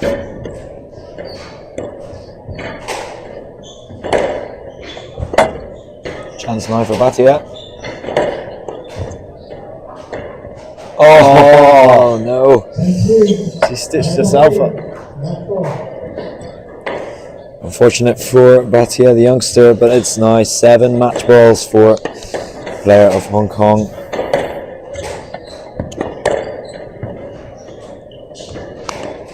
That's a lovely finish there from Batia. Showing real exquisite skill now, the youngster. And it's done as quickly as you can blink. The higher seeded player from Hong Kong, Sin Yuk Chan, takes this match in comfortable fashion, but a very exciting young player Akaisha Bhatia is, and one to look out for the future. And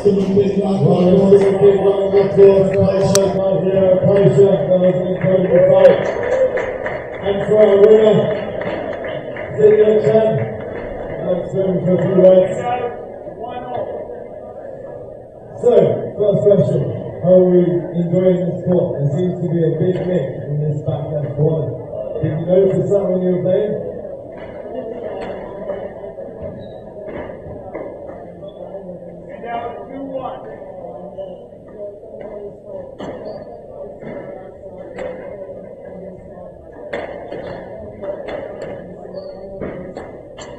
Well, I don't think anyone is in the other matches that are multiple occasions that happen, so we're going to get the DIY balls in. So, looking forward to tomorrow, you feeling fresh, feeling ready?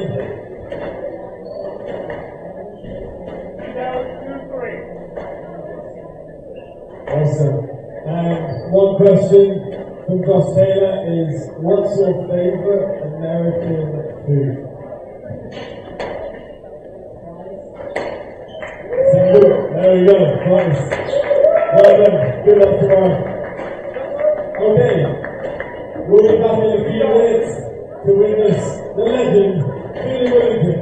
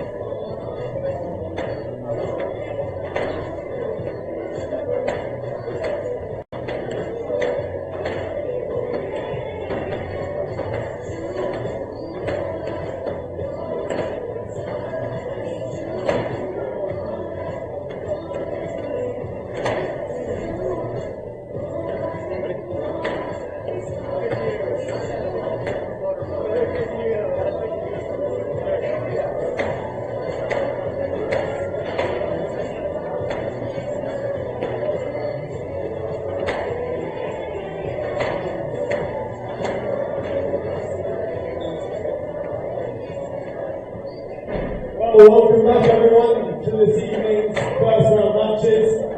What a match we have in store for you today. First things first, I want to hear the crowd say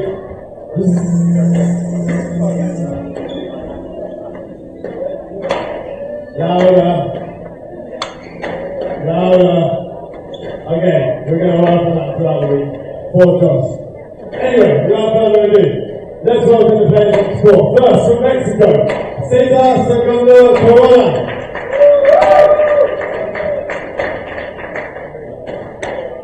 And our local favourite, from England, Billy Wellington. Good luck, boys.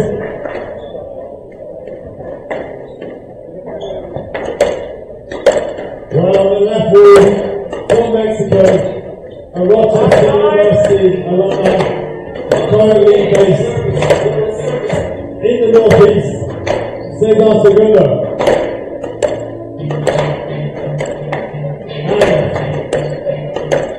And the ginger ninja from Manchester, England, who's reached a world ranking of 70-something. Give it up. Let me hear you. The Billy Wellington.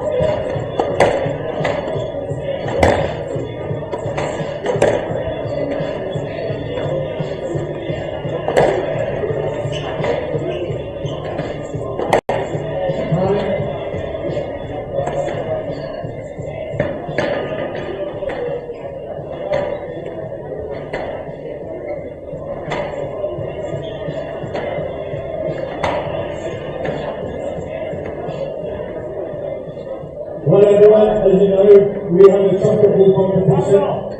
If you would like to participate, it will be going on after this match. See Oscar in the crowd for some tickets, not tickets, balls. And under your seats, you'll finally have clappers and whatnot. I want to hear those right now. There we go, there we go. Let's get down.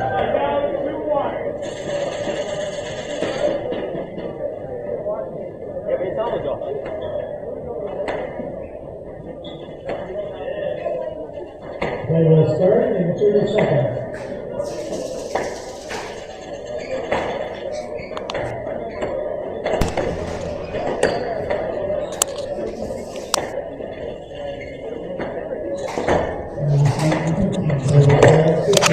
Well, welcome back to the St. James Expression Open 2025.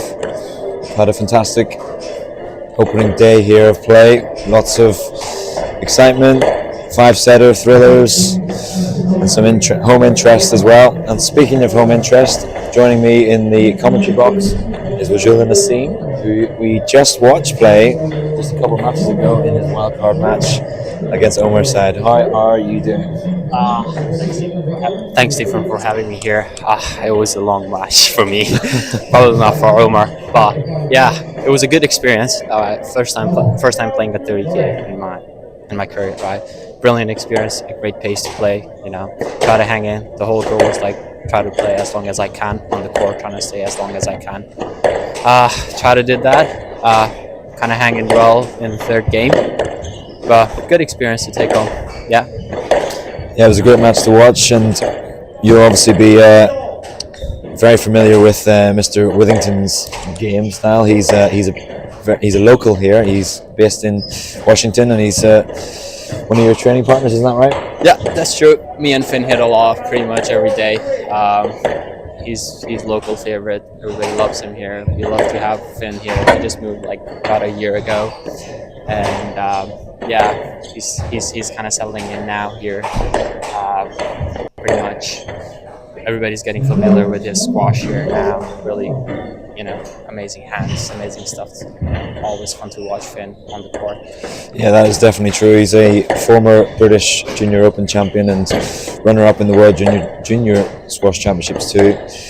His opponent, Cesar Segundo Corona of Mexico.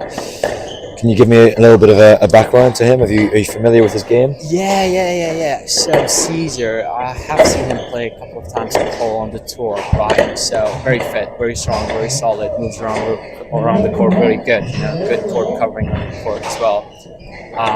Plays at a really nice and high pace on the court, right?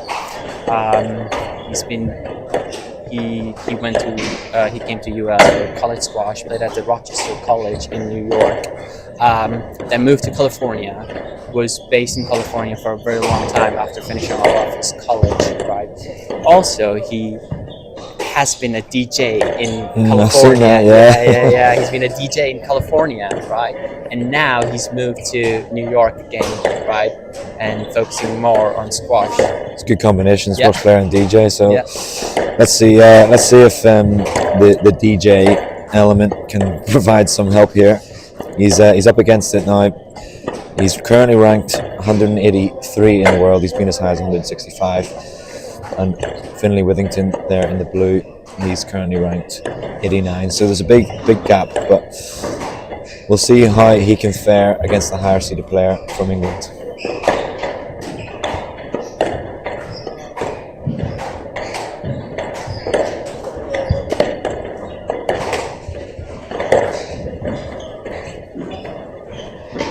That's a lovely shot there from Corona, conceded by Withington. Looks like a very fit player, very strong. Yeah, very solid. I can see him grooving on the court, right? Nice and good. Trying to settle down on the court with Finn, trying to be disciplined, trying not to open up too soon. Yeah, it feels like Withington's going to be. He wants to have that open space, that sort of opportunity to express himself, and it looks like Corona's going to try and narrow those courts down. Narrow those down. Yeah, definitely. He's going to narrow those channels down for Finn. try not to give him a lot of opportunity to take in shorts. Definitely, Finn is a very skillful player. Great Oh, it's a hands. lovely Wow, hold. what a cover on that volley. Yeah, as I was saying, Finn has an amazing style of play. Very fancy, very skillful. Where I've seen Corona play around the court, being very strong and solid, keeping a very traditional squash to play.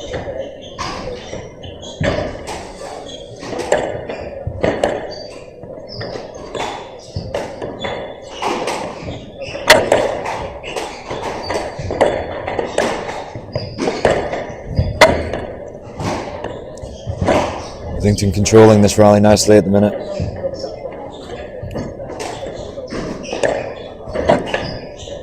He's got it up.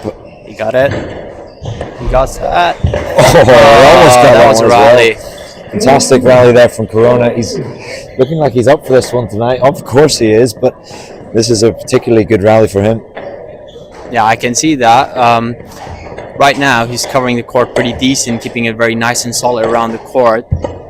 Finn seems to be a bit behind the tee, but settling him down. I'm pretty sure Finn is going to try to get his confidence back, trying to play a bit more solid, not really opening it up too soon. But it seems like both of them are holding the tee pretty decent.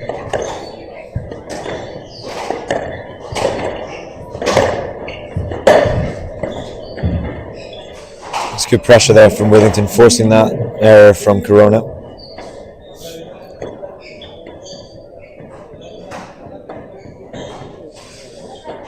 Crowd's starting to build now here in the St James.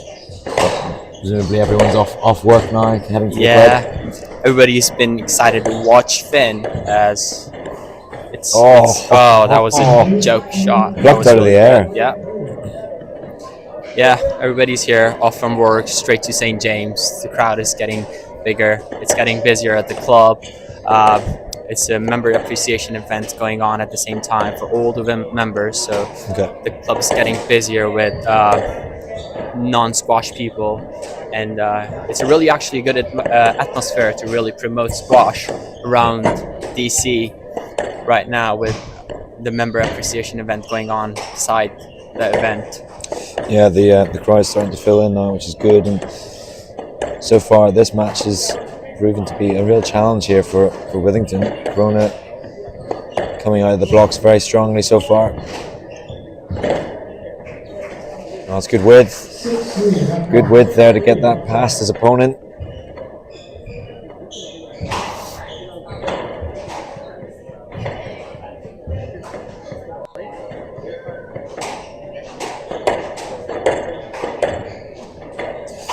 Feels like Corona's just keeping the intensity quite high and not letting Finn sort of get into any sort of rhythm.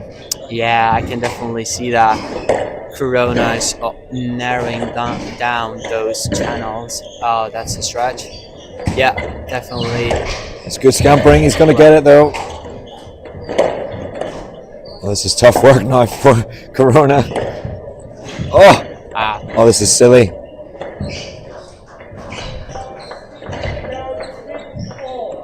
Oh, what a shot there from Withington. Fantastic rally.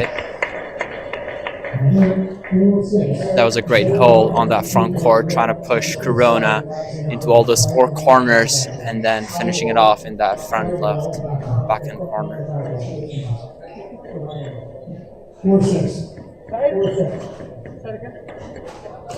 The referee just asking the players not to wipe their hands on the back wall.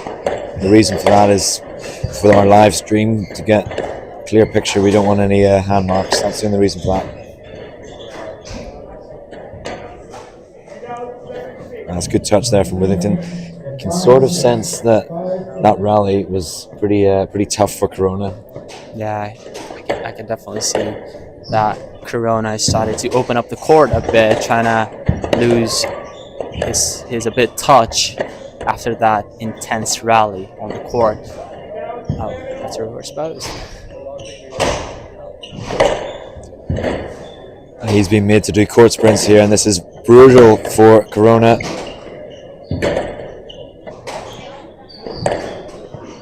This is making it very tough. Oh, He's given up the ghost on that one, and that is exactly what Withington wants to do more of.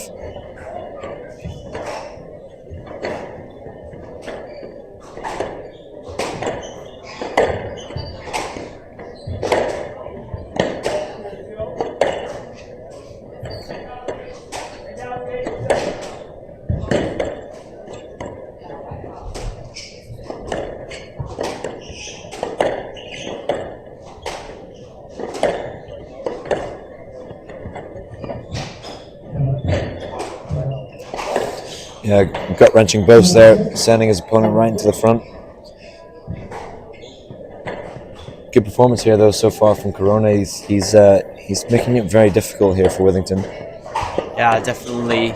He's trying to keep his quality. I felt like after the last couple of rallies, Corona's movement has got a bit off, but he's still hanging it on the tee, not letting it be too easy for Finley Withington.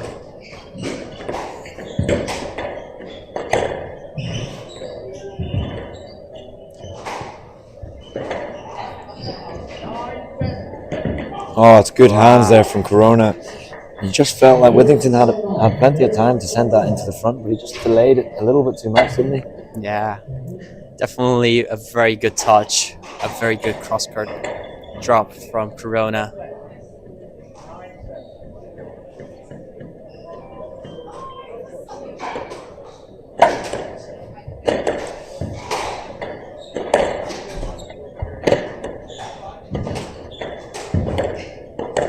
Good hole from Withington. He's opened that court up nicely just to punch that down the backhand side. Yeah.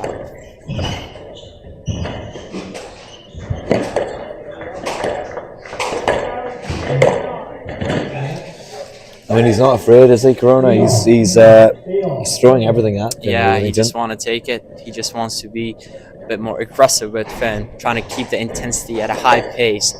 Wow, that was an amazing backhand volley drop. That was just right set up on that backhand front left corner by Finley Withington.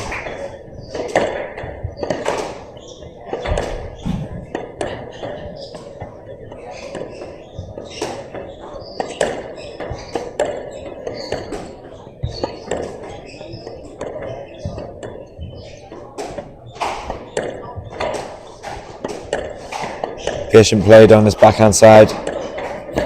Both players just waiting for their chance. That was a tired error there from Corona, so that gives Finley Withington 2 game balls to take this opening game.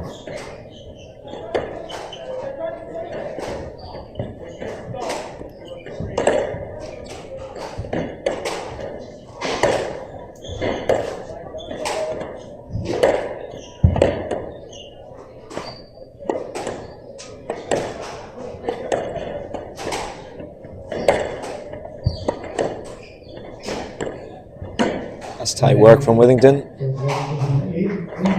Forcing the stroke. And it's the Englishman. He takes the first game 11-8. Very tightly contested opener, though.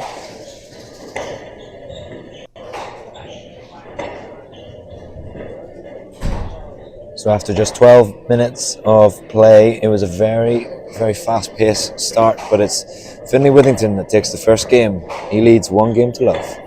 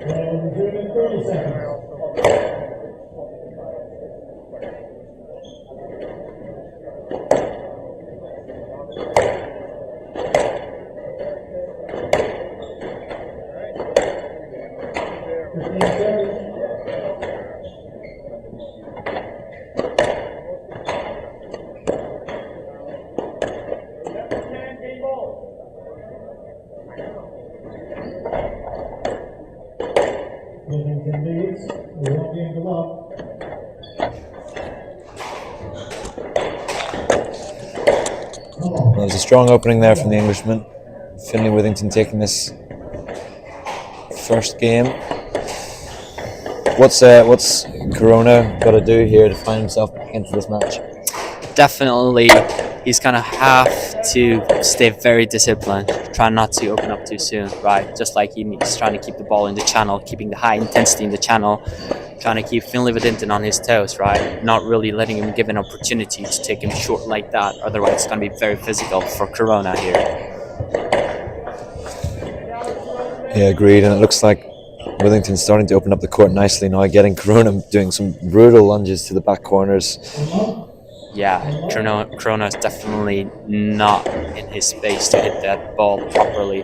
He has to stretch out every single time, and I feel like that's where the shot quality drops down, where he needs to settle himself around the ball, trying to get the quality back in the game to really hang out with Finn on the court.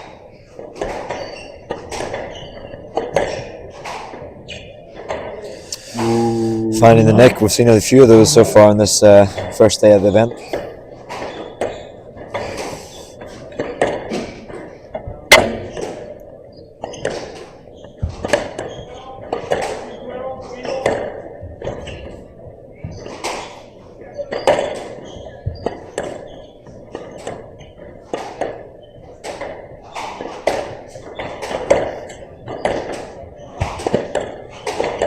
See now Withington's trying to volley everything, trying not to let that ball go past him and lose that tee position.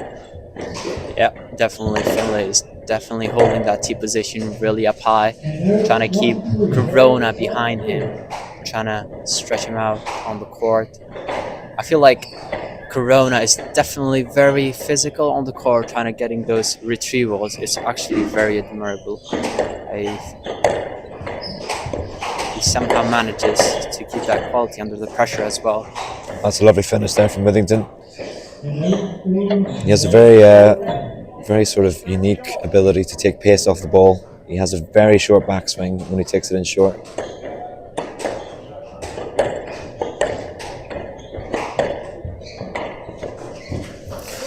It's a real strength point there for the Mexican player.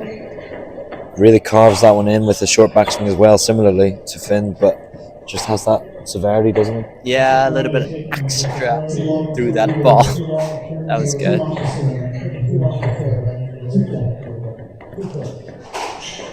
The referee warning Corona for slightly too long to serve in between points. Yeah.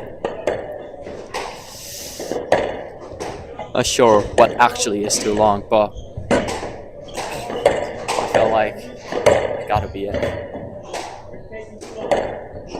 There's a hold on front court by Finn.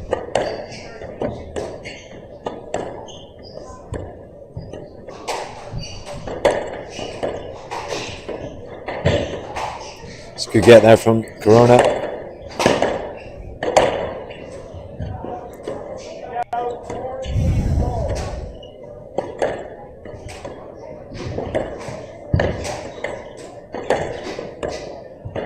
That's well played from Corona.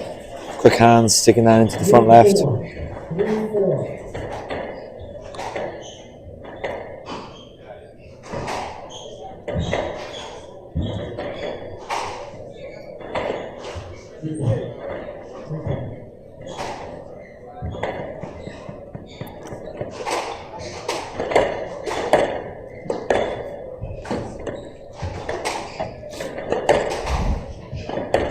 Definitely feel though with Corona, if he can get his teeth sunk into this a little bit more and making it a bit more physical for Withington, he can get into this match, can't he? Definitely, love the way he squeezed that back up. Love the way he squeezed that ball on that backhand front corner. Finn is pretty much very good in those front left corners. He's really soft with his backhand volley drop as well. I feel like if he still put that intensity in that game, I definitely believe Corona can stay a bit more longer, trying to get it as hard as possible for Finn.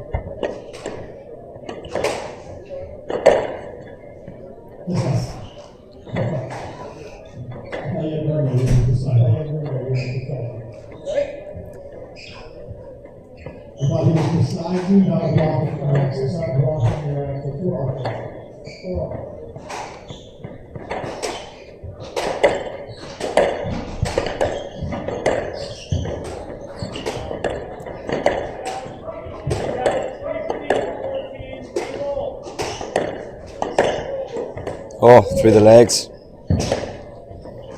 Good get by Corona. Oh, he's been made to do a lot of work in this match so far. Very skillful player. It's exciting to see.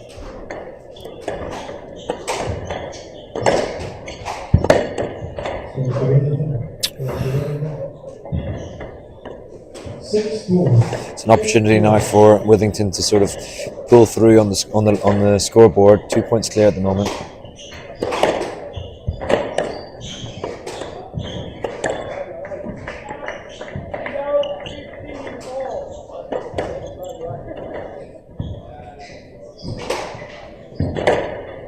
Now I feel like Corona is so. Oh, Oh my god. He hit that one. Oh, he's going to get it. Is he going to This get is a that? joke. Wow. What a reset by Finlay. What a rally. Amazing stuff from both the players. Finlay Withington and Corona.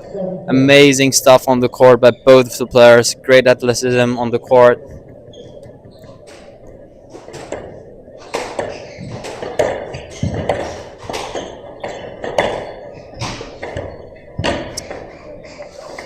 Now that gap's starting to open up on the scoreboard.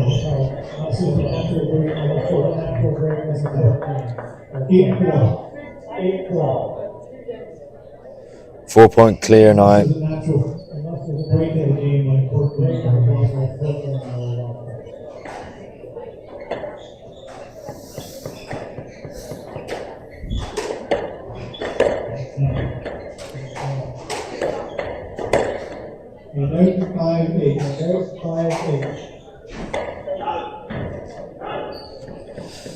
One point back on the board here for Corona now.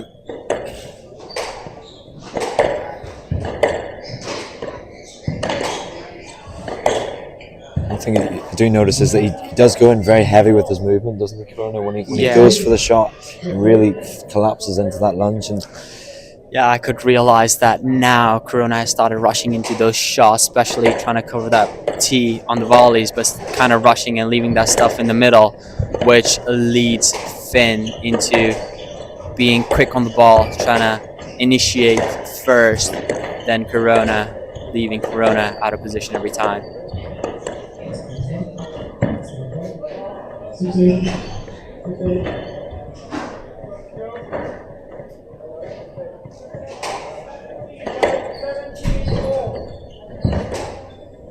Best by Finn.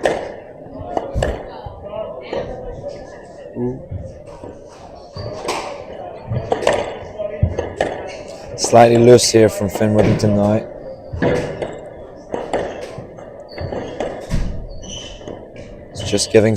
He's giving Corona just a little bit too much angle on the ball, isn't he?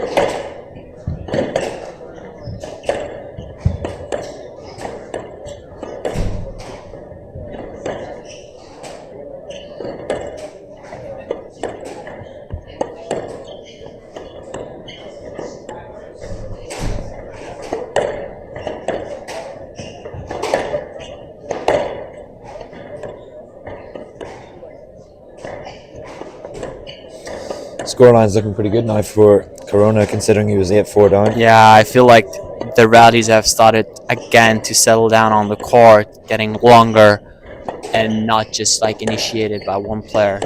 Both players are trying to stay disciplined on the court, not doing something silly that can cause trouble for them.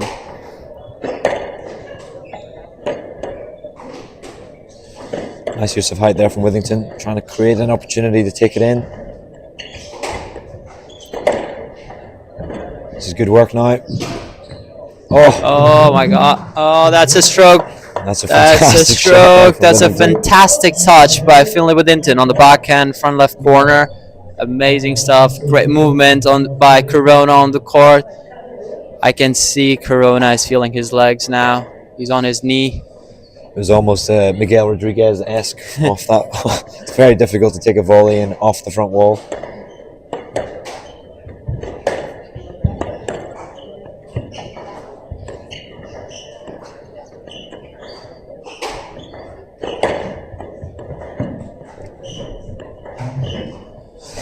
Thought Corona could have taken the stroke there, but he opted to play it, and it was very well executed. He's very much in this second game.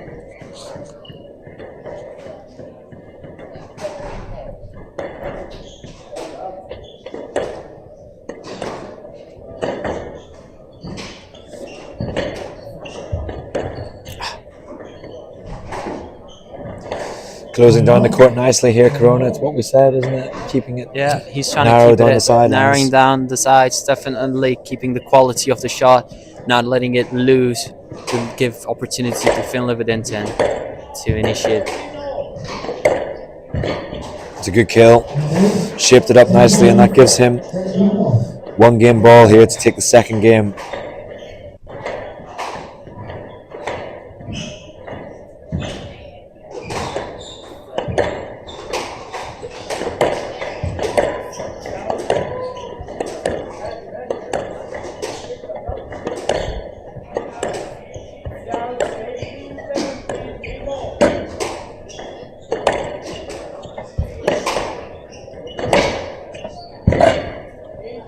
Chance here for Withington. This is fast-paced, frantic stuff.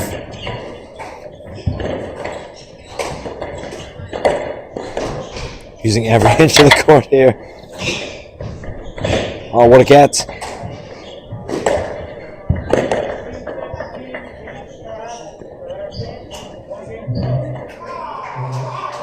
Taking that rally. That was a huge rally there for Withington. It's put a lot of work into Corona's legs. Withington takes that second game, 11-9. A very tightly competed second game. 13 minutes, 11-9. Finley Withington of England takes 2-love lead here in the first round of the St. James Expression Open 2025.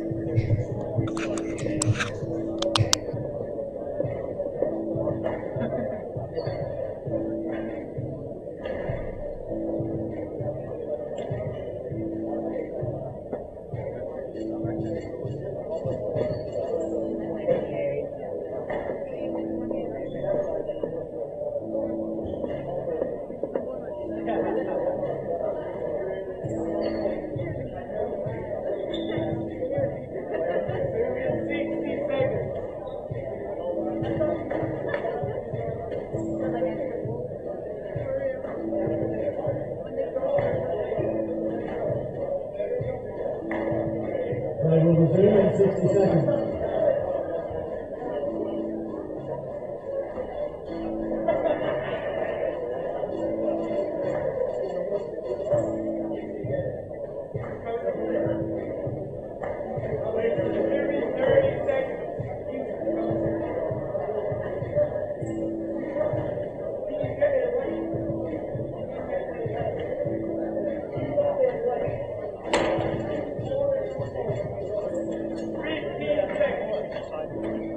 We will resume in 30 seconds.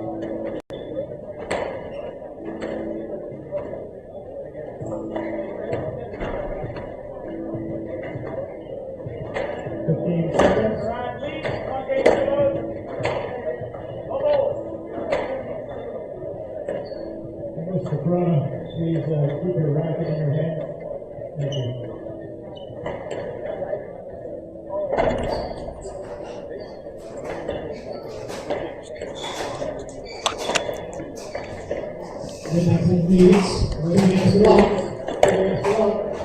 Well, it's a commanding lead now for Withington. 2 games to love up against the exciting Mexican player, Corona.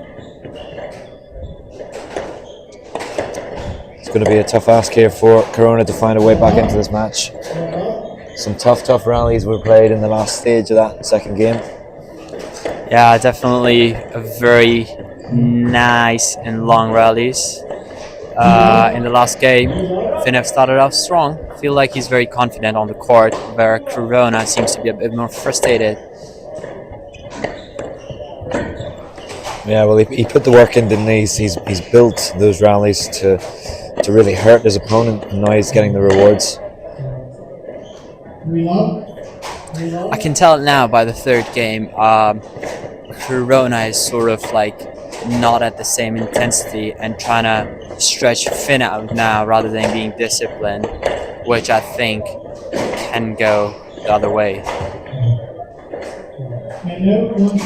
He's well conceded there by Withington. It looked like a great shot from the stream, but it was just clipping the tin.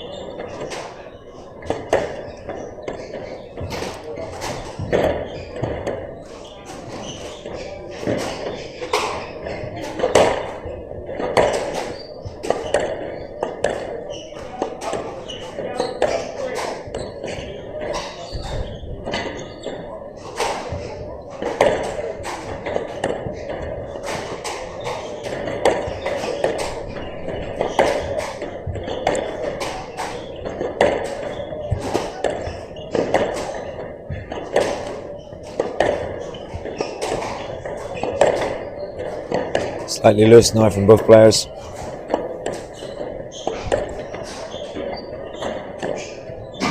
Phil is here definitely mixing up the pace very well on the court, trying to get him at a high and a slow pace on the backhand. Yeah, he's forcing the errors now from Corona. Well worked rally, actually.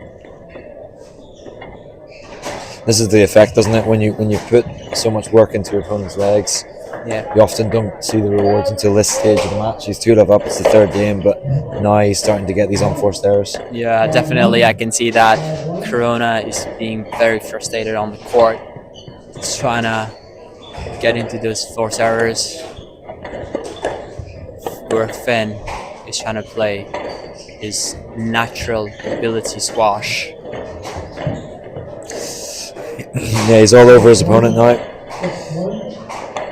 He's just been allowed to have a lot more time on the ball, giving him plenty of options.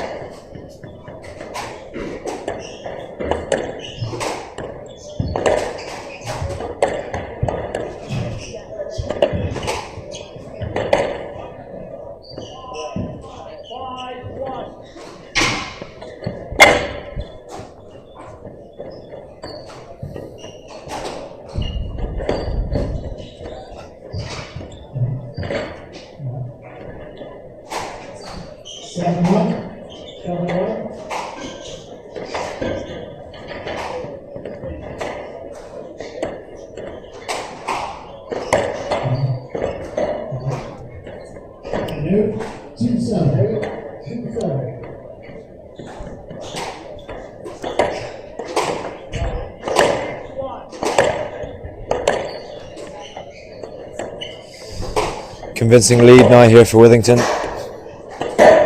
9-16 seed in this event, and the frustrations are starting to boil over now for Corona. Yeah, I can see those with those more and more unforced errors developing in his game.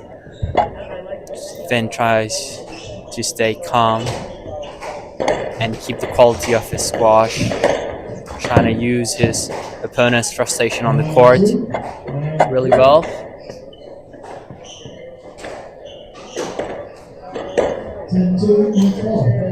Oh, that was good, but it wasn't a counting point. Yeah. It's 10-2 to Withington now. Plenty of match balls to play with. Can he do it the first attempt? Yes, he can. 3 games to love there for the Englishman. Finlay Withington moves on to the next round of this event. It was a good performance, particularly in the first and second game from Corona. One to look out for, I think.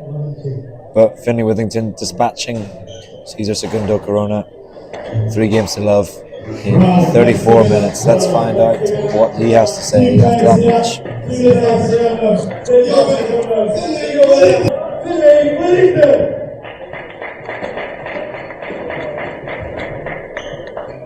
Are we doing the interview over there?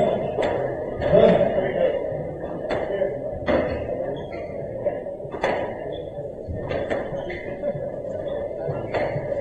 Well, congratulations, mate. Great win. I started the tournament. How do you feel? Great. See you next week, guys. So, you say. So, I was actually thinking you should do this. First of all, how do you think that went? I thought it went very well. I thought you controlled the middle of the court very well. And any words on my opponent? He's a great player. I don't think he turned up to the occasion as much as you did, but there's always more opportunities.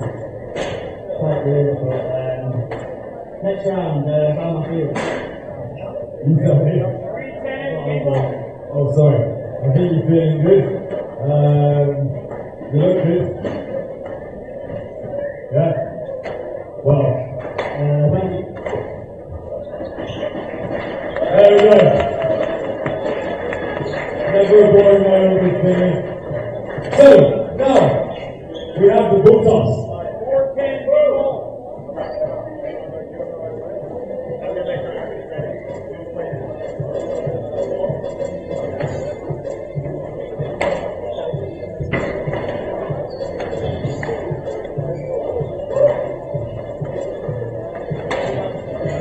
So Oscar is going to come back with the prize, and everyone is going to chuck the balls onto the court. 5, 10, people.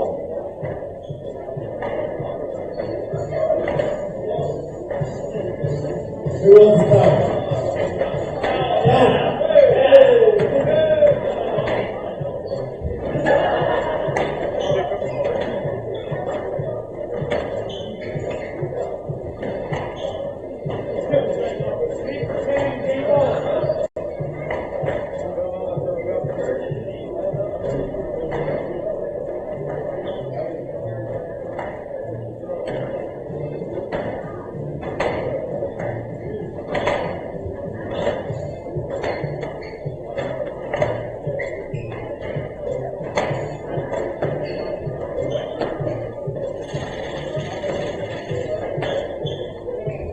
Okay, who's ready? Is everyone ready?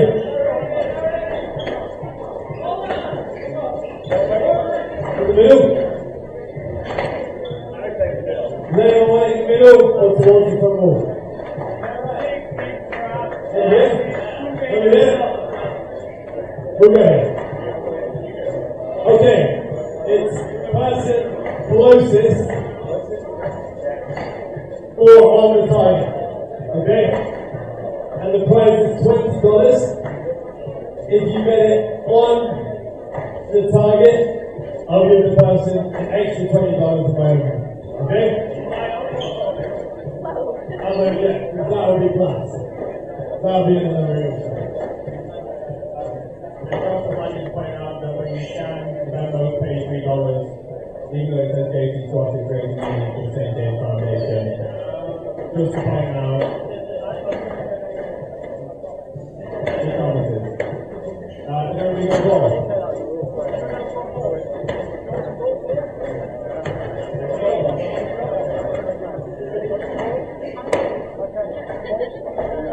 Okay, are we ready? Are we ready? Yes. 3, 2, 1, throw those balls! What? There we go. Remember your number. Yeah. Remember your numbers. Don't just throw it. Oh! Oh, it's looking good. Looking good.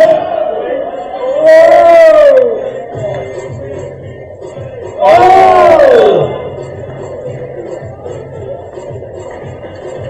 Is that everyone?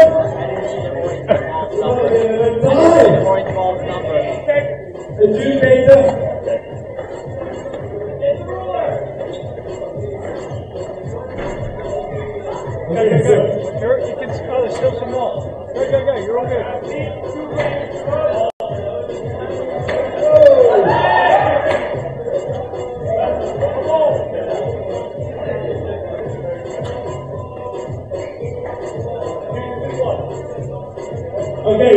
one time. Whoever screams louder for yellow or orange wins, okay? Yellow! Orange! 53! There we go. Right, who wants to pick up these balls? Let's go! Let's go!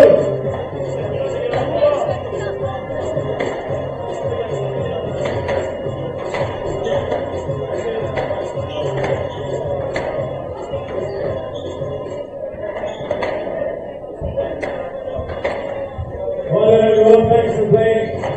That's turned into a really good course.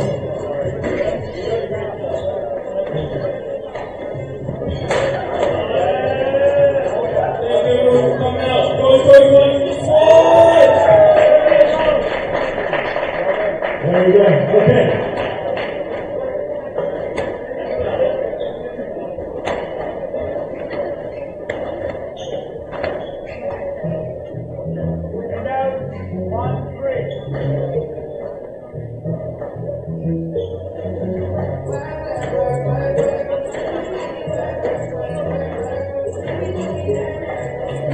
Okay, without further ado, let's go with our next two players on the court. From Canada, and the local favourite, Danielle Ray.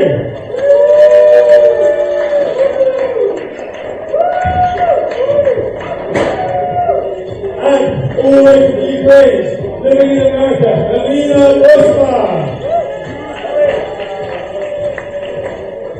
Good luck, ladies.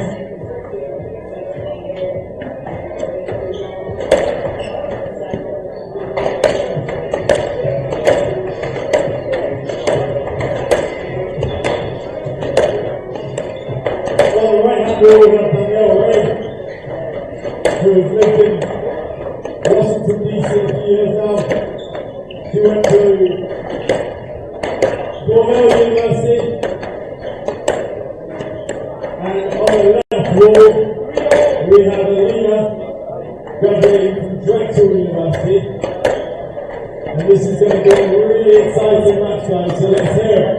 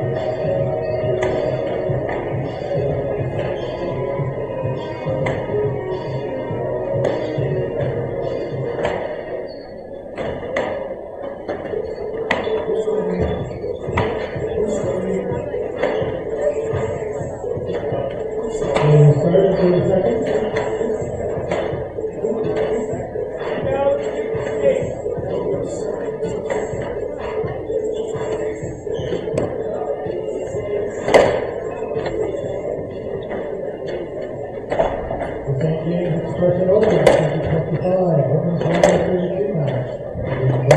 Drain the serve, and Ray of Canada to receive. Going for 5 games.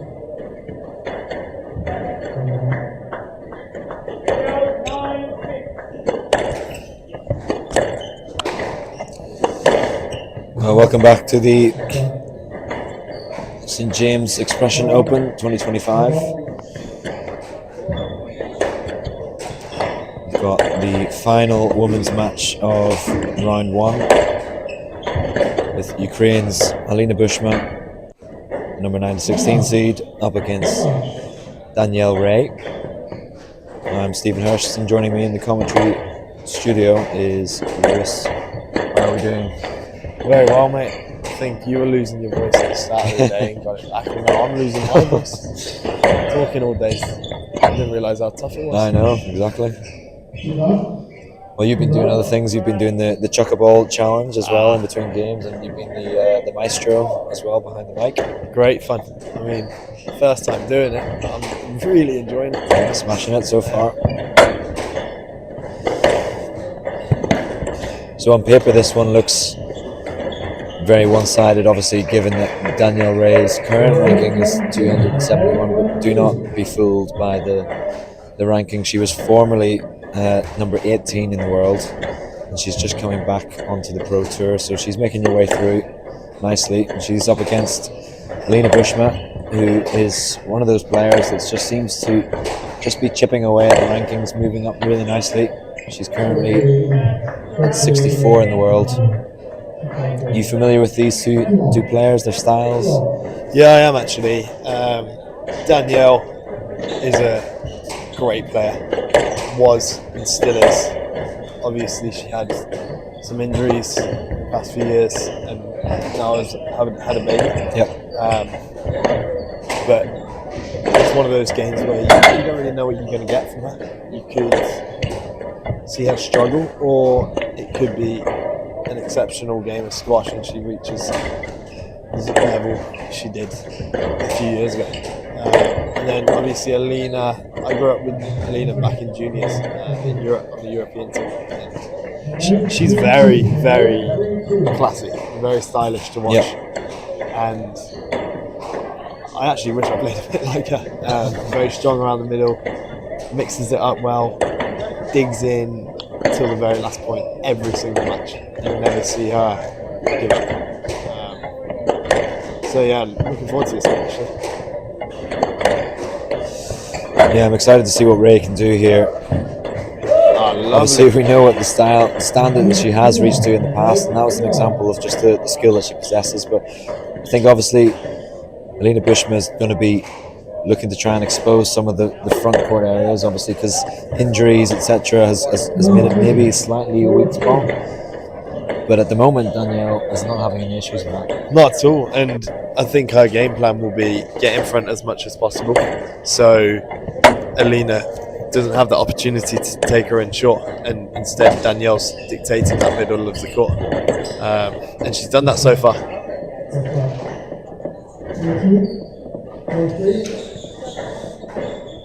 It's 4-3 at the minute in this opening game. Yeah, she's come out the blocks flying. Too many words. We've already spoken too long. There we go. Yeah, on the first point, she kind of gave up on a shot and I thought, is she injured? And then here she is 4-0. It makes it quite tricky for your opponent, particularly for Alina Bushma, to sort of gauge when to go in fast, when to go in short, and not to overuse it too quickly. Yeah, it's always tough playing someone that's coming back or that mixes up whether they're feeling good or feeling bad, because you don't know. You say to yourself, I'm going to play my style and my game, but in the back of your head you've always got, oh, they might be able to get to this, so they sometimes force it a bit too much and don't stick to their game plan. Nice cut across. 6-4.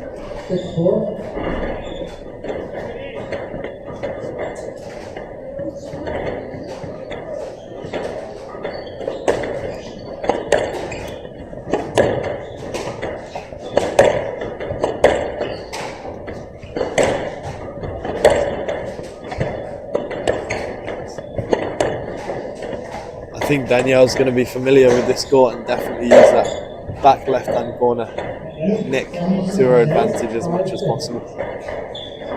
Well, it's her home court, isn't it? This is where she's based, isn't she? She's coached by Josh Taylor and a little bit of Gregory Gaultier on the side, which is not a bad combination with a little bit of Gaultier on the side in the coaching corner. I mean, I'd rather have a bit of Josh Taylor on the side than Greg Gaultier at the front, but it'll do. Hopefully Josh isn't watching this. He will. He'll be watching the replays, don't worry. Yeah. Yeah, I think that coaching style would work very well because you've got Josh, who's a bit of a philosopher of the game, and then on the other hand, Greg is very intense. Obviously, played at that very top level. And both had their unique spin on things. It's a lovely kill there from Ray. She's keeping within a touching distance on the scoreboard. Definitely, and if she's feeling good after this first game, there's no reason to not push on. Well, 32 years of age, Danielle Ray, and in contrast, we've got Alina Bushma, just 24 years of age, so slightly different in terms of stages of the career, but that experience does really help in the long run, doesn't it? Yeah, I mean, she'll win a couple of points just from experience, the know-how of the court. Experience over youth can sometimes come out on top. That's a great shot. There we go. What a shot. Let's remember as well, Alina Bushma is the defending champion of this title. Now, obviously, as she said in our Q&A last night, it's not really a defending champion because the jump was a 6K to essentially a 30K. So, although she's defending champion, it's a tougher draw, that's for sure. Yeah, I mean, if she can defend that, she's on a good trajectory to the top. If she's winning this tournament, then there's no reason why she won't be top 30 in the world. But we're talking ahead of ourselves here. So. 3 game balls now for Bushma, Ukrainian number 1.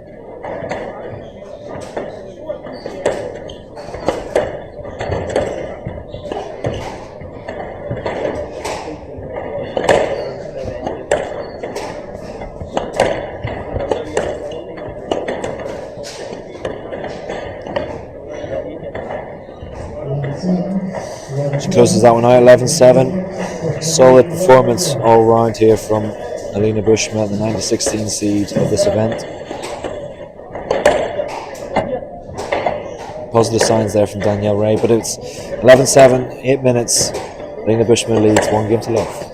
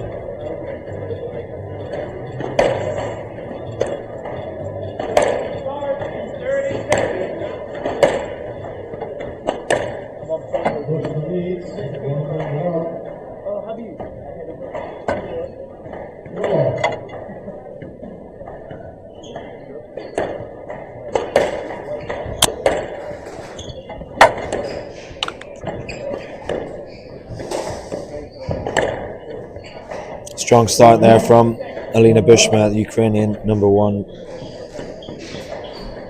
highest ranked ever Ukrainian female player in the game.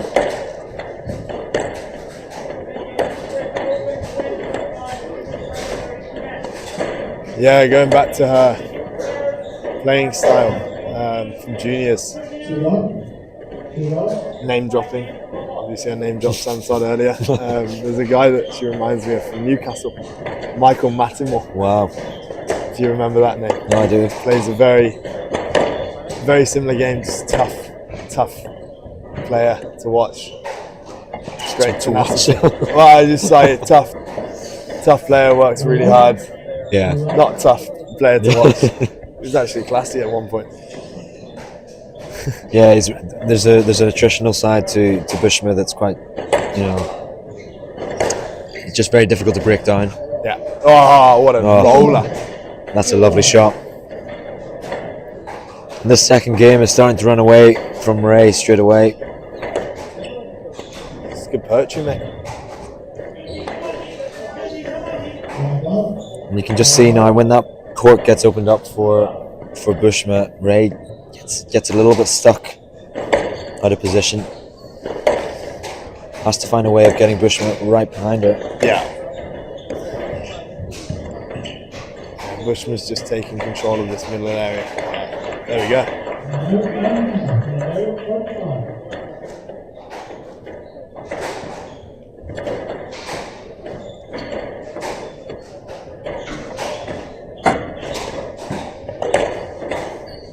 There we go. She's got the tee. Sustain this pressure. Oh, it's a nice boast. Oh, she sent it the wrong way.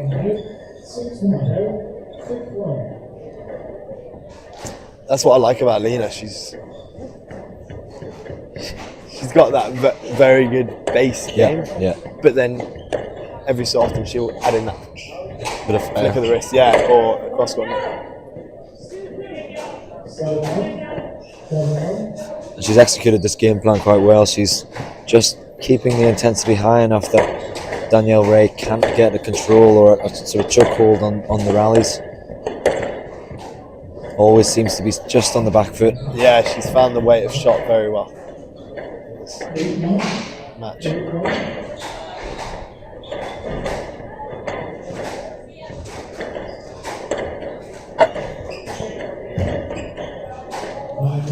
It was a nice shot off the serve, but Bushma is a very, very fast squash player. Picks that one up quickly. Yeah, Danielle didn't really move to that, did she?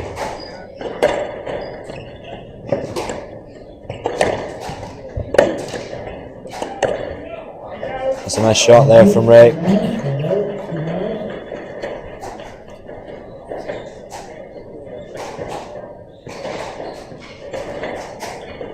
When Alina turned up yesterday, I thought she was here for a football event. What shoes was she wearing? The shoes she was wearing, some T90 T90. soccer cleats. It's a throwback, isn't it?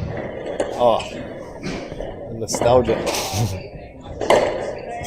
8 game balls now for Bushma, and that's all she needs, 1 point. She takes that second game 11-2. Very convincing fashion so far here for the Ukrainian #1. Just 5 minutes required for Alina Bushma, the 9-16 seed of this event. She leads 2 games to love in just 14 minutes.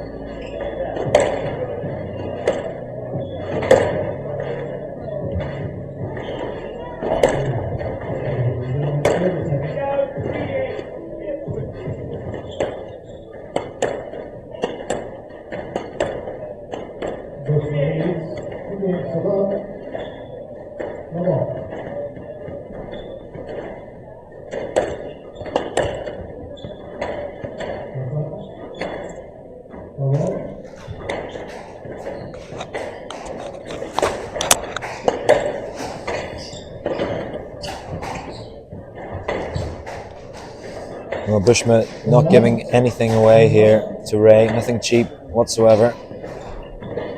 It's a real mountain to climb now for Daniel Ray, former Canadian national champion twice.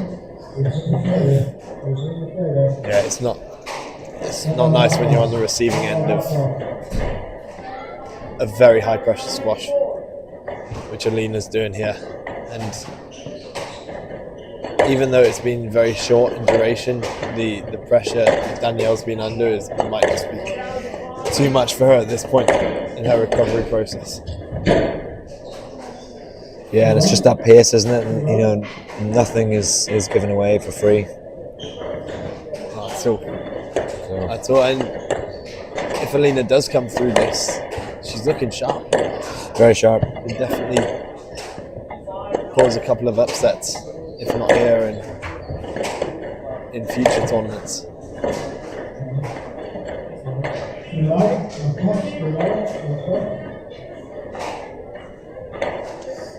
Well, she'll play the, if she does win, this winner of this match either way will be playing Saran McGee of England. She's the number 5 seed. And I have to say, if it is Bushman that does proceed, yeah, she could really cause some problems for Saran.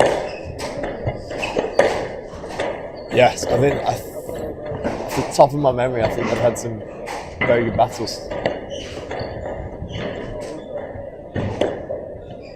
They'll be both up for it though.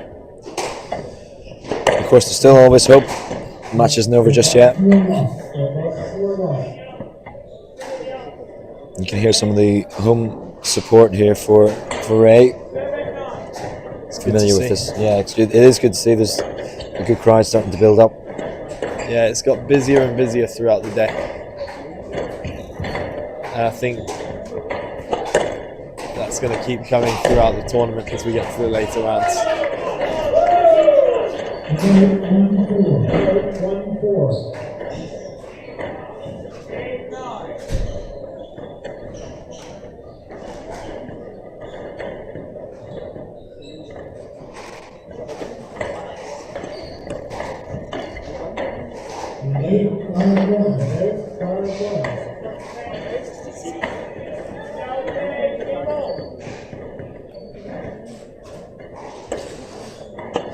Convincing start to this third game here for Bushma. Much of the same really throughout the rest of the match. Yeah, it's a great poster. Whenever we say it's just a commentator, it's got some time, isn't it? I mean, we should stop. We should just shut up. Stop talking. Yeah, I think that'd be better for everyone. But if she wants to stage a comeback, this is the time.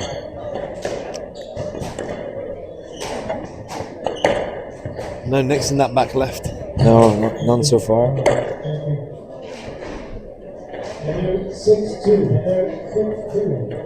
But you can see the glimpses of Ray's class. I mean, she's a phenomenal player, and those glimpses really tend to come when Bushma creates an opening or gives something loose. Definitely. She's just injecting that quality.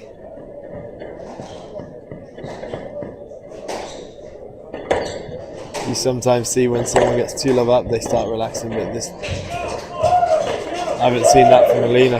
Yeah. He wants to get off this court as quickly as possible.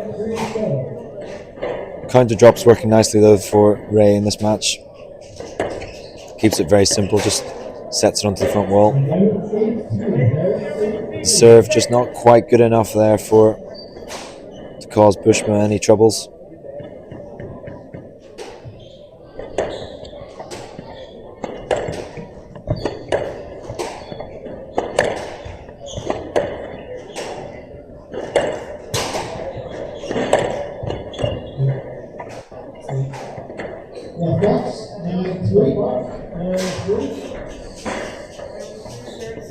Bushma's now cruising to the finish line. Just 2 points remain for her to close out this match.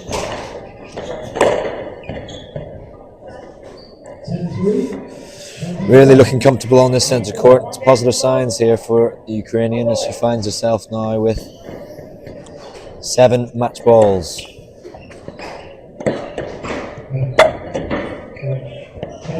Chance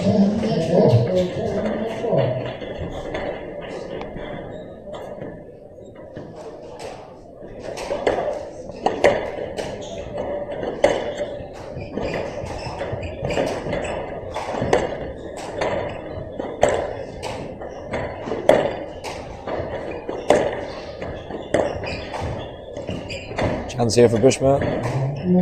And that's the winner. The Ukrainian number 1 closes out the match in pretty emphatic fashion throughout the match. 3 games to love for Bushma. Wow, what a great performance. Wow, what a great performance. Let's give it up for Daniel Ray. Give it up for Daniel Ray.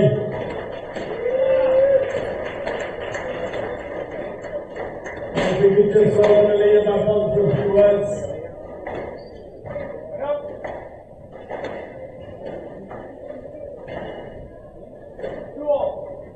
Congratulations. First question I've got for you. Everyone thought yesterday when we did the Q&A, you were telling that for soccer from your shoes. So can you explain what that's all about? No, we love it. It's a throwback, but we thought you were playing a different tournament when we didn't know.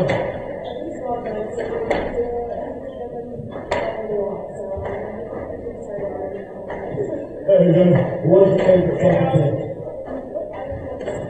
Oh, okay, well, I'll stop. Anyway, back to the squad. How did you think? That was a very good performance, by the way.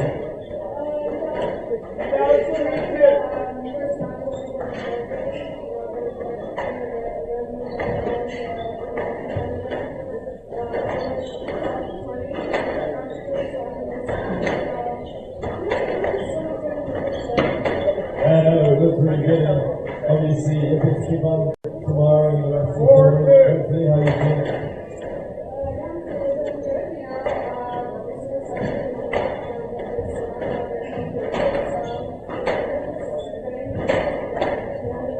There we go. Thank you very much, Alina. Well done.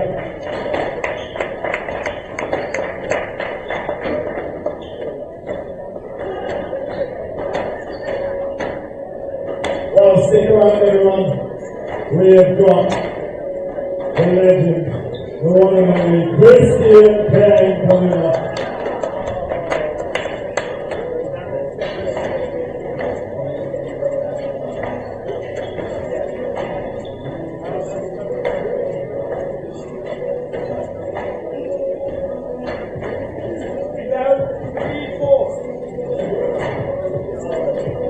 I've heard the bars open 21, it's over 21.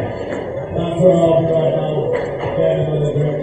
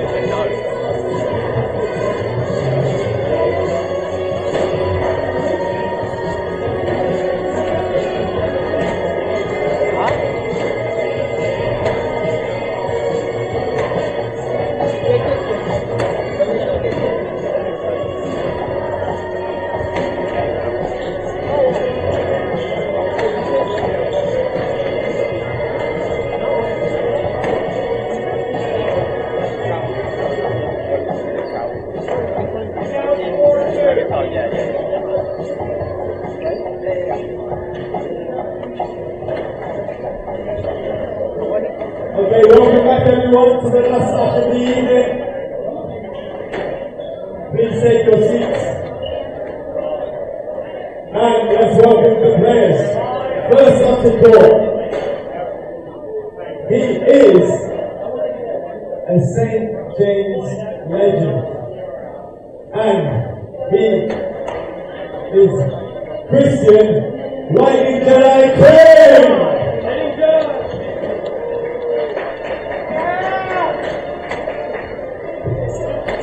And from England, Christian Miller from Top Walsh!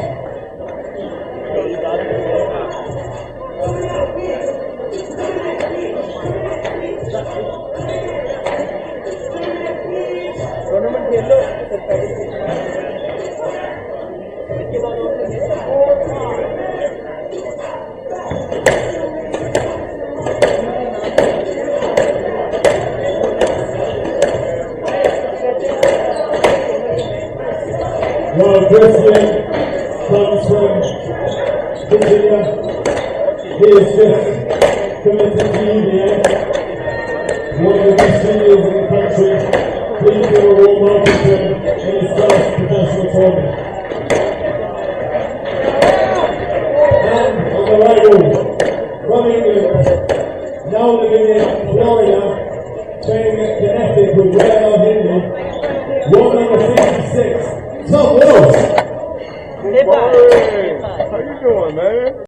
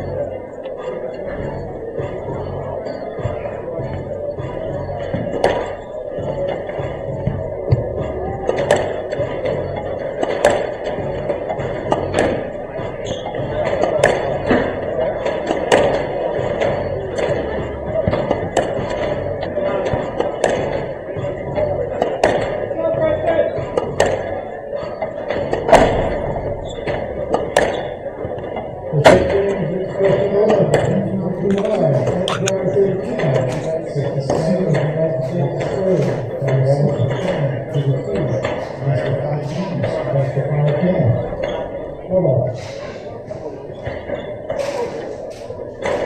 welcome back to the St James Expression Open 2025 first round matches.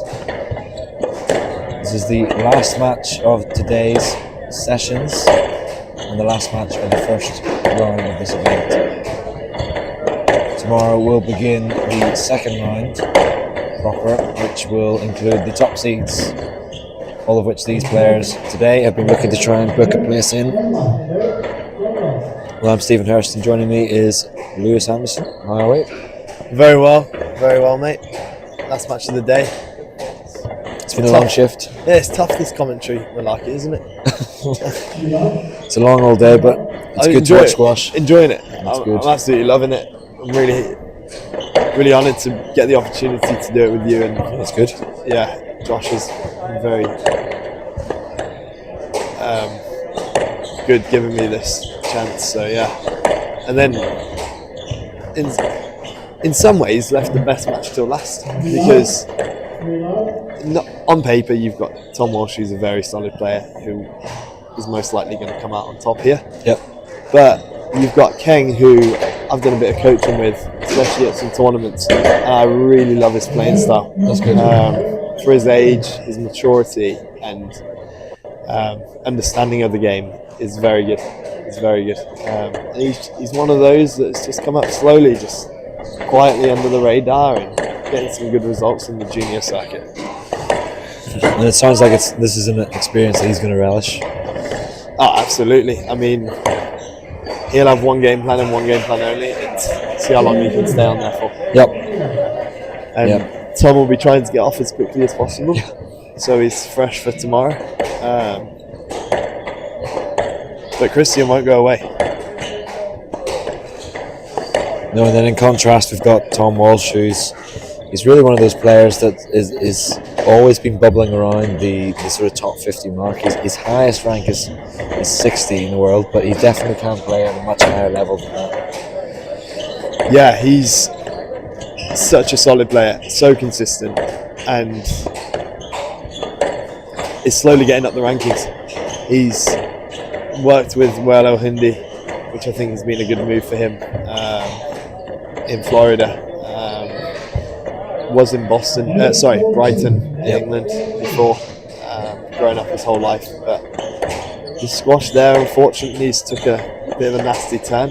There's not much going on anymore. So I think he made the right decision to look elsewhere. And he's looking very good, and especially this season. You know what you're going to get with him. You're going to get hard work. Yep. Solid around the middle. Hits his corners. And always challenge the top players. And believe it or not, he's despite his ranking only being at I say only, but he's represented England multiple times. Quite often the case is dropouts. But what he has done is every time he plays for England, he gets massive wins, and he very rarely loses. And it's kind of the point where I think he's definitely a much higher quality player than his ranking, and I hope to see this season he really starts to push through that top 50 mark. Definitely. I mean, when you play for England, there's obviously a few pullouts that you can sneak in, and I think that's been a great opportunity for him to play for England and take that opportunity. I know some players didn't take it because they said they didn't gain it on merit. Which is up to them, but I think playing for England, learning and understanding that environment is crucial to your building blocks in the pro game. Oh, for sure. Yeah, I agree. It's going to make it an interesting matchup with these two, because this is a fast and furious rally. Yeah, and you see Tom Walsh 6-2 up, just asserted himself a bit more than Christian, but it is very quick. I don't know if Christian's used to this. He trains with Finn Withington a lot. Another ginger, that's very true.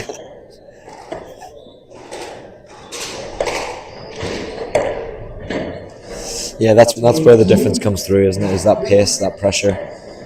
And for someone like Kang, he's going to be able to match that for the first few rallies, but this is where Walsh will just continuously put that pile of pressure on. Indeed.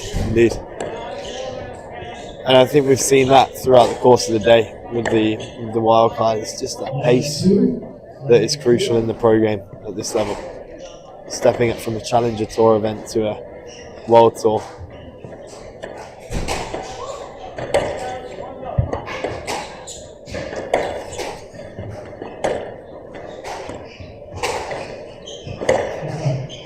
Well, I'm sure Christian's dad, Raymond, will be in the crowd. I'm sure he will. He will be. He'll have his notepad out, and he's got basically an AI brain where he will calculate every winner, every error, every missed volley during the game. Wow, and that's impressive. You will see an array of different symbols, signs on this, and he'll go again for the next. And he saves them all, and it's a very interesting way of understanding how Christian plays. He explained it to me at the last tournament. A lot of it went over my head, but it would go over my head. He said it makes sense to him. So, there you have it. There you go. It's a human AI. So if he can figure out how to beat Tom Walsh, he's got to put a patent on that. Well, he's definitely going to have to address the analytics after that first game. It was a bit of a dominant display so far here from Tom Walsh, the Englishman. He took that game in 7 minutes, just 11-3 on the scoreboard. He leads 1-0.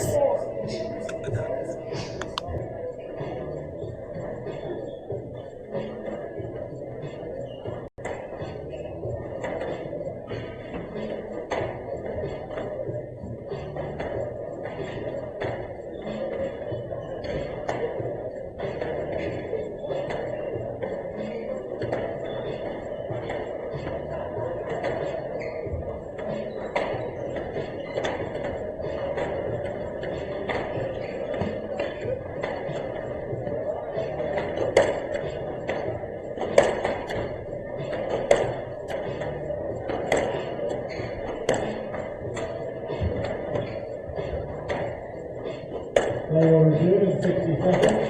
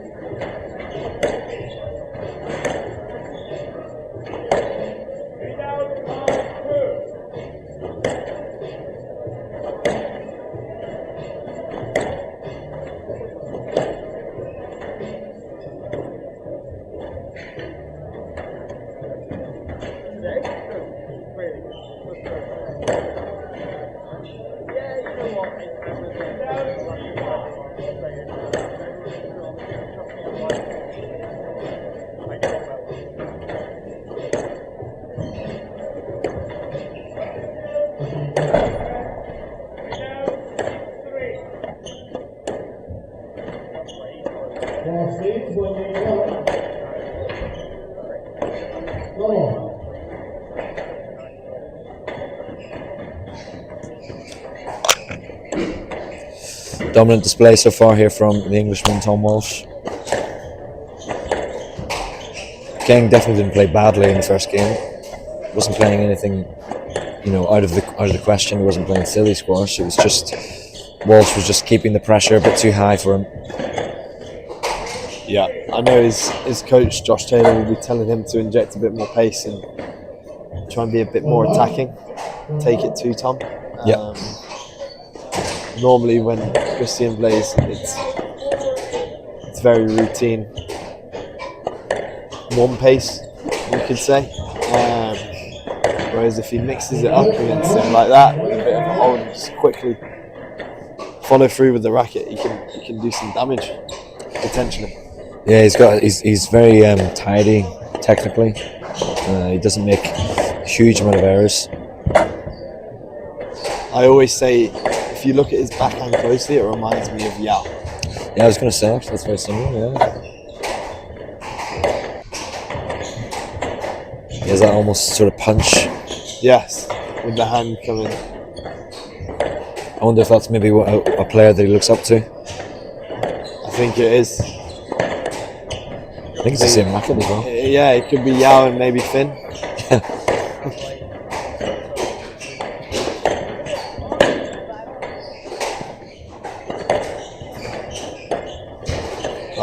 I'd much rather watch Yao. Agreed. Oh, great shot there. There again, he's pushed up on the tee and he's been rewarded for it. What he does do well though is he'll almost brainwash someone into getting into that one pace that suits him, and he can go all day long.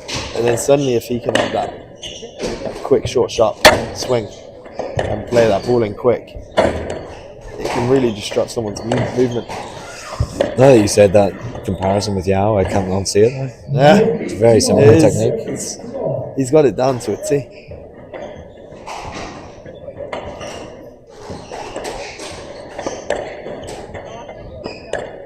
That's all you're going to be thinking about. That's all I can think of, yeah. Even the way he stands up pretty upright.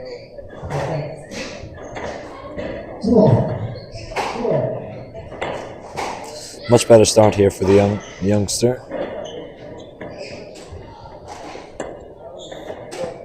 The question is, how long can he keep it going?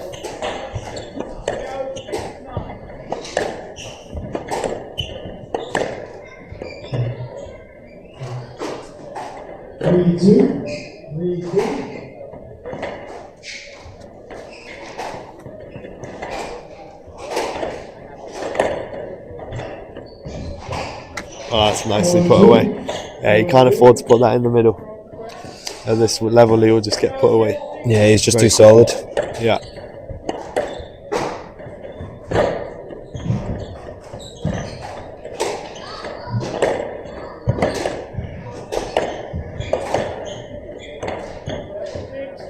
Yeah, just as you said there, anything that's loose is going to be punished by his higher seeded opponent. Yeah, Tom's very good at taking away that middle of the court and just shutting you out with that kill. I remember playing Tom late last year in a tournament, and that was the key point. Just whenever he would get in front of me, I knew I'd be put to work in that middle area, just on that kill, like he did there. Yeah. He's a very good shot player in terms of working shots. You know, he's not necessarily aiming for the cross-court neck roller or the straight drop into the neck. It's always just making you stretch that one bit further. There we go. Yeah, he's not a go-ad, you could say, but he definitely knows how to move that ball around. It's a welcome error there for Kang. He'll need a few more of those.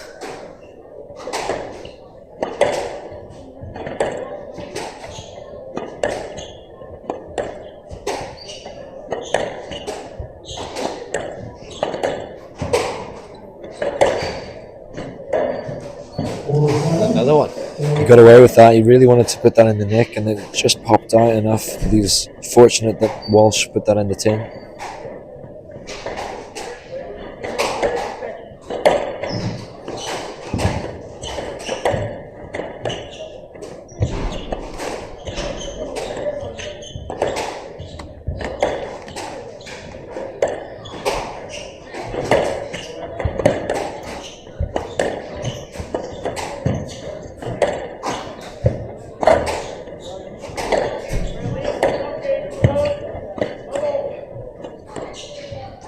It's really nice work here from Christian Kang.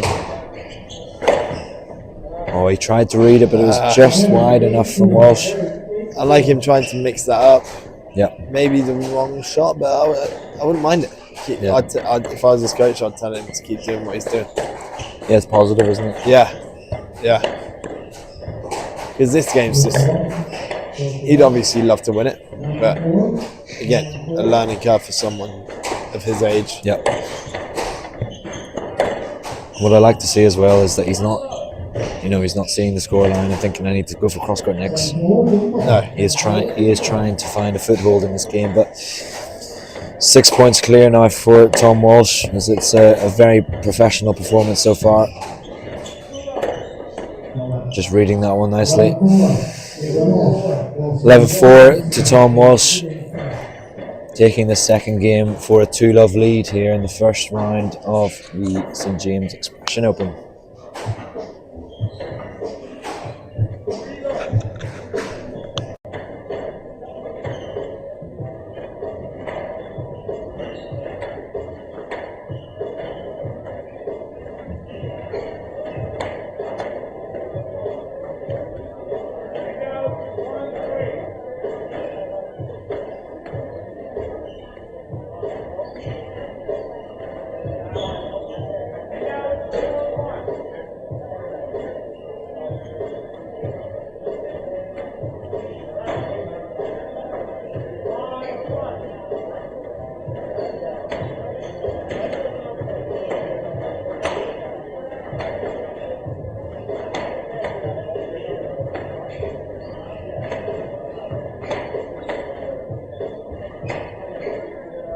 And we'll resume in 60 seconds.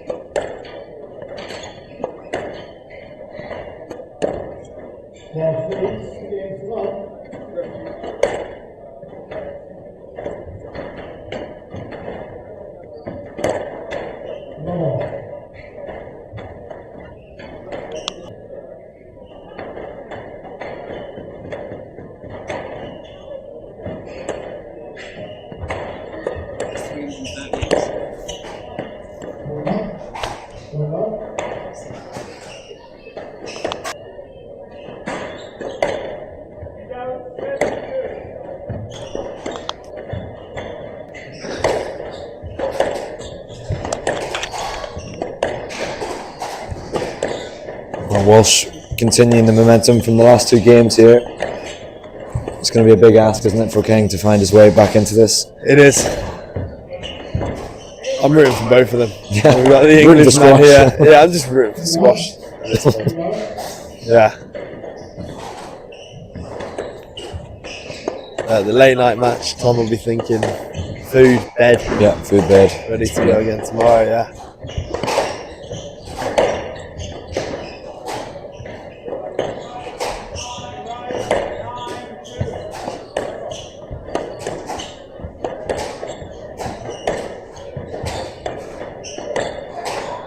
The winner of this match will be up against Shahjahan Khan of the United States. He's the number 8 seed. Now, I would put, I'd fancy my chances for Tom Walsh if he does go through as he looks like he will do. Number 8 seed Shahjahan Khan, very tough player, but the way that Tom Walsh plays, it's not a bad chance, is it? Not at all. And Shah Jahan's a bit too inconsistent for my liking in that number 8 spot. He can play some very, very good squash, and I've seen that firsthand. But Tom's solid game could be too much for him. He's very reliable, isn't he? He's one of those sort of players that you're never going to get a very bad version of Tom Walsh. It's always very solid. Then he can also go up that level. Yeah, and it's consistency is the word that always comes to mind. Whenever I see him at a tournament, and whenever I did in juniors, he always had that same consistency. He always used to go and practice with a solo, with his headphones in, getting that rhythm. His warm-ups were very substantial cool downs, and never really see him make an error. Just an overall tough opponent to play against. I like that word, tough, today. Tough is a good word.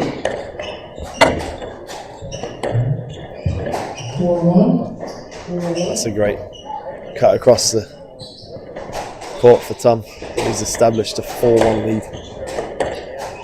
And Walsh is also pretty tough in terms of long rallies. He's actually part of a record holding longest rally ever.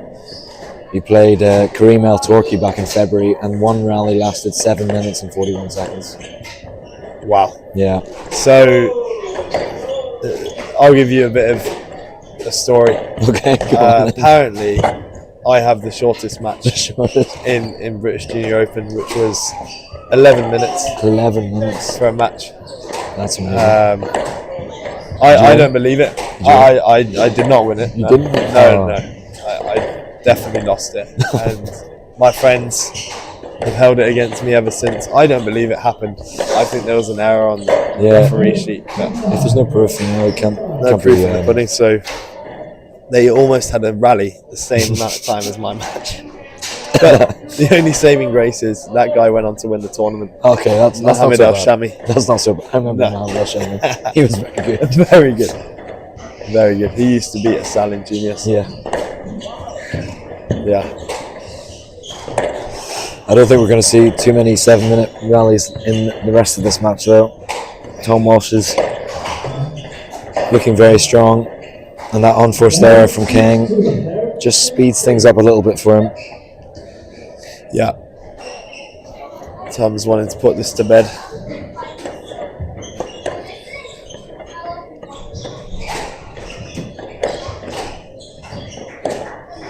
It's good to see the juniors around today. Yeah. There's been a lot of school kids passing in and out, watching and playing. And again, we talked about it at the start of the day. Hats off to Josh Taylor for getting this academy set up. Yeah. For sure. And there's a junior event running alongside this, isn't it, this weekend?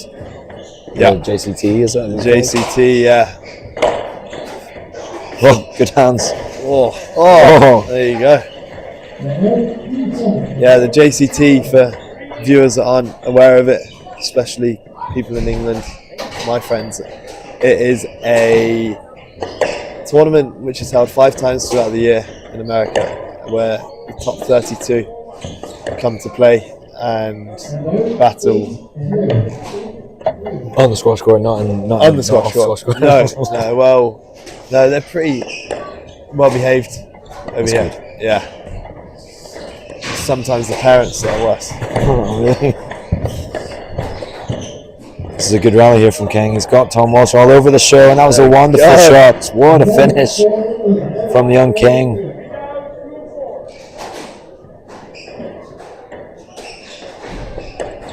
It's been really exciting to watch, actually. Yeah, it's been a very stylish player. Very stylish player, yeah. What you see is a lot of players, so he's going to UVA, he's just committed.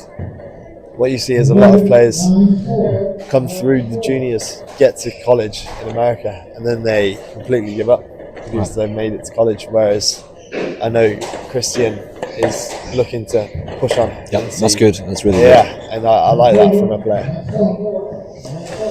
But unfortunately, Tom Walsh, the Englishman, the higher seeded player in this matchup, just a bit too strong, and he finishes it off with a elegant cross-court neck, dispatching the young up-and-coming American junior. 3 games to love. 24 minutes is what took Tom Walsh in a very consistent match. 3 games to love. We'll join courtside with Lewis.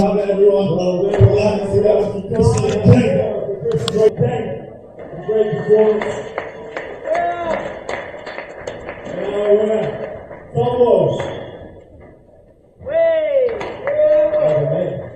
How are you feeling?